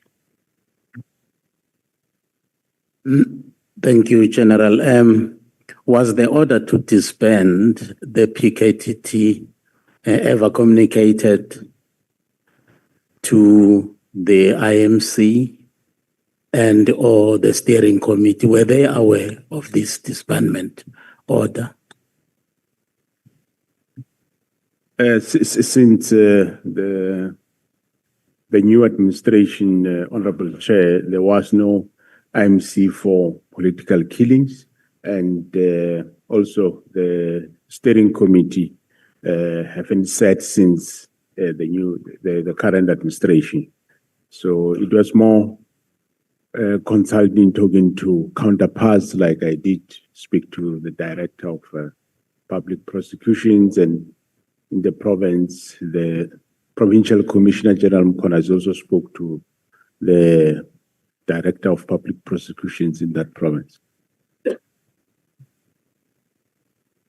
Thank you, General.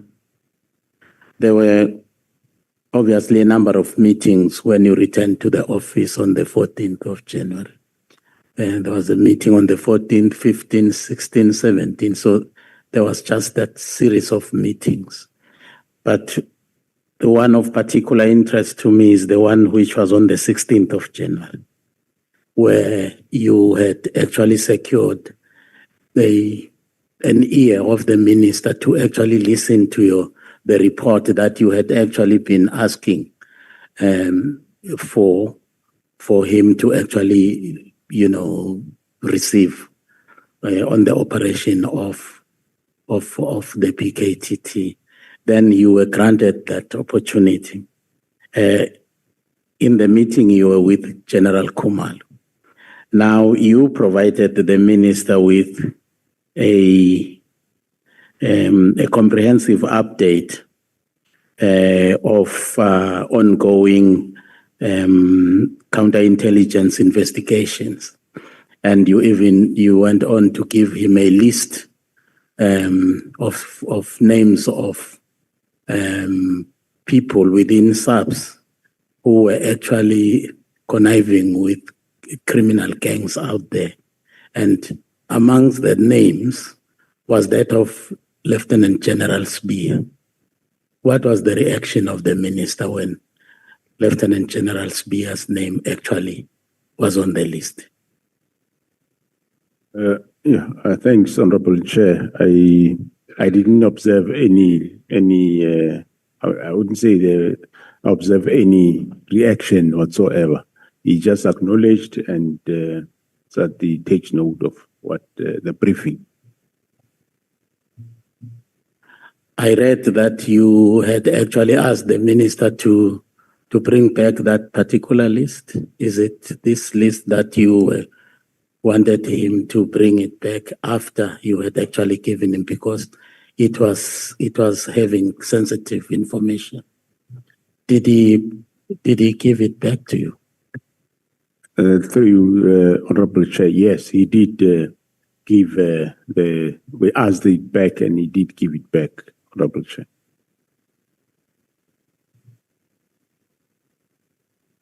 One of these days, between the 17th and so January, Spear walked into your office and he came with a plan to actually dissolve PKTT and asked you to sign it.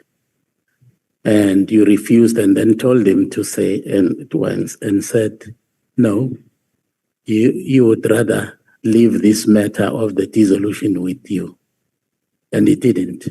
He continued to write a letter to and instructed General Khumalo to implement the directives of the minister.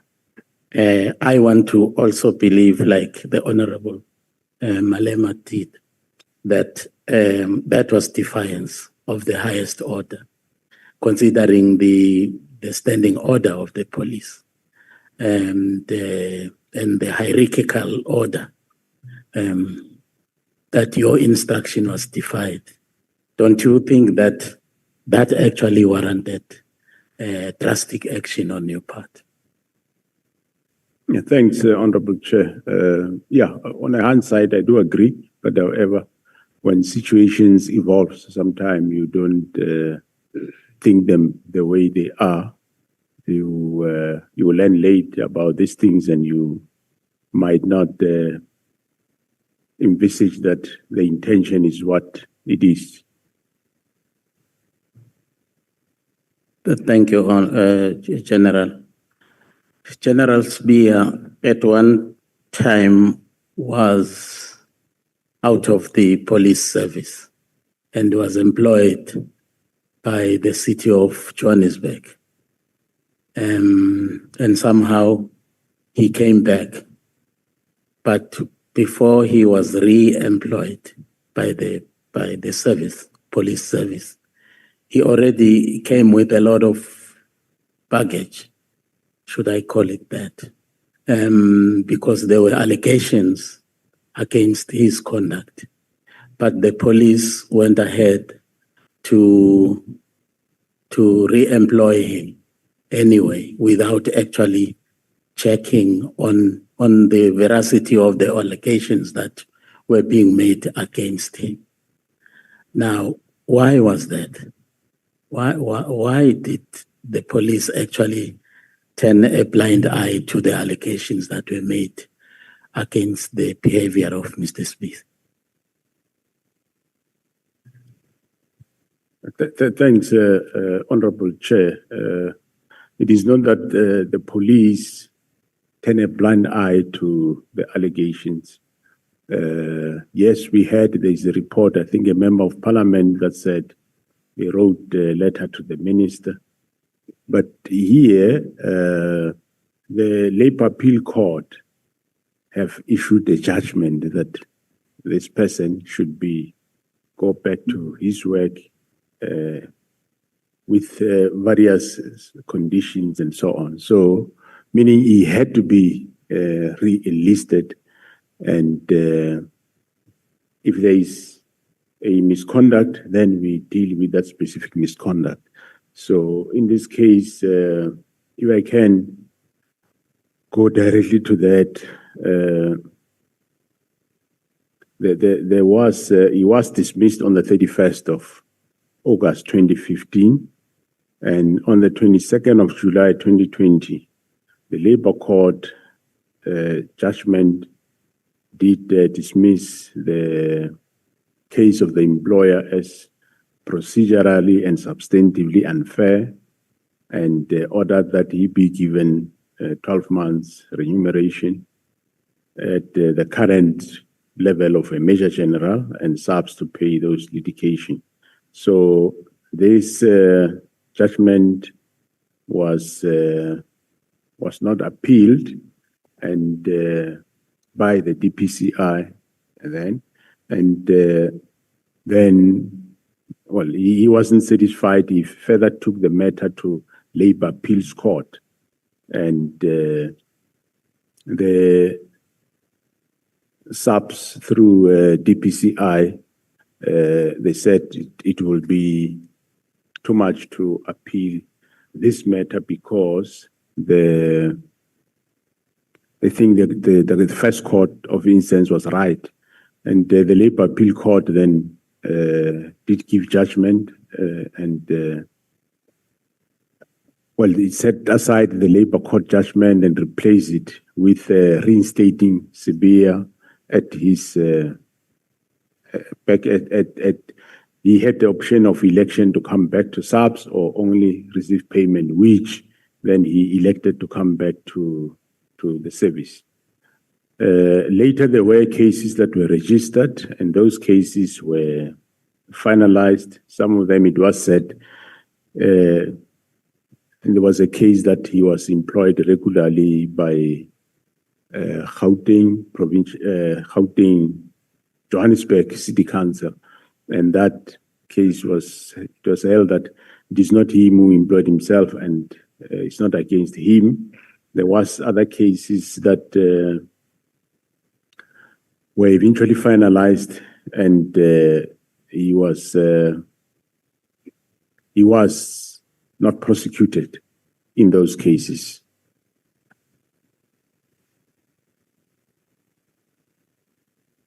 Well, thanks, General. General, do you actually strongly believe that indeed the minister acted outside of the scope of his authority when he actually disbanded? He ordered the disbandment of the PKTT. Thank you, Honorable Chair. I indeed believe so. I did have my doubts at the beginning, but after I became aware of what were the intentions, then my belief became strong that this was indeed my suspicions were right, that this was illegal, this was done for purposes which have ulterior criminal motives behind. In the letter, the minister uses very strong expressions here. He says this team is no longer required, nor is it adding any value to policing in South Africa. And that is, he says that is his view. Yeah, that is correct, Honorable Chairperson. That is his view. But the problem with that is, I'm not sure how he knows that they are not adding any value.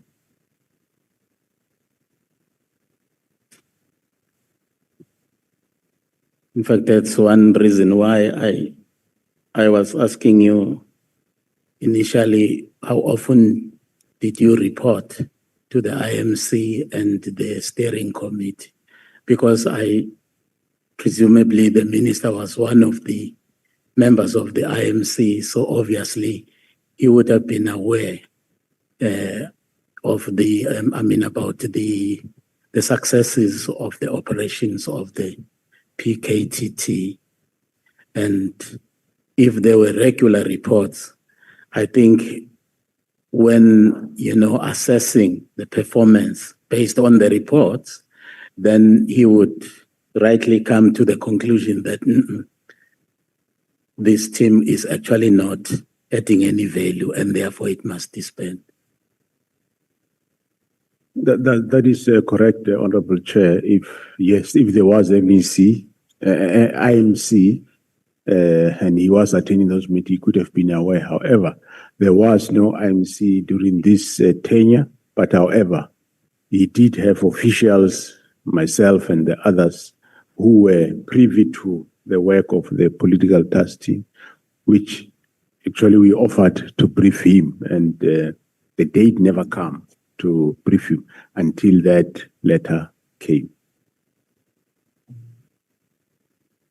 Well, General, I would like to know where the 121 files are right now and their status is, and that of the PKTT. Is PKTT actually still there? And if it is still there, is it actually in possession of the 121 files? Is it continuing with the investigation of those cases? If not, why not, if it has not been disbanded? Thanks, Honorable Chair. The PKTT is still there in KZN, and the 121 dockers are back with the team.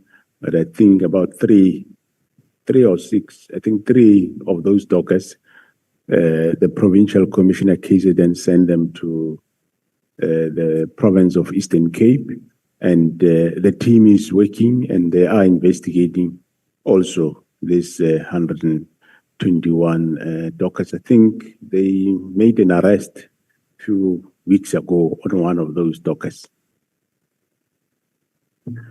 The July 6 media briefing by Lieutenant General Mkhwanazi, I was looking around at the crowd of police officials that were seated there and looking for the face of the National Commissioner, and I didn't see it. Were you aware of that media briefing that was going to take place? And if you were aware, why did you not attend it? Because it was actually talking about, discussing issues of national importance, national policing importance. Thanks, Honorable Chair. I was aware that he's going to do a press briefing to talk about the work of the political task team. And the report, yes, I was aware of the report because they briefed me. And that report, I was going to present it to the president. But when he was doing the briefing on the political killings task team, he did everything that was on the report. So I wouldn't have been there because he was supposed to brief on the work of the political Kingsters team. Somewhere I was reading, General, that you had a meeting with the minister, with the senior, leadership of the police. But present in that particular meeting where you were discussing sensitive operational issues was a character called Kabinde. But there was no rank given. Everyone was actually their ranks, were defined, but Kabinde was not. Is he a police officer? If not, what was he doing in a meeting as sensitive as that one? Thanks, Honorable Chair. He's a chief of staff of the minister, so most of the meetings that the minister attends, he also attends. Was he vetted before he was employed or allowed to attend meetings of the senior police management? So that you are sure that who is attending your meetings? Yeah, that offhand I can't remember, Honorable Chair. He was employed as a chief of staff of the minister. I can't say whether he is or not. I never check on that. Well, my last one, Honorable Chairperson, has to do with what Lieutenant General Mkhwanazi actually shared with us here, that in his view, the watershed moment was in 2007, when a political party, or one of the political parties in South Africa, actually held its own conference somewhere in Polokwane.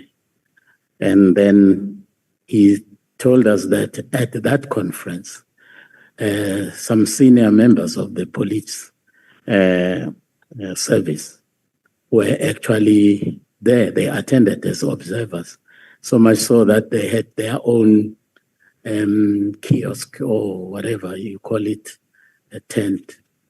And what actually transpired in that conference actually had a tremendous impact on a variety of things at head office of the police, such that immediately after that conference, some senior members of the police, began to mobilize membership for recruiting for membership for political parties.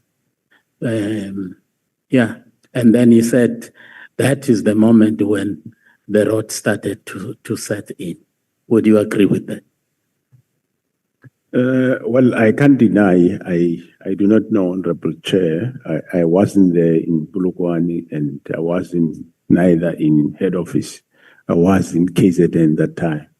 It might be difficult for me to agree to things that we just hear on passages, which I don't have tangible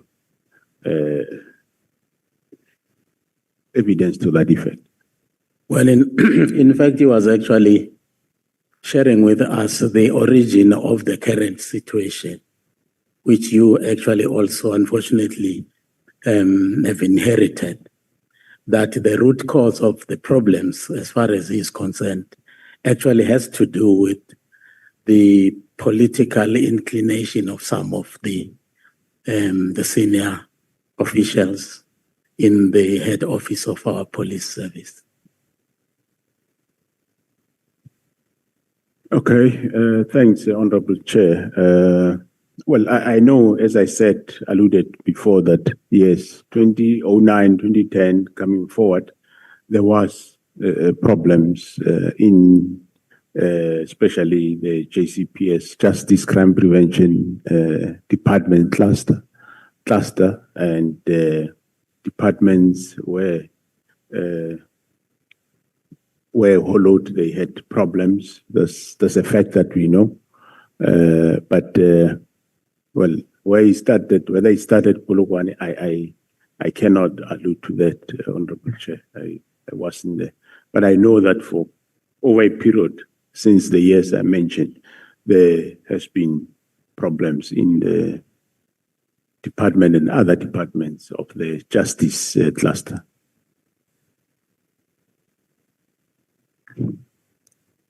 Do you vote on an election day, General? I do vote, Honorable Chair. Okay. Okay, thank you. Thank you, Honorable Chairperson. If I may ask through Honorable Chair, why is the Honorable Member asking whether I vote? No, you are exercising your Well, right. it's a civic duty. As a South African. As a South African. You have a civic duty to vote, General. Yeah, no, we do that. If you want the police not to vote. No, before you become a general, you are a citizen. You are a voter. No, I agree, Honorable Chair, but I was just following what he's saying, that if that's what they want, they can. You are the legislature, you can do it. And when you do that, just give us our tax back and make sure that we... Thanks, Honorable Chair. Okay, honorable member, Honorable Sangwen, can you indicate to me if you are ready? I am ready, Honorable Okay. Chairperson. Thank you very much. Thank you so much. Thank you, Honorable Chairperson. Good afternoon, General, the National Commissioner. General, firstly, I must apologize that we are rushing through our questions. We'd really have loved to spend some more time with you. Unfortunately, it's a bit late and we have to go. So please do forgive me if I rush you a little bit. General, in the terms of reference of this ad hoc committee, which you've also outlined in your statement, we are mandated to investigate, amongst others, obviously instability within the criminal intelligence of the SAPS, the component of the SAPS, also leadership failures, whether the leadership of SAPS took action to address concerns, and the role of senior management in enabling or preventing these issues. So this is the area where I think I'm trying to focus on. My first question is instability in crime intelligence a new phenomenon that started with Minister Mkhwanazi? Thanks, Honorable Chair. No, it started long ago. You can say even before 2011. That's when the instability started in that division, crime intelligence. So would it be fair or even factually correct to blame all of the problems that are in criminal intelligence on Minister Mkhwanazi? No, it won't be correct. He found the problems there, and yeah. So, General, you're saying that, sorry, in your view, this started a long time ago, before 2011. I'm interested to find out from you what drives this instability in criminal intelligence. In your presentation to the police committee, portfolio committee, you said criminal intelligence had weakened over the years. Now, who weakened it and how did they weaken it? Yeah, thanks, Honorable Chair. It get weakened by some of junior members, but mostly also some of the senior members in the crime intelligence itself. Of course, with the influence from external, other people outside. That's how it got weakened over time. Okay, thanks, General. I really spent some time on this presentation of yours, and at no point does it mention political influence, because you were given a mandate by the portfolio committee to come and present on instability in criminal intelligence. Now, maybe I may have missed it or it's written euphemistically, but there's absolutely no mention of political interference in your report to the portfolio committee. Why was this, General? Well, I wrote more on the matters that we're dealing with, which is more the disbanding of the political killings task team. And I did refer, I think, somewhere matters around General Khan. So I didn't want to repeat what other people are saying. So, yeah. Okay, I hear you. And I think where I'm trying to go is there's this matter of Minister Mkhwanazi. Let's assume it's an isolated case. But if the reason SAPS and intelligence in particular is weak because of political figures, political parties, I would think that the general would really highlight this to say that we can't function because of politicians and whatnot. And I mean, you raise a whole lot of reasons in your presentation to the to the portfolio committee, but you don't speak about this. Is it because that perhaps it is not as big of an impact or it wasn't important? If you could just help me understand, General. Thanks, Honorable Chair. The matters that one raised around the matter of disbandment, the matter of General Khumalo. General Khumalo works in crime intelligence, and the Gauteng operations are intelligence matters. So for me, that was sufficient when one raised that. I thought that was sufficient. Okay, thank you, General. So you then went on and you said there have been various attempts to revive the division, criminal intelligence that is, and these attempts were met with resistance. Who was responsible for these attempts to thwart the reforms that you wanted? Like, for example, the issues of the cars, the ghost employees. Who resisted your attempts to thwart and bring about reform? Well, in the past, what the Honorable Chair, what the Honorable Member asked is actually there then on the statement you are reading it. So in the past, in 2011, when we were trying to reform the division, who thwarted it, obviously I would say is the executive authority that time, the then minister, and I won't have evidence, but to an extent, probably the president that time. Because when we were doing that, they... Sorry, please be specific. Who was the minister and the president, General? The minister then was the late Minister Mthethwa, and the president was President Zuma.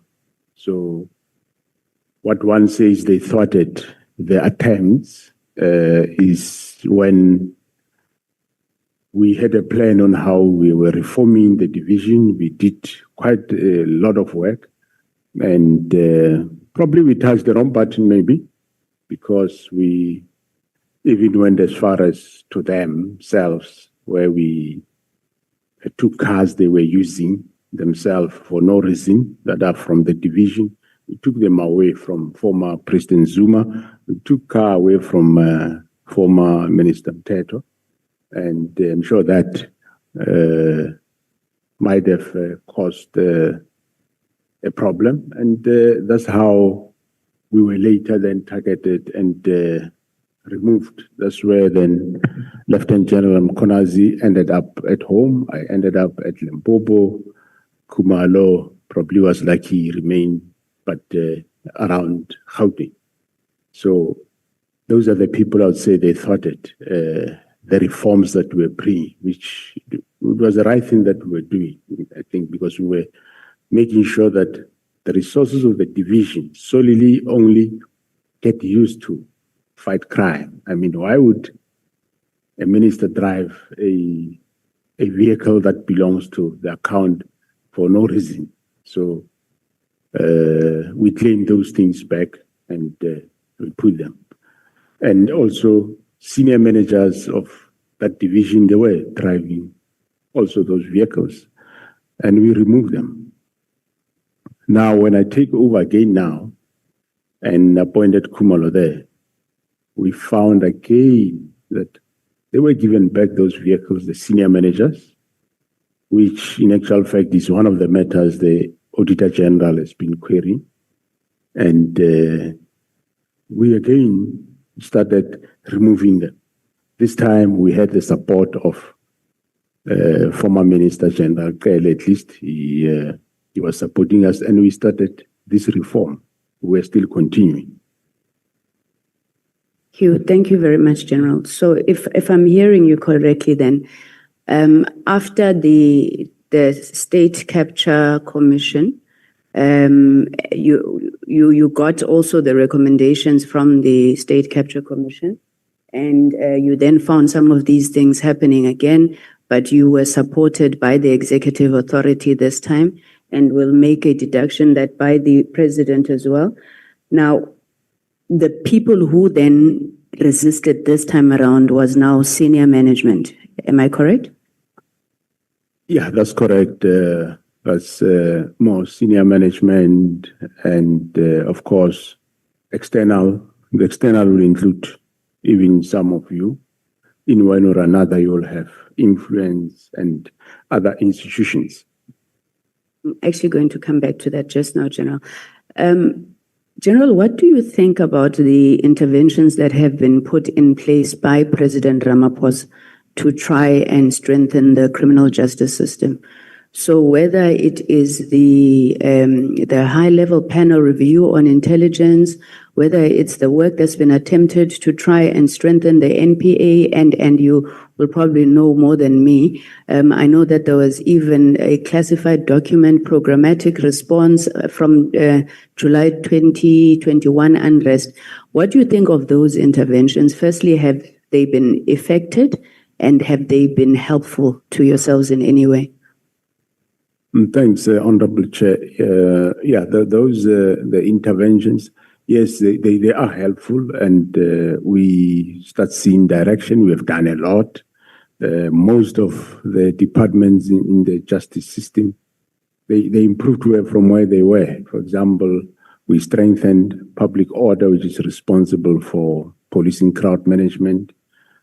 The same division intelligence, we increased the personnel numbers now, and we increased even the numbers of the police. You'd recall the last 3 years, we were given 30,000 for first time in history. We have such a number, so it helped a lot. The cluster is improving. There are, of course, just remnants of problems that are still there that are not that they are insurmountable. We are attending to them. Thank you very much, General.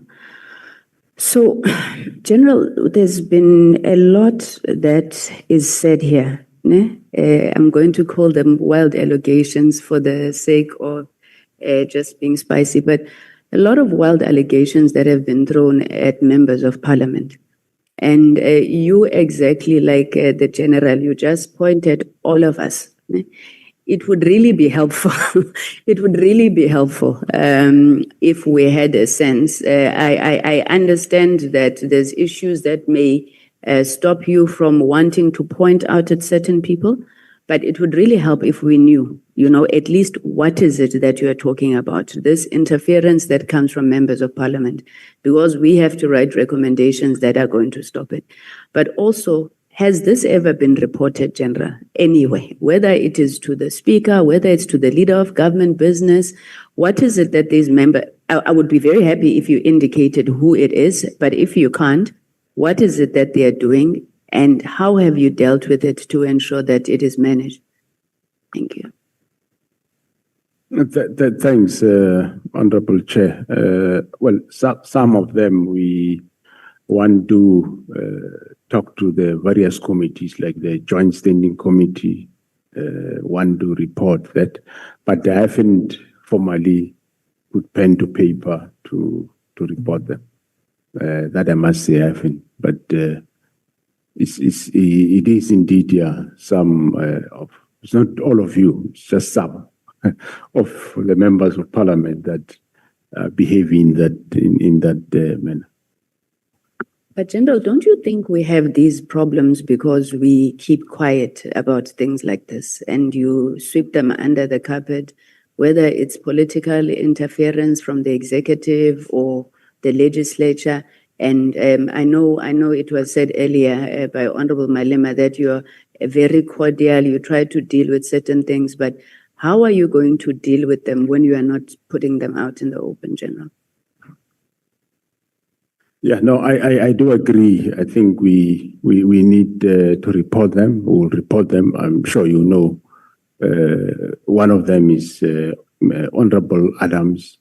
That will always go to the portfolio committee, come with allegations, accuse people of whatever.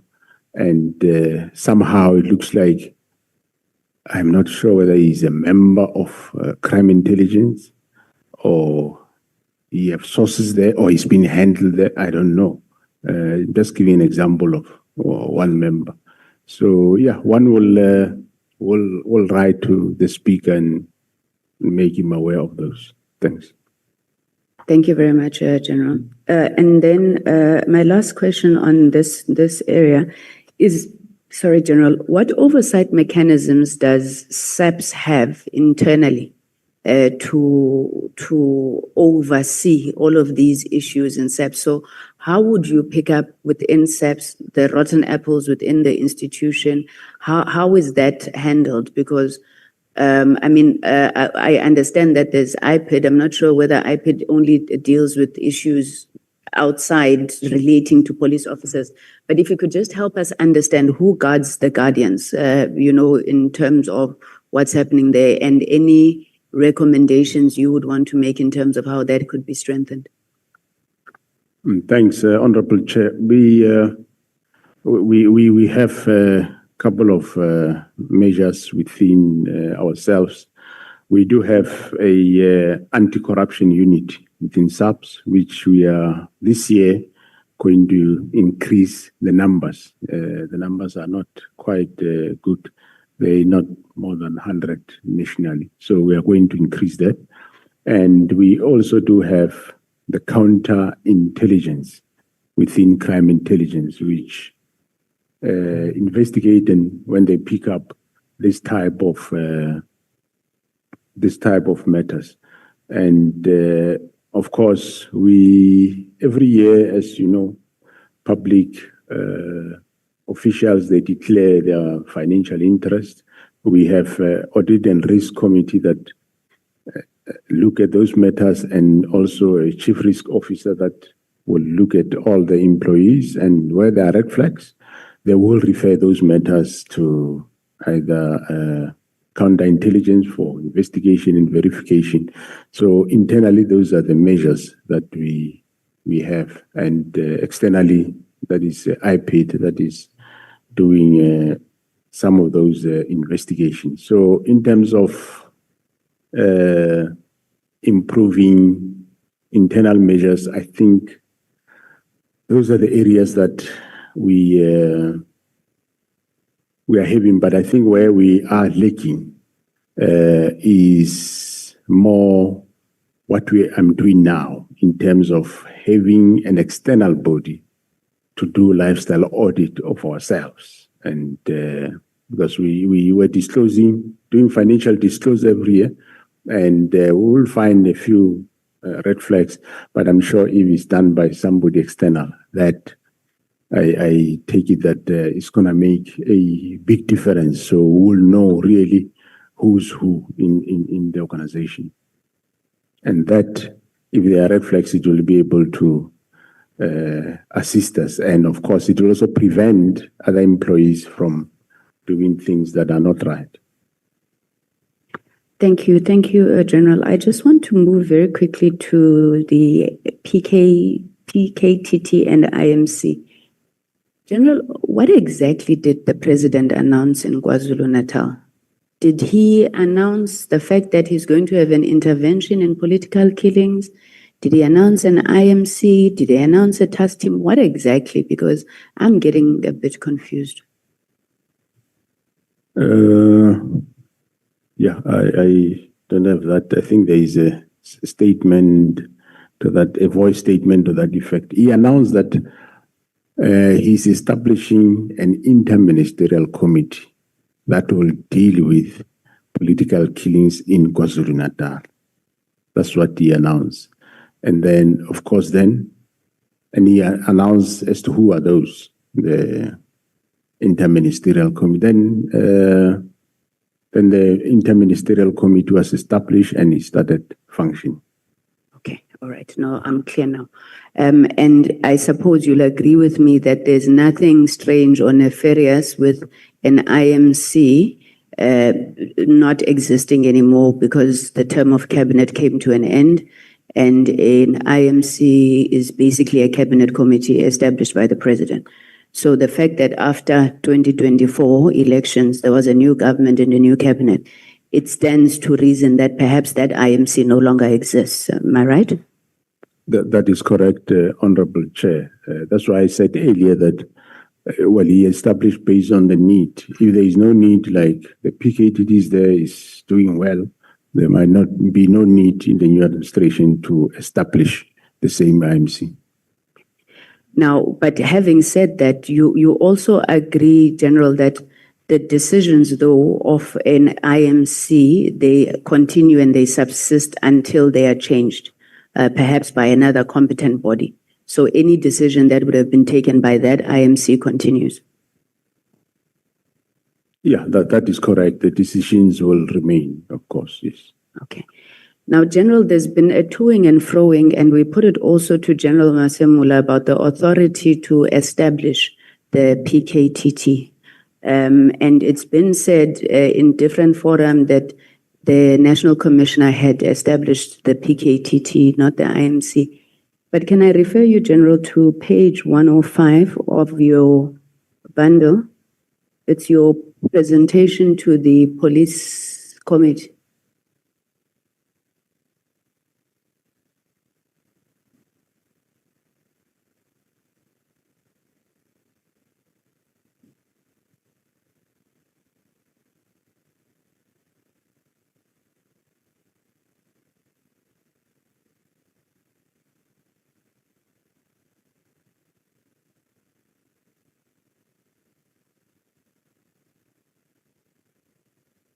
Yeah, it seems to find the 105. If you just go to the, I don't know what volume, guys, volume 3, it's maybe if you just flip, General, and then you'll see the presentation that you made to the Portfolio Committee on Police. Do you have it there? Maybe it's... I think I found it. Please. Yeah, I do find it. Okay, then if you look, yes, if you look at the pages, then 105.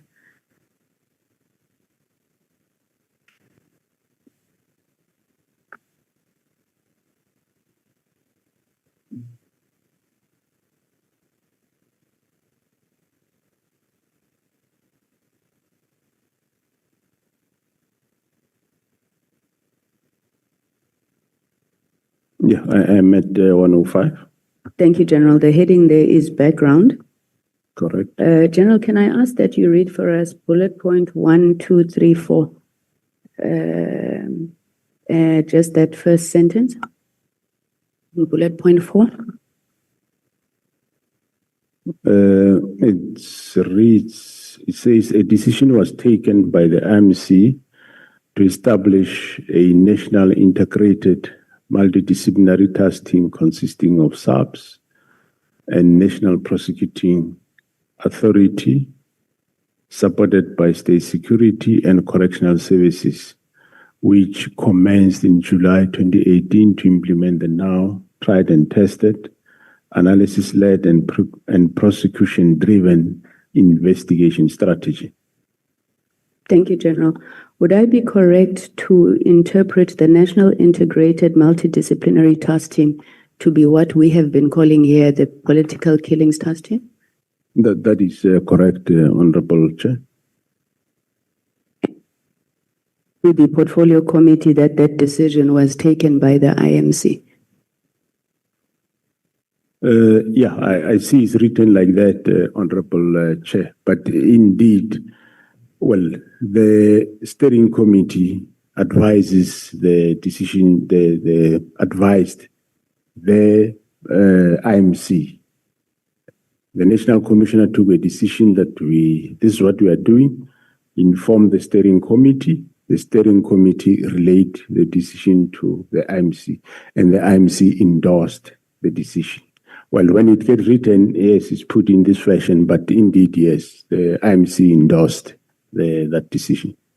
Okay, I think we can move and agree, General, that this line that you are saying that Minister Mkhwanazi crossed is a very, very thin line, and many people don't know where the line is. And I think even having written this like this is part of demonstration for that. General, I just want to get to the last couple of issues. I really wanted to go into IDEC, but I know we ran out of time. I wanted to understand where IDEC, maybe let me ask the question. Where does IDEC get the authority to arrest General Khumalo? Gandhi, what is the mandate of IDEC? And how do hiring decisions, right or wrong, wrong, hiring decisions become corruption and fraud? Maybe we're not understanding what's happening in that case. So what's IDEC's mandate? How do, within their mandate, investigate a hiring decision at SEPS? Yeah, thanks, Honorable Chair.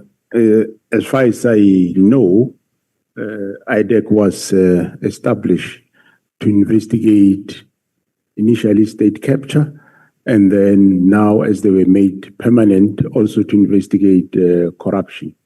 So that's what I know.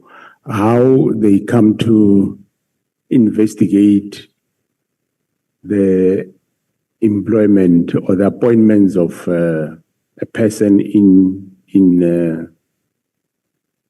crime intelligence, I also do not know. But what I know is that they did request documents through summonses from myself, and they were given those documents, and they started investigating, and eventually they end up arresting. I wouldn't know how it does come. It's not the first time, Honorable Chair, that we have maybe somebody, if somebody is employed erroneously, or you have faked your CV, or you presented some wrong credentials, we pick it up, we do take action. We had actually a level 15 at some point appointed to head our IT space, and we pick up that this person said he was never fired, and he was never fired, and in actual fact he was, and there were certain things that he didn't disclose when he was employed, and we reviewed his employment contract, and we terminated the person's service. That's simply how we handle those type of things. It's not something new. If ever it happens, that's how we deal with it. We don't arrest people. We deal with the matter. And if the panel maybe did something wrong, you institute disciplinary action against them. So there has been, but of course, there was at some point one case in, I think in Limpopo, where members of the panel were charged criminally, and at the end of the day, they were exonerated. But employment issues or matters, normally that's how we handle them. Okay, I know that we're going to talk to the head of IDEC, but General, did you find it strange what happened with IDEC and General Khumalo? Yes, I did find it strange, yes. I did find it strange that they were charged for all those charges of corruptions, and I did indeed find it strange. Thank you, General. My last 2 or 3 questions around some of the structural recommendations and legislative recommendations that have been made, largely by General Mkhwanazi. So General Mkhwanazi says there's no process that is followed around the development of organizational structures within SAPS. I think the example that he used is that depending on who a person is, they can just walk into your office. I'm not saying you specifically. I don't know if he indicated which national commissioner, but then depending on whether the national commissioner likes or doesn't like what they see, they sign off a structure. Is that how things are happening in SAPS? Yes, that's how it was happening. Well, even myself, when I came in, I did introduce restructuring, but my restructuring is not wholesale restructuring.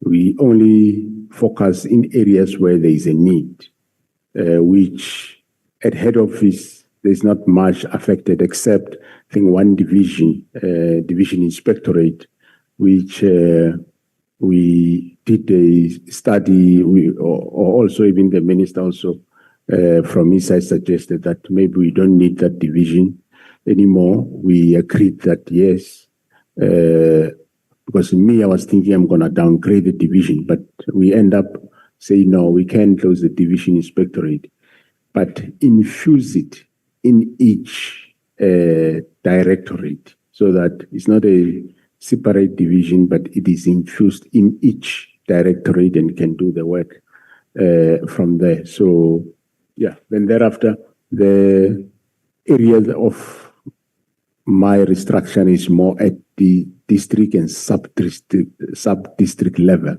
Because the district. Sorry, John, sorry. Now, I think I hear that. I was just worried about this lack of process.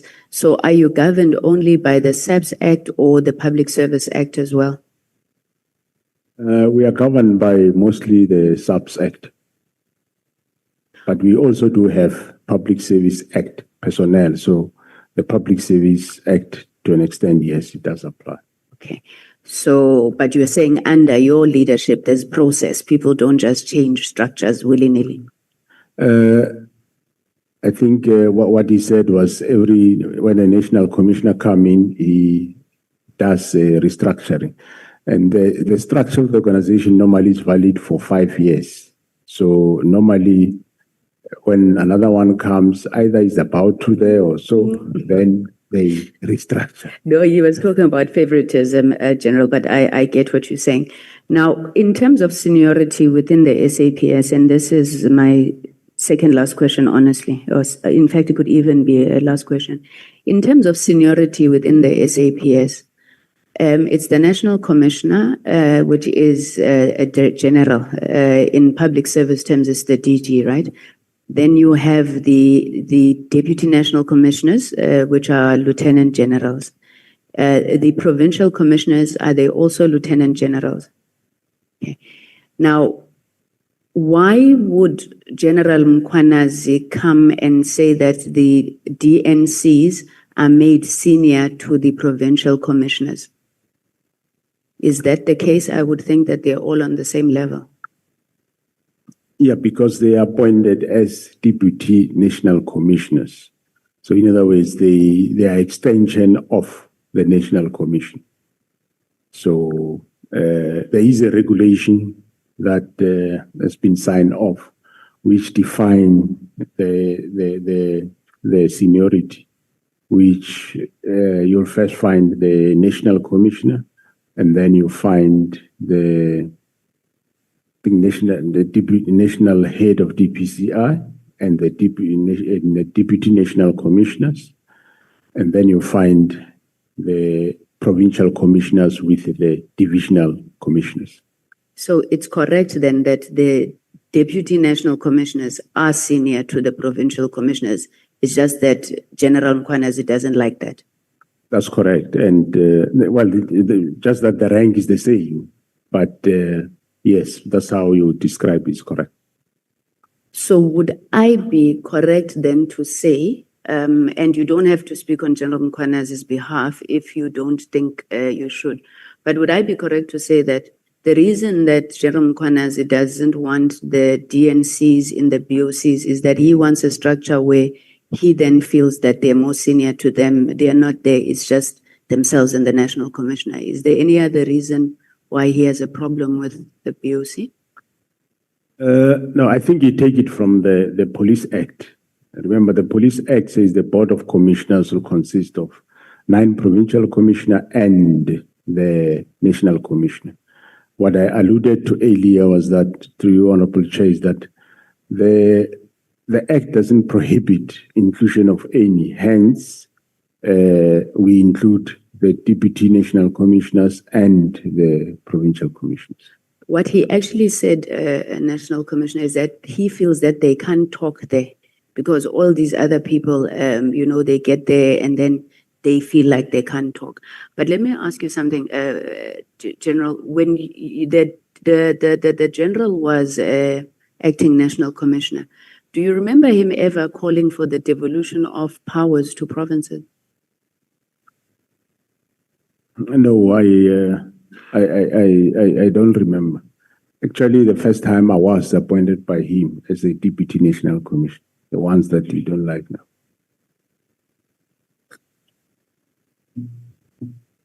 Thank you very much, General.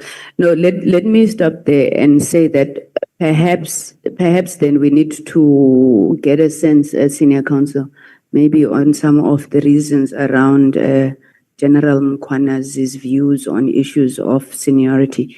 Thank you very much, Chairperson. I haven't exhausted my questions, but we've run out of time. Thank you very much. Thank you, General. Yeah.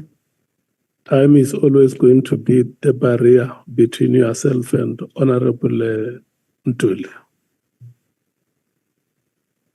Honorable Ntuli. No, thanks. The baton is handed over to you too. Okay. No, thanks, Chair. Good afternoon to honorable members, the General and his team, and all colleagues, everyone who's in this chamber. I think the first one, General, I want to build on the question that was asked by my colleague. Lieutenant General Mkhwanazi's main concern, as I happen to understand it, with regard to the BOC, goes beyond it in terms of the way it is structured. It goes beyond the concern that they can't talk. But there is a feeling that their own views as provincial leaders is often subsumed to the national interest, because these ones I would say, for a lack of a better word, a coordinated majority, whose ideas when they come to the BOC will prevail inevitably, naturally, because they are a coordinated team that stays together in the head office. Maybe I would like your comment on that, but also link that comment with the question about whether or not during his own time as the acting national commissioner, the same arrangement existed in terms of who constitute and attend the BOC. Yeah, thanks, Honorable Chair. The fact that maybe they would feel subdued by the head office people, I don't think is true, because no, the head office people are not a group that is coordinated or trying to gang up against anybody. In actual fact, the converse is true at some point. At some point, you would find a team of provincial commissioners together. But that one wouldn't say was a problem. But when coming to when he was there, or when he was acting, yes, the same setup was there. I'm just not sure whether that BOC was called National Management Forum or it was called a BOC. But I know that we were sitting in those meetings, be it BOC or National Management Forum, it was constituted that way.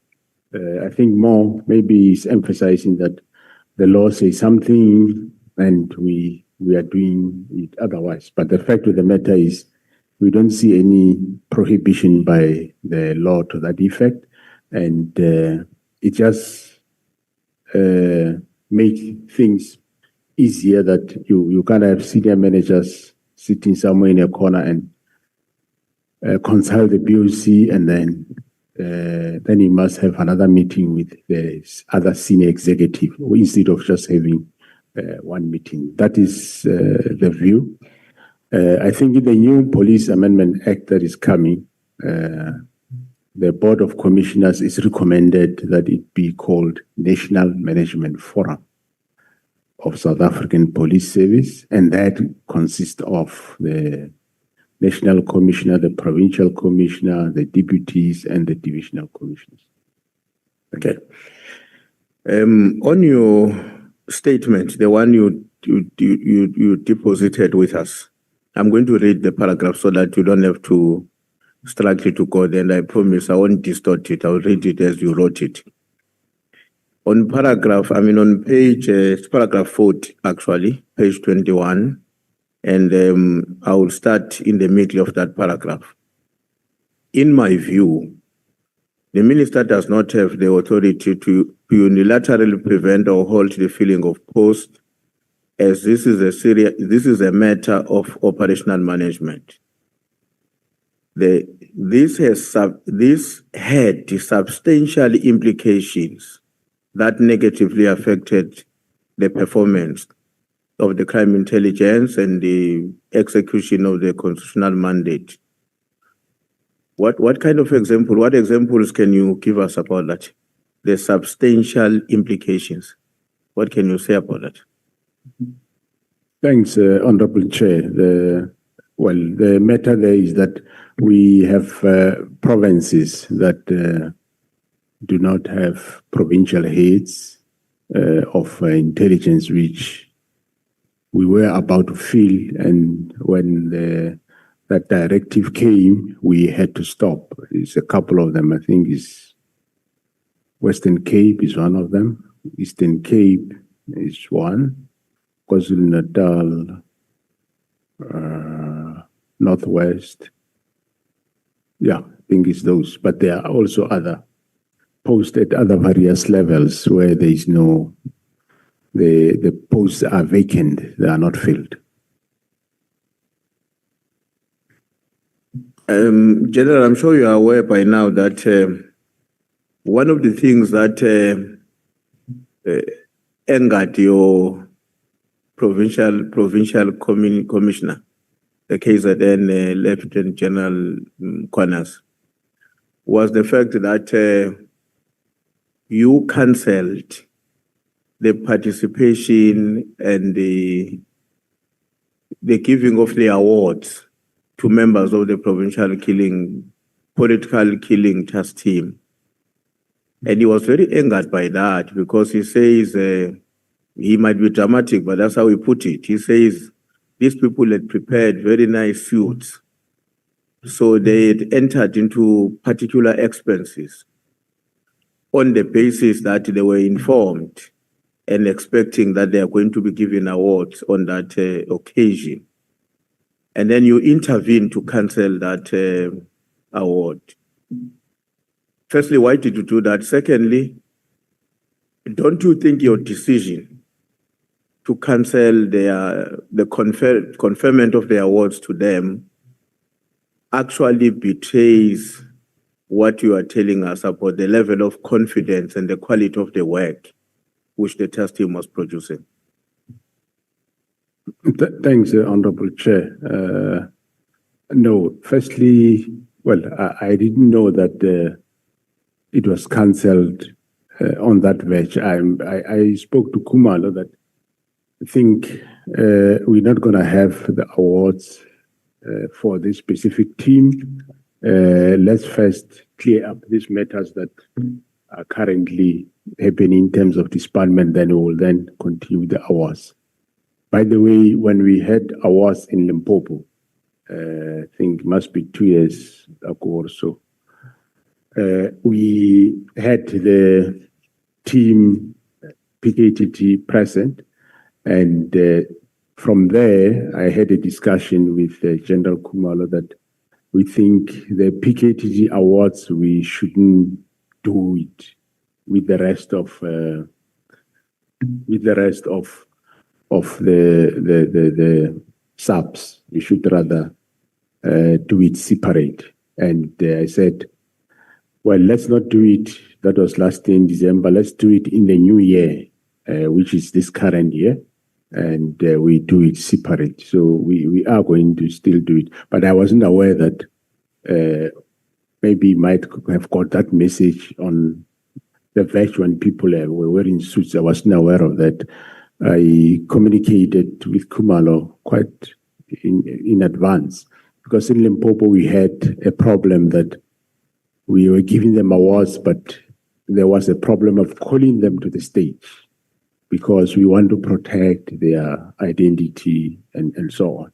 So calling them in a big hall and putting them there saying this is what they've done, we said it was not the right thing. And we are going to do it this year. They will benefit even double last year and this time, but it will be separate. But I'm sorry if I stopped it on the verge of happening. That never came to my attention. Thank you. I want to go to paragraph 86 of the same statement, and I'll read the last sentence of that paragraph, General. It says, this is especially pertinent in the view of our historical past and the involvement of politicians to abuse the police for specific political purposes. That is the last sentence on paragraph 86 of your statement to us. What is meant by that? Politicians who abuse the police for specific political purposes. What is meant by that? And maybe who were those and for what specific purposes? Well, that statement refers to actually the pre-94, the dispensation, where the then apartheid government was using police for their gainful purposes. That's what it refers. Okay. And just for my confirmation, in terms of the report that you indicated you submitted to Minister Mkhunu, and you said that he never responded, that means even today, to date, you have never received his response. That is a report about the disbandment. Despite requesting the report about disbandment, the minister did not respond. 57 of your statement. Up to date, he has never responded to you in terms of that report. Thanks, Honorable Chair and members. Well, remember that since January there was no response, and the first engagement was in March the 6th. But that report that is in writing, yes, there was never a response in writing. Okay. Paragraph 102, same statement. Maybe let me read down at 103, but 102, I can just tell you that the first sentence there says, on the 10th of September 2025, the DA issued a media statement indicating that Ms. Kolapana wrote to the acting minister requesting him to immediately act against myself and to ensure the rearrest of Major General Lushaba. Now, I want to go down to paragraph 103. I wanted to give you context why I'm asking you to comment on that. Then the last sentence on paragraph 103, I hope it's the last year it is, it says that the motive of the statement can only be to discredit me, which is yourself, and undermine my integrity. Why do you think, what would be the reasons that a political party in this case, the DA, will be so determined to destroy you and your integrity? What could be the reason for that, in your own opinion? Thanks, Honorable Chair. I don't know. One just picked up that behavior, but really, I wouldn't know why. Why would a political party go out and put out a statement that is, from every aspect of the statement, is just a lie and it's false? What would be the motive? I end up saying it's just to discredit me, because, I mean, if you put a lie out to be a fact, what do you want to achieve? Rearrest of the Shaba, minister must deal with me, and I haven't done anything. I was here in Western Cape. I was 8 and 9, as I said. My movements were captured quite widely and on television, and I never met the Major General that is being referred to. But even if I was in Pretoria, I met him. What crime is that? There wouldn't have been any crime. And the very same official, yes, he has been arrested twice, but he had no bail conditions, nothing. So why would then a political party come out and give this type of a statement, which everything of it is false? The only thing I could come to a conclusion is to discredit me and put a picture out there to the public and the minister that he is doing wrong things. Now, General, I'm now taking you to your affidavit to the Commission of Inquiry. And I just need clarity on few areas there. The first one is on 130, paragraph 130 is on page 39. I'm also going to read it for you to make it quicker. And I'm going to start on the second sentence, which says, my position has always been that the PKT had to remain. Therefore, in the report to the minister, we simply stated the directive of the minister to disband has been noted, and that the initial objective and the directive by the president has been achieved with a noticeable degree of political related killings. What do you mean by the initial objective, and what could have been or will be the second and more objectives beyond the initial one? Through you, Honorable Chair, the initial objective is to fight political killings. So political killings were going down. That was the objective, was to resolve political killings, and the team was doing that, achieving. But by that one doesn't mean that's the end of it, because there were still some killings. Okay, so General, I would take it that it's just a question of semantics initially, and because we are saying the primary objective remains one, which was to eliminate politically related killings. I was assuming that there might have been something initially, which, according to the statement, appeared to have been achieved, and now we're proceeding to the next phase of what was demanded. But let me take your answer for that. On paragraph 135, same document, you are making reference there to a discussion in a meeting with the minister, deputy minister, deputy national commissioner, and where also the chief of staff was a very much active participant. And he and the SBIA were against a particular position.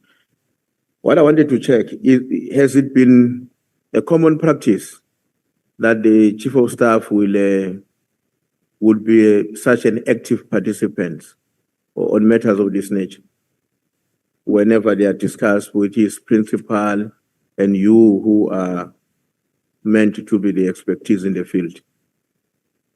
Well, this specific chief of staff, it has been common that he will do. The only areas that he won't get involved is normally meetings between me and the minister where we have one-on-one, but where we have officials, he will participate.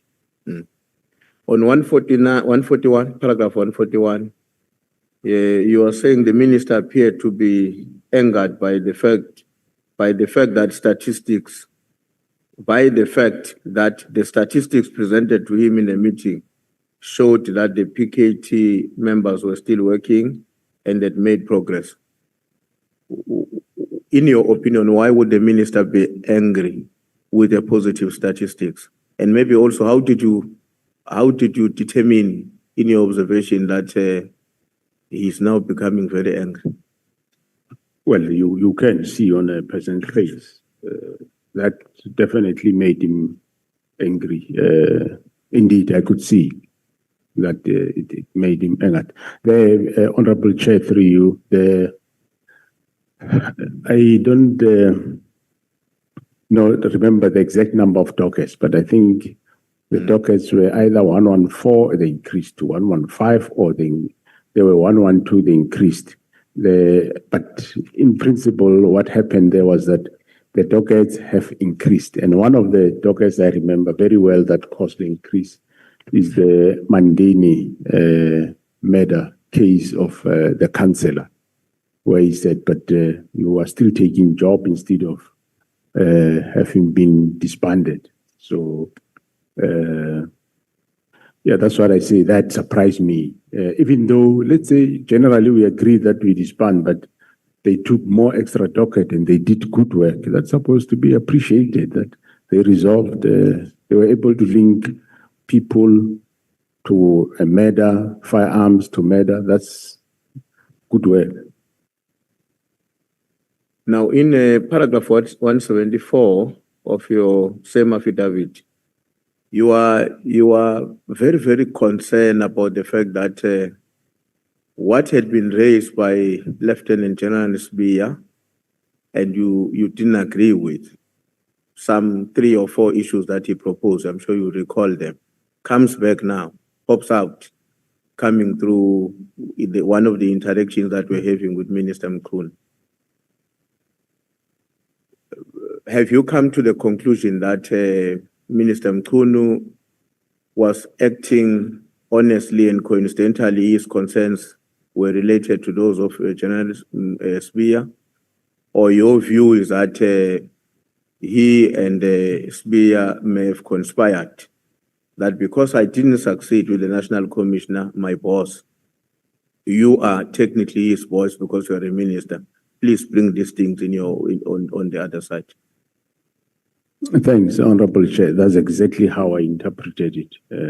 After, when I start to realize later, initially I didn't see that way, but later when I look at how the issues unfolded, I realized that it is indeed so that the same matters that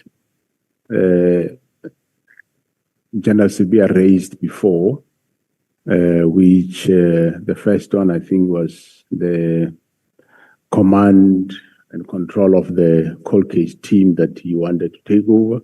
Other one was that counterintelligence shouldn't carry dockets. And the third one was that General Khumalo shouldn't oversee PKTT. He must only deal with this division.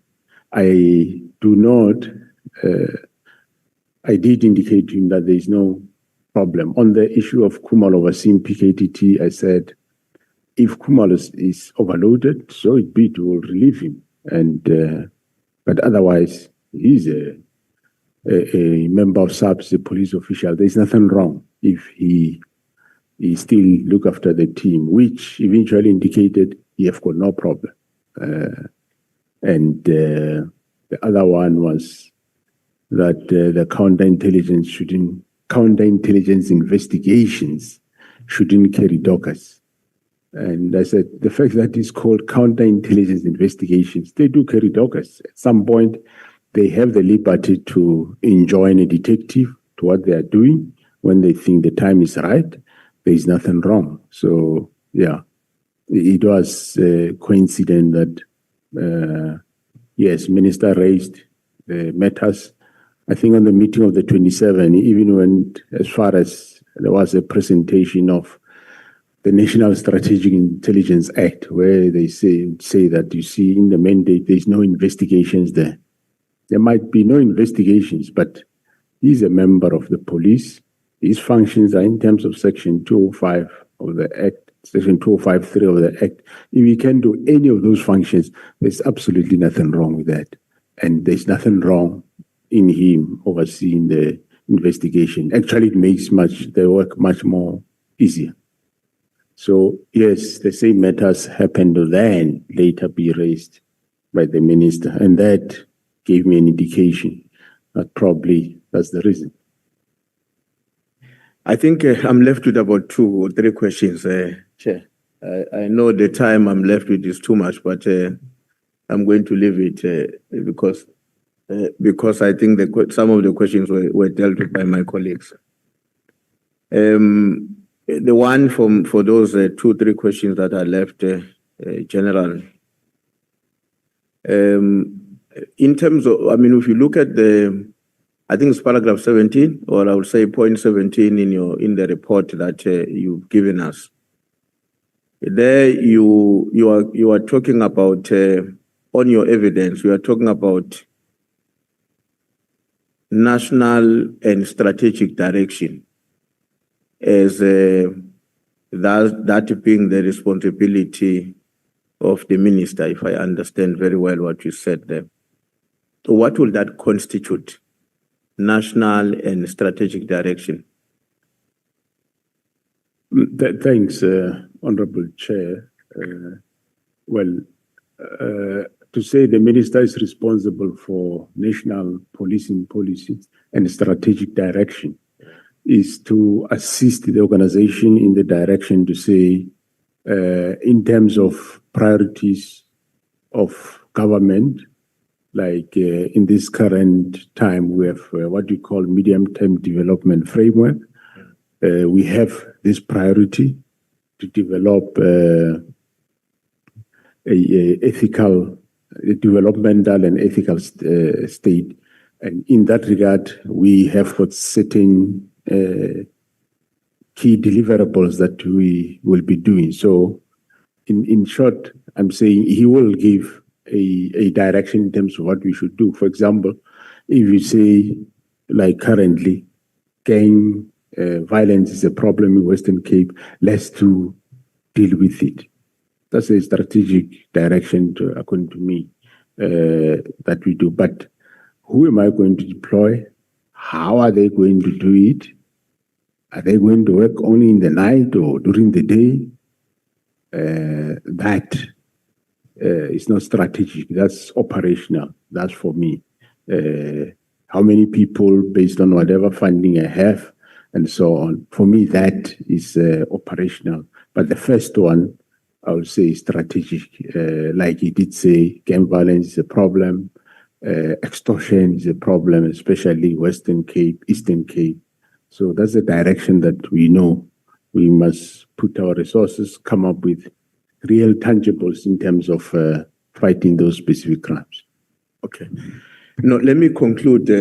I'm going to combine the last 2 questions into one because they are not going to be difficult to combine. They are very much related. The contract awarded to the business company associated with Ket Machala is finalized in June. And then we obviously, let me not say obviously, but when I was looking at what then happened subsequent to that contract, is that already there were some publicly expressed concerns relating to that contract. Whether they reach you or not, I'm not sure. But what I want to understand is that if and when you were able to see those developments, just a few months or so after the contract had been finalized, did you do anything? And if Yes, what did you do to respond to those public criticism or negative reporting about that contract being awarded to Matlala in June? If you did anything, I would like to know what did you do, but also to know if you were aware of whatever that got reported as negative coverage of that contract. The last one, they are linked, General. Okay. The last one is that then in December, the minister comes in, and from your own submission, the minister doesn't say what is reported negatively requires your attention as management, but he directs that you must do a review. The words that we are using in your statement, one of your statements, the minister requested or directed us to review, and in response to that review request of the minister, you then decided to appoint the internal auditor to carry that instruction. Now, didn't you see the minister's choice of words as an interference? Because he doesn't say, I'm a minister here, something very negative is reported about my department. Please do something about it. But in terms of your own formulation on the statement, he says review. Is that not an interference? Thanks, Honorable Chair. Well, the first one, I don't remember that being aware. I only became aware after we were doing that process of auditing the contract. And on the last one, well, the minister said review. Review, I think it means yes, go and look at, is everything still okay or not? He doesn't say cancel it. So review is to go and relook what is happening. And we indeed tasked the internal audit and risk. They went, they reviewed, they found problems, and eventually after legal processes, then we canceled the contract. Just like he said, with the, for example, the division inspectorate, that maybe the work of this division, let's relook at it, let's discuss it, whether do we still need this division, yes or no? And then we relook at it and we end up saying, no, there is a way of doing this. We can maximize our forces by doing away with the division and creating these functions within each directorate instead of having one directorate that might reach all divisions or provinces or might not. But if it's in each directorate, it will. So he didn't say, hey, disband now. He says, let's look at it. Thanks. Okay, thank you very much, Chair. I see your mic has been read already. Does it mean I was already out of my time? Or you forgot to make it not read? Thanks, Chair. Thanks, General. Thank you. Thank you so much, Chief Whip. I was warning you that you must round up. I want to give to Honorable Skosan, Honorable Nombalo. Yeah, Chair, no, I wish to have a follow-up question based on the questions by the latter speaker. Yeah, Can I? You are allowed. National Commissioner, during the period between when the instruction to review by the minister and when the outcomes were issued out of the internal audit team, was there an attempt to influence you on how the outcomes should look like of the audit team? No, there was no influence whatsoever, Honorable Chair. So the word review, does it suggest that the minister didn't give an instruction for the contract to be cancelled? He just said, do anything in your power to review the contract. And what you saw as relevant at that time is to appoint an internal audit to review, because they have skills and expertise to do that? Thanks, Honorable Chair. I might not remember the exact weight of the minister, but yes, I appointed both risk and internal audit to go and do exactly that. They are skilled to do that, which they did that work. So it cannot be correct that it's the minister who cancelled the contract. No, the minister didn't cancel the contract. I canceled the contract. You cancelled based on the recommendations of the report. I cancelled based on the recommendation of the final report, not the January report. The final report was issued in April, and I subjected that report to legal processes, which there was, at some point we were going to court, and eventually the legal process says, no, let's cancel. We don't even have to go to court. Is the report specific that the contract must be terminated? Is it specific? Is it giving a directive to that effect? Yeah, it does give recommendation that the accounting officer can cancel the contract. But of course, that when we engage, they said there are legal processes that we need to go. And so much so that some say, no, let's go to court.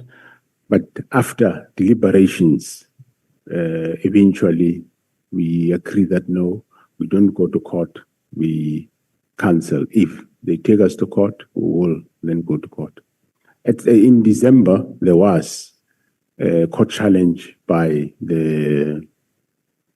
Nhlanhla in December, and later he withdrew it, and yeah.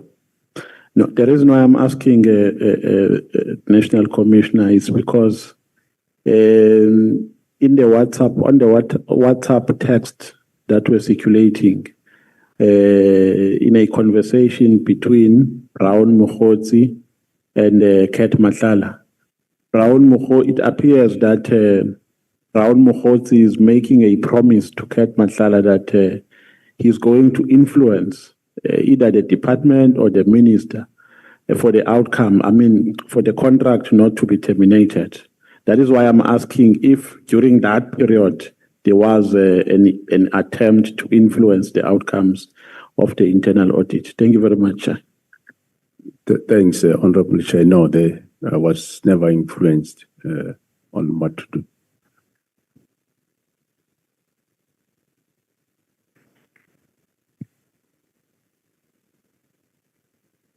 Good afternoon, General Masemola, our most powerful civil servant or public servant in the country. And I think we have to acknowledge that you are the most powerful person today who can arrest anyone in the country. I'll start by saying my questions. Between 2022 and 2025, which officials by name issued the operational directive to you or your subordinates outside your formal subs-commanding channels?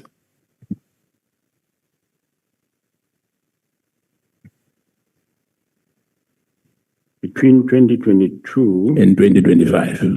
Through Honorable Chair. What is the question there? The question is, which officials by name issued an operational directives to you or your subordinates outside formal subs-commanding channels? Yeah. Thanks, Honorable Chair. I wouldn't remember that of such. I think it caught me off guard. Maybe the Honorable Member can. I don't really remember outside subs issued directives to me or officials. Yes, to officials, yes. For instance, if I can make just an example for you, you remember the issue of Brian Mkhwanazi as well. Just, yeah. Besides him, maybe, I'm just giving you that question to say, is there anyone who has ever issued any directive outside the SAPS officials? No. Thanks, Honorable Chair. No, the people don't issue official directives, but people can, normally people complain to say there is a problem at such and such a place. And for example, the Honorable James, now and then she'll phone. She's not giving me a directive. She will say there is a problem of a child at such and such a place, wherever. And I will then respond with the police to do that. He is not issuing me a directive. He is giving me a complaint. Yes, hence I was making an example of the gentleman called Mkhwanazi, who was related to the minister in a way, whether he's a friend or not a friend, is still going to be investigated. Did any of those instructions involve withholding evidence, delaying prosecutions, or redeploying investigators working on political sensitive cases? Thanks, Honorable Chair. No, not as far as I know. There was Not no as far as you know. evidence withheld. Or Have you ever received, again, any instruction or advising, suggesting you are avoiding briefing Parliament on selected committees on certain matters related to political killings or corruption probes?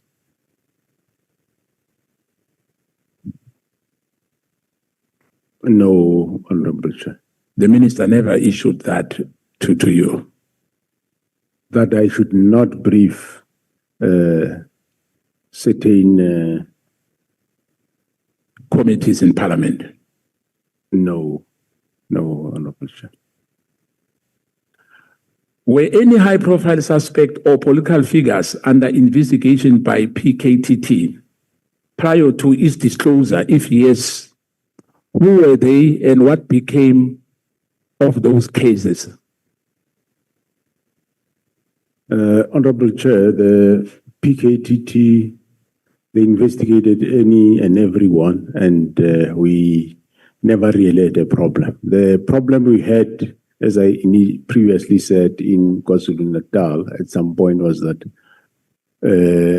when they started working, some of the politicians started wanting to know what they are doing, what is happening, and eventually I did that time with the then minister, agreed that,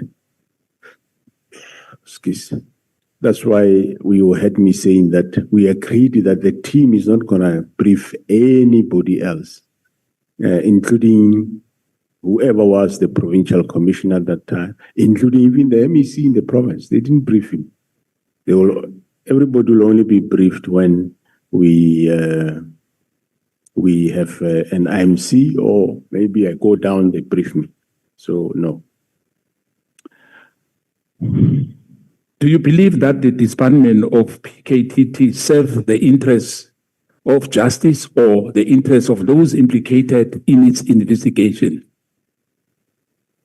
Well, it can and could only serve the interest of those that were implicated in.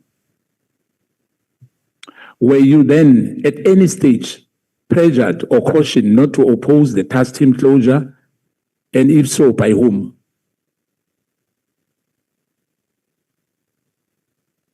Thanks, Honorable Chair. No, remember, through you, Honorable Chair, well, events that happened, I think this House, I've alluded to them. This House is quite aware what I said, but I was never pressured to not to do certain things. All what happened is what I alluded to this committee, that the directive came that we must implement, and we delayed the implementation until we found out what the reason was for this closure or disbandment of the team. And eventually, I took the decision that I'm no more going to disband, and instead, we are now expanding instead of disbanding. Can you confirm whether the intelligence report exists in that detailed coordination between political figures, business donors, organized crime in influencing policing outcomes? And if so, will you table those reports before this committee?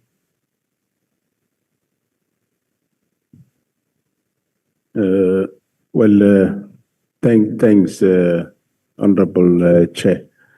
There are, of course, reports that entail a lot of figures of the cartel, and that is still under investigation by the counterintelligence. So it's not reports we can table at this committee. Only when we are finalizing the investigation, we can come and report the outcome. For now, it's sufficient to say you have seen we have arrested Katie Molefe, we've arrested Ket Matlala, and you have heard about the Big Five, so we're still gonna continue. So once we're done, we can be able to table a report to this committee. Is there any imminent arrest of Mr. Mahumela? If any, if you know anything about it? No, not that I know of from SAPS. I wouldn't know from the Hawks and or IDEC, I don't know. Are there any known criminal syndicates that have penetrated or corrupted South African Police Service operation in specific provinces, particularly in KwaZulu-Natal, Western Cape, Gauteng? Name the syndicates and those compromised divisions, if there's any. Yeah, Honorable Chair, I can't name names of syndicates. Otherwise, then I've got no job because I want to find them. They'll run away. But what I can tell you, the cartel that we identified in Gauteng, it's not for Gauteng only. Yes. It have got links here in Cape Town. Yes. It have links in KwaZulu-Natal. So it's not a Gauteng matter. It's a national matter. Yes. Do you have any evidence that presidents or cabinet interfered directly or through intermediaries in SAP's promotion, task team mandates, or procurement decision? No. I don't know of that, and I do not have evidence to that effect, Honorable Chair.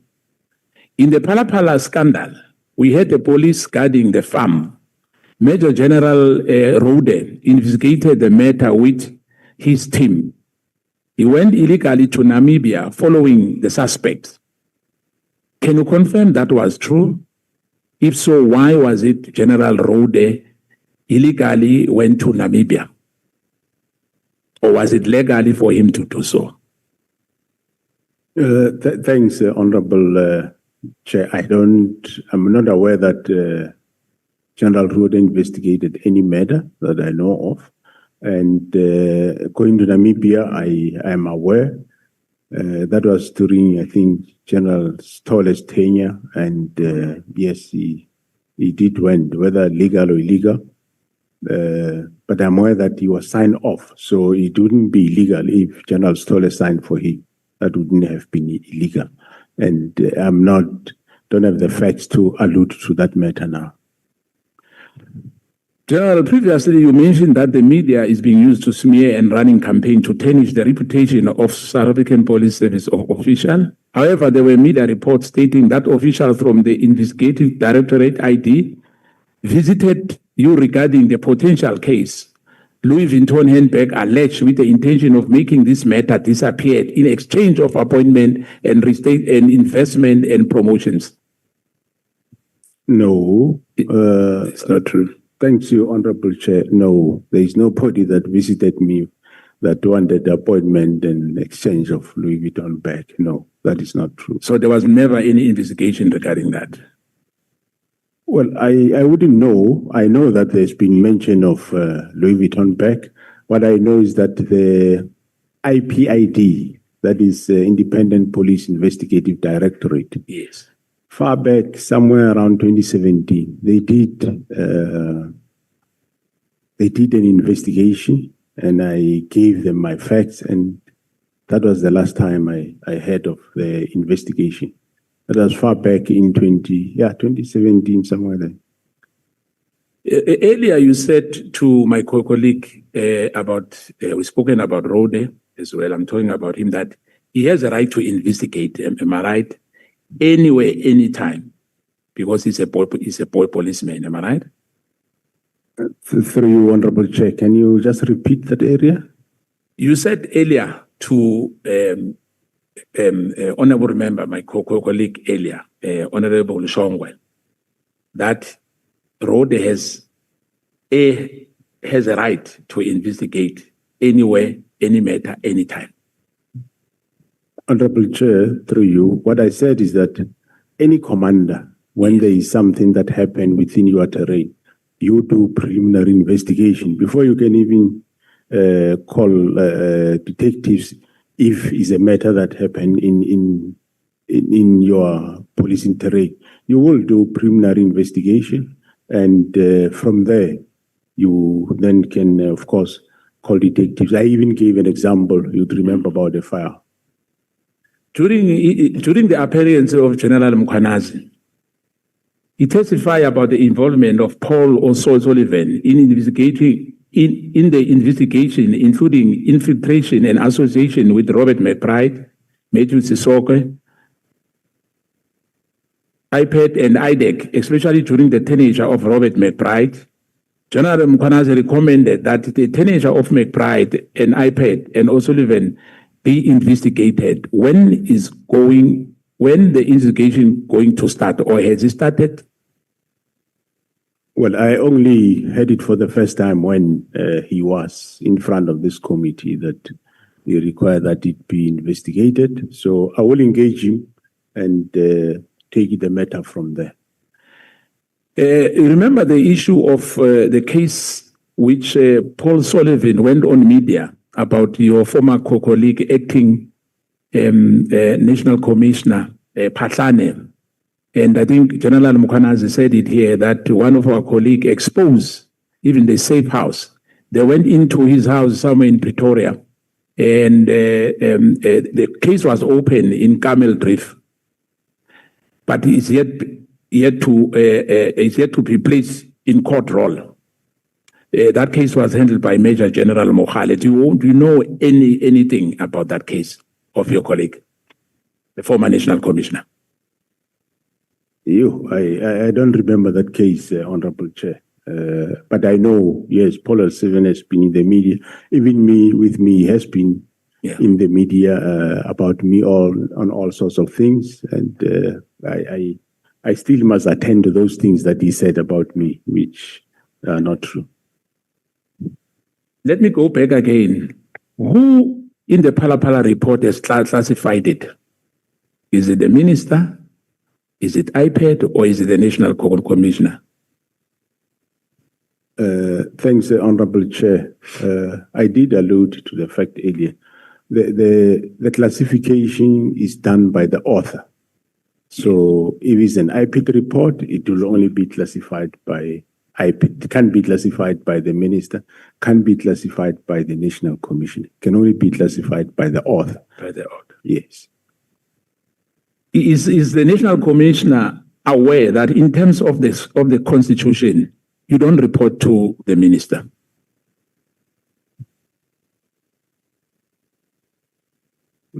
Thanks, Honorable Chair. So where do I report, Honorable Member? I'm asking you. Oh. In terms of the Constitution, you report to the President. Well, I do report, through you, Honorable Chair, I do report to the minister because I work with him, and I also do report to the President. So can the minister give you instruction? Well, it is my understanding that he can, yes. So if the minister say you must disband the PKTT, you don't have to ask him, don't have to refuse to do that. You have to follow the instruction of the minister. Well, through you, Honorable Chair, I think in the current case that we are discussing, you are aware that how it went, and I explained how it went, that I didn't accede to it. I came with alternatives. I engaged the President, and yeah. what is the disciplinary policy of SAP saying about insubordination? Well, insubordination, yes, you do take departmental steps. Why was not carried out against General Sibia? After all what he has done, whilst we are still the accounting officer in the South African Police Service. The question was previously asked. Yeah, no, I'm aware. I'm aware of that. I'm going to make a follow-up to say, why, if there's insubordination, there's no consequence management on that? Because the act is very clear. If someone ignores or defy your instruction, that's what we call insubordination. But as far as we are concerned, beside what is happening now, Sibia, General Sibia, as you know, you said it yourself. You've spoken to him. Have you ever written a letter? Have you wrote a letter to him? And what was the response? Because he was continuing, hence we are in this state where General Mkhwanazi had to have a press conference. One of those things was because of General Sibia. General Sibia was like, in the public eyes, now running South African Police Service whilst you are in the office. It's perceived like that. Thanks, Honorable Chair. From my point of view, it is not like that. You would recall that I did call him and rebooked him. And, the fact that General Mkhwanazi went to the media won't be the sole reason be General Sibia.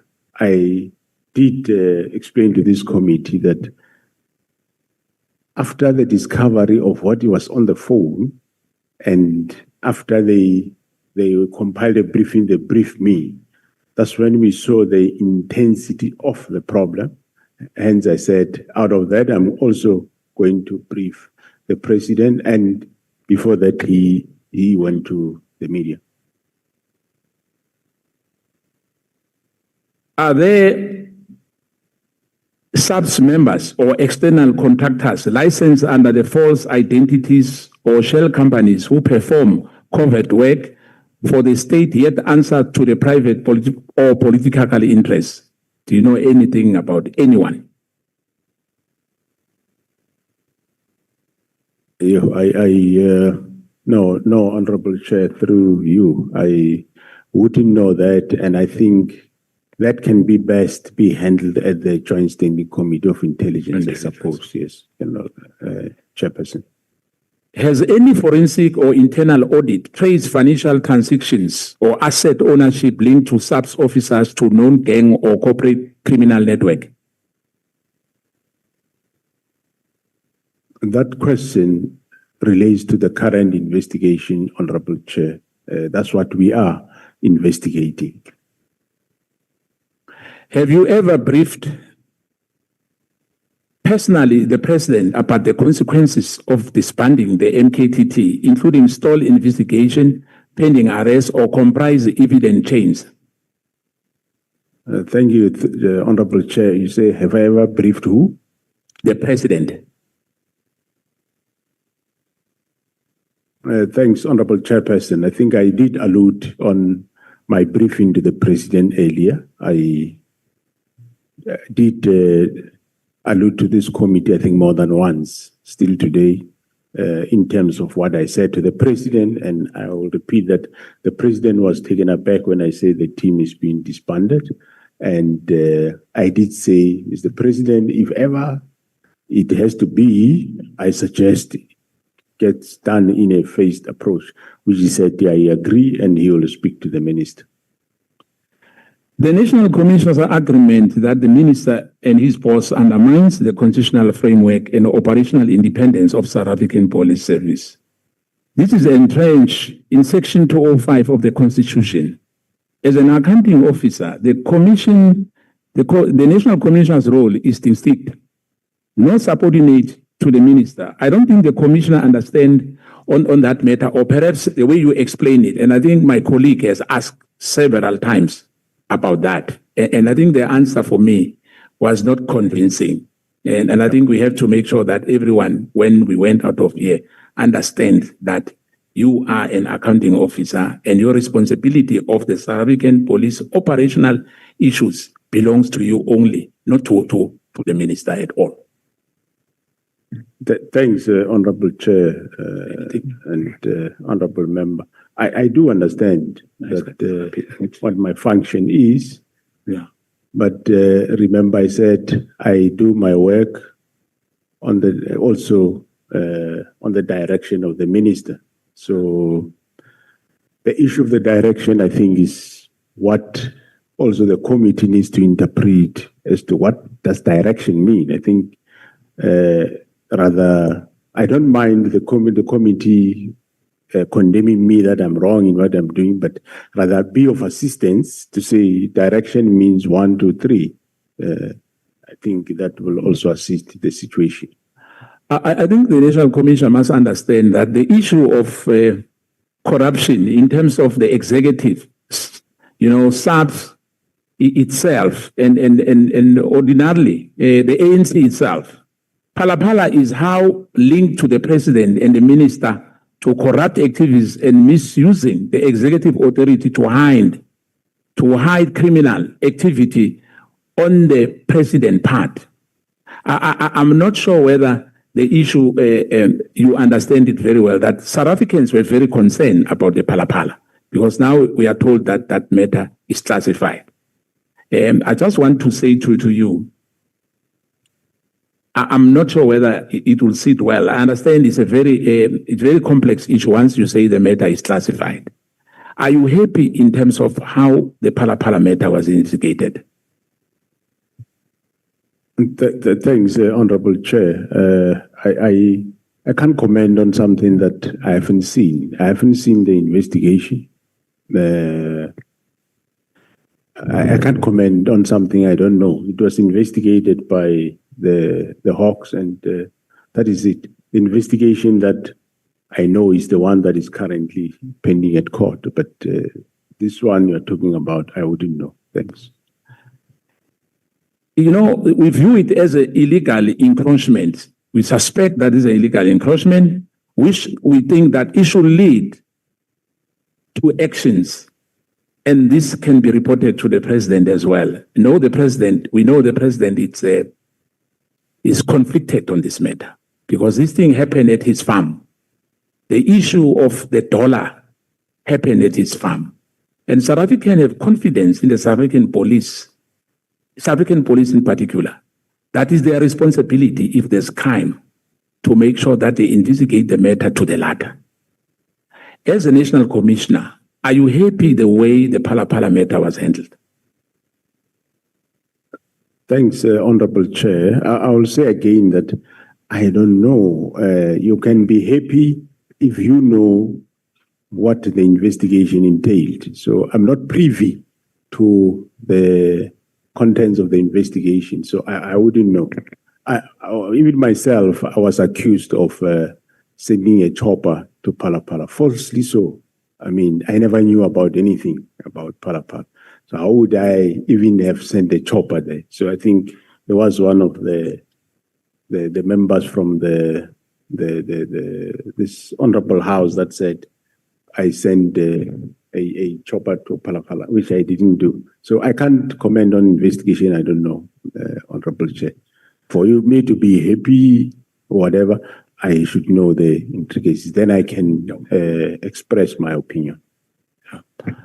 I think from what I've heard today from you as well, because remember Minister Cele, during his time, on Mondays, there was parade of all senior officials at the head of office.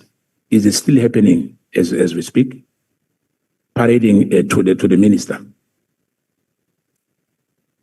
No, I don't know of that parade, Honorable Chairperson. I know that we had a meeting on crime where we review crime for the past week and talking about crime, what can we do where, and yeah. So, well, even now I do have meetings myself every Monday where I get reports from the 9 provinces. Can you assist and clarify any grievance or complaints that made the minister to stop the post, this advertised post from the crime intelligence and public order policing? I'm sure maybe you have explained a bit, because there's an outcry that the posts were freezed by the minister. Is that true? Thanks, Honorable Chair. I think is the freezing of post of crime intelligence. It is there in the directive. We alluded to it earlier in this meeting. But public order police, I don't know. I'm not aware of those posts that were freezed. I definitely don't know. I'm not aware of that. Now, I'm not sure about the issue of the minister. Maybe you can clarify for us to understand the relationship between you and the minister when it comes to the issue of General Sibia. Was General Sibia more closer to the minister than yourself? Well, that's my reading of the situation. Correct, Honorable Chair?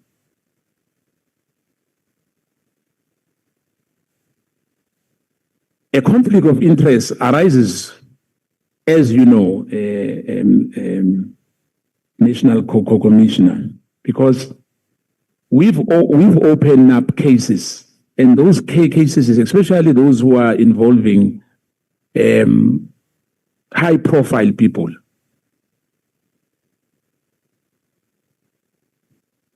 The delay is unnecessary. And sometimes, the police, why they don't investigate matters properly, they take the matters to the prosecutors. And when those cases are being struck off the roll, or there's no case at all, it's because of they must give the necessary directives so that investigations happen. And if any member, including members of this House, you become aware that this case was struck off roll because it's poorly investigated, let's get to know about it and get it back for further investigation. I thank you, General, and my colleague will wrap it off for me. Thank you. Through you, Chair. What is it that you request to do? Oh, it's a follow-up question, Chair. Okay. Yes. It's a follow-up question on classification, Chairperson. The National Commissioner kept on saying he doesn't know when the latter speaker was asking about the information which relates to the content contained in the information that is classified. Now, what I want to understand is, and please explain like you are explaining to a layperson. What I want to understand is, what does classification mean? Does it mean that even yourself, as the National Commissioner, can have access to a classified information, even if that information has findings of wrongdoings which warrant arrest? Kindly explain. Thanks, Honorable Chair. A classification, there's various: confidential, secret, and top secret, and so on. So what I said is that the author is the one that classifies a document, and it is the author again that declassify the document. It doesn't mean that if something warrant arrest, it can. Some documents do get classified for purposes of investigation. That does happen. No, I don't think you have heard my question correctly, National Commissioner. The question is, can an information with findings of criminality, for instance, which warrant arrest, be classified? And if so, what does that mean? Does it mean you can't have access to it, even you as the National Commissioner, because it is classified? And does it mean that you can't arrest people because it is classified by the order? Honorable Novan, let's do it like this. Let's take the questions one by one so that you don't drown the witness. No, I thought it's one question, but it has many dimensions. Yeah, that is exactly why I want you to be patient. Ask him one. Okay. He responds, come with the other until you're exhausted. No problem. Yeah. But did you get the question that I've asked, Commissioner? Yeah, no, Honorable Chair, if the document really, deals with, is classified and it needs to be used for arrest, so one would request the author to declassify it. And if I do have security clearance to the level of the document, doesn't need to be declassified. Whoever can give me the document, then I can have a look at it, depending on the classification level. So if the classified information has findings of criminality, you would ask the author to declassify it. Am I following you correctly? Correct, depending on... But how would you know that it has findings of criminality? Because you would have not had access to it because it is classified. Well, if it's classified, it never reached me, then I will not know what is inside. Thank you, Chair. I'm not satisfied, but for the sake of progress, let's move on. Okay, then I hear Honorable Nhlanhla.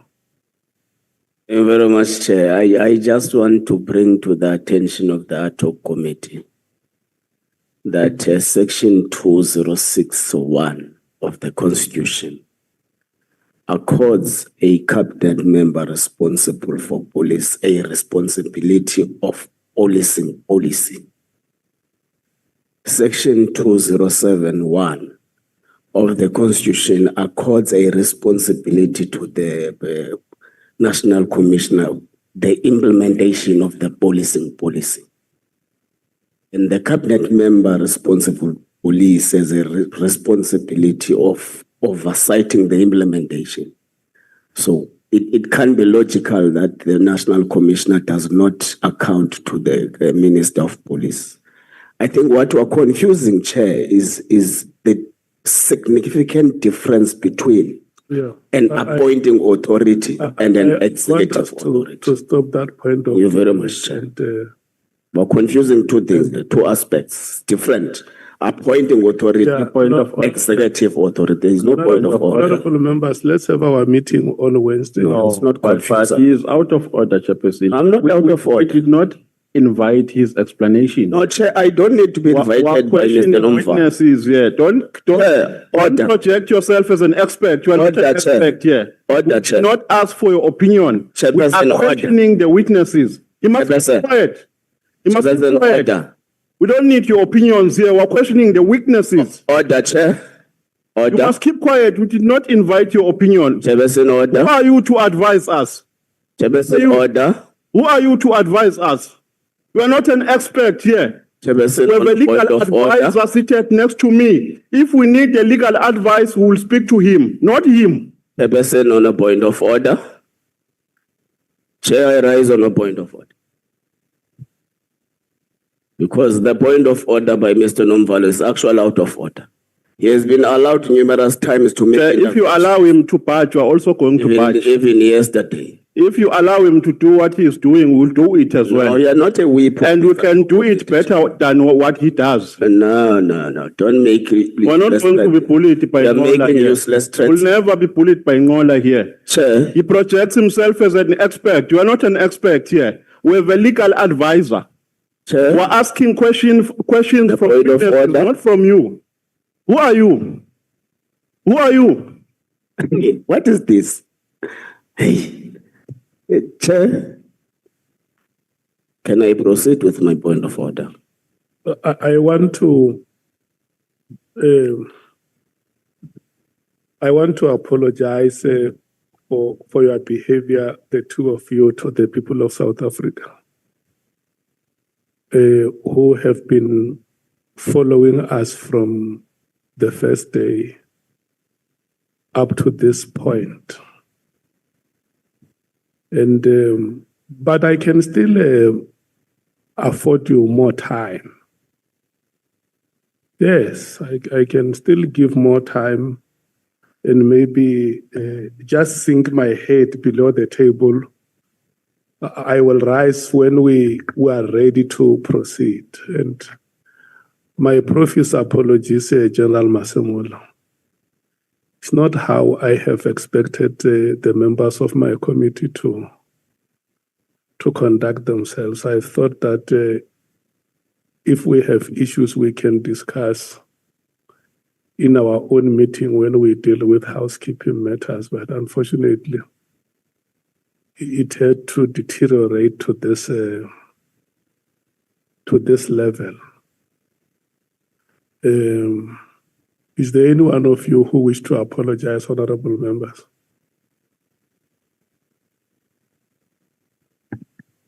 Chairperson, I'm not going to apologize. I think you failed to play your role as the chairperson of the meeting. We are asking the witness here, Honorable Skosana, based on how he understands what is written on the statement, and he wanted to be satisfied by the responses from the witness. The answers, like we've been doing since we started, are expected from the witness, not for him to interject and tell us about the law and what the law says. We employed a legal advisor here for that purpose, to advise us when there is a need to do so, not to be ambushed with legal advices that we did not invite. So, Chairperson, you failed the meeting. You were supposed to call Honorable Ngola right from the beginning because he was bullying us. No, honorable member, you are right. I gave you a chance to speak, and when you were done, Honorable Ngola raised a hand and he spoke. Before he could conclude, I called him to order to tell him that the matters that he was raising were points of debate. And maybe because I spoke in a measured tone, I was not animated the way the two of you took each other. You might have not heard me. My measured tone could have drowned by the fist fights of your voices. But I wanted to restrain the honorable member to say, let's not engage on points of debate now. The honorable member has concluded his questions. We must now move to Honorable Cameron. But I still insist that if you honorable members do not see anything wrong with how you display your antics in front of the public, it's okay. We can hand over to Honorable Cameron. Yes, Honorable Nomval. No, Chair, following that explanation, we apologize. Let's move on. That is human. Honorable Ngola. Chair, for peace sake, I apologize. Otherwise, You don't apologize for peace sake. You apologize because you know it's genuine to do it. Not, but Chair, I did nothing wrong. We've agreed that we are going to allow members to intervene in between. So it was just a pure intervention, but I apologize. Thank you. Honorable Ngola, do you apologize? Yes, Chair, I apologize and I forgive Mr. Nomval for Do you apologize for the manner you reacted? Yes, Chair, I apologize and forgive Mr. Nomval. Thank you so much. Honorable Cameron, can you just take a breath so that I can see that you are not animated? I am certainly not, Chair. I was scared you're going to ask me to apologize in advance. Okay, no, thank you so much. You are allowed, you can proceed. Thank you. Thank you, Chair. Thank you, General Masemola, and for your patience today. General, yesterday when you were speaking, you said that the Portfolio Committee should have read between the lines on the 5th of March meeting. I quoted that from what you said. To realize the closure of the PKTT was irregular. What exactly did you mean by reading between the lines? Are you saying the committee was expected to interpret silence or omissions from SAPS as evidence of wrongdoing?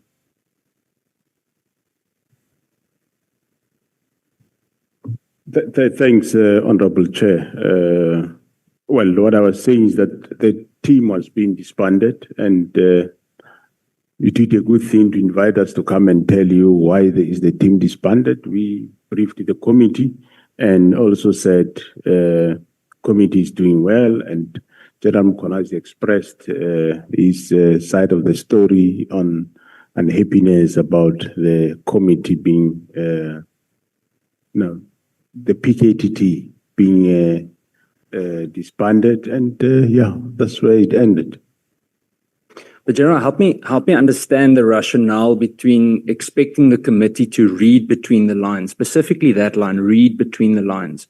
The reason I ask is I want to understand, do you believe that Parliament should conduct its oversight by questioning whether presentations from SAPS or the Ministry, or for any other department for that matter, reflects the full truth? Because if we read between the lines, you leave the interpretation open for us. So should parliamentary committees generally be expected to distrust official briefings and infer irregularities rather than being transparently informed? No, I think through you, Honorable Chair, the briefing that we did to the committee that day was we showed the work of the team, how well the team is doing.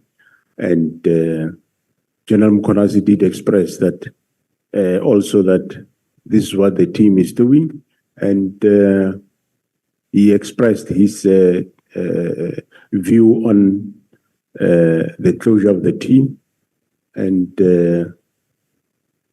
that was then the end of the meeting. Sorry, General, I'm going to labor the point. So I want to get back to reading between the lines, because what I'm asking you is, are you then suggesting that Parliament's oversight role depends on suspicion rather than transparency? And the reason I say that is because if you say we had to read between the lines, it means we had to do some guessing work. And the thing is, General Mkhwanazi wasn't part of the presentation. He was in the meeting, but General Khumalo did the presentation. And in that presentation, and the reason I'm saying this is because, and I'll get to the details now, but there's an impression that Parliament didn't act. And that was what was said at the Madlanga Commission as well. And I feel that we should set the record straight. And I'm going to get to more details now. The point is, there was no objection. So how were we meant to read between the lines about the unhappiness of the disbanding of the political killing task team?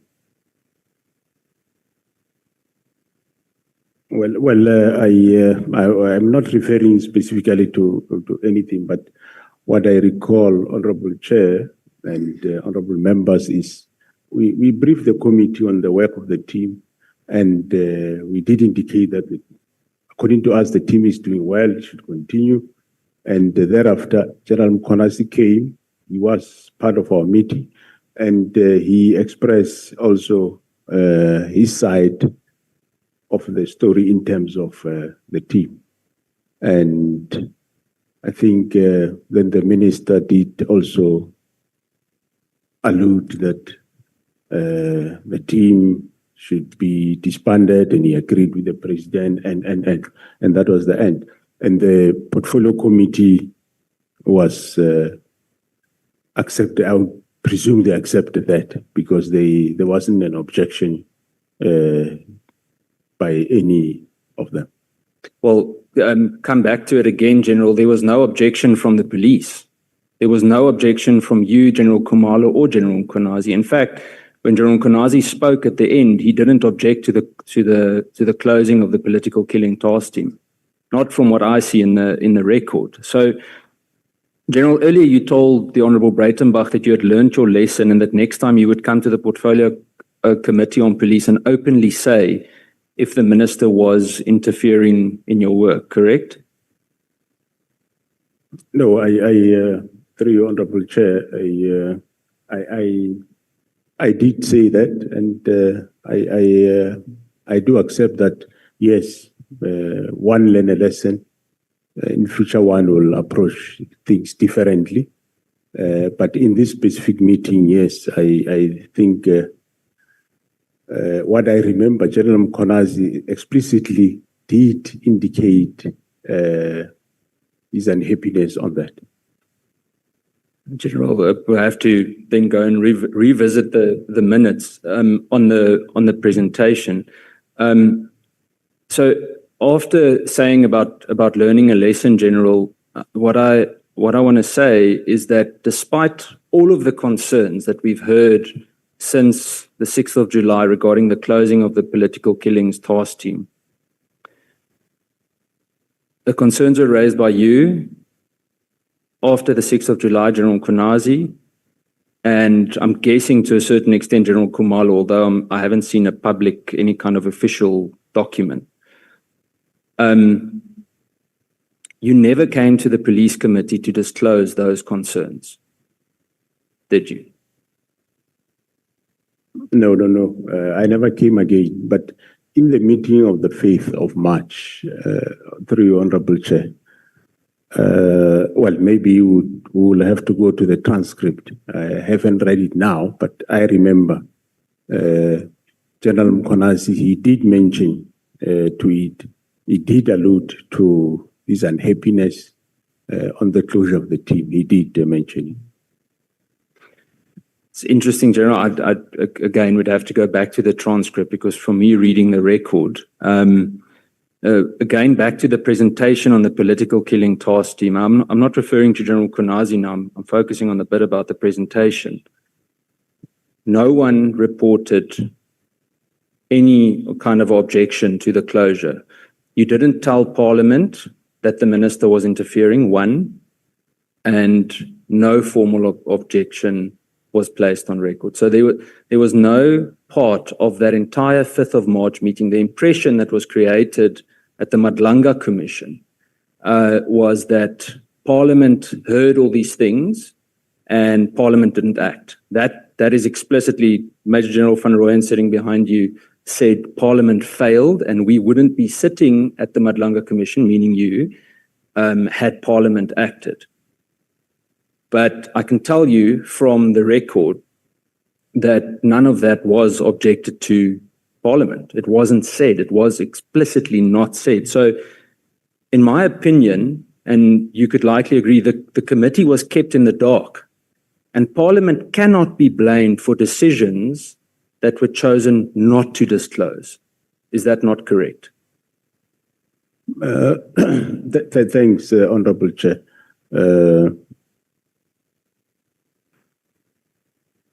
I remember myself and Khumalo, we expressed that the team is doing well. Yes, I agree that we expressly maybe not say Minister is interfering, that we didn't say.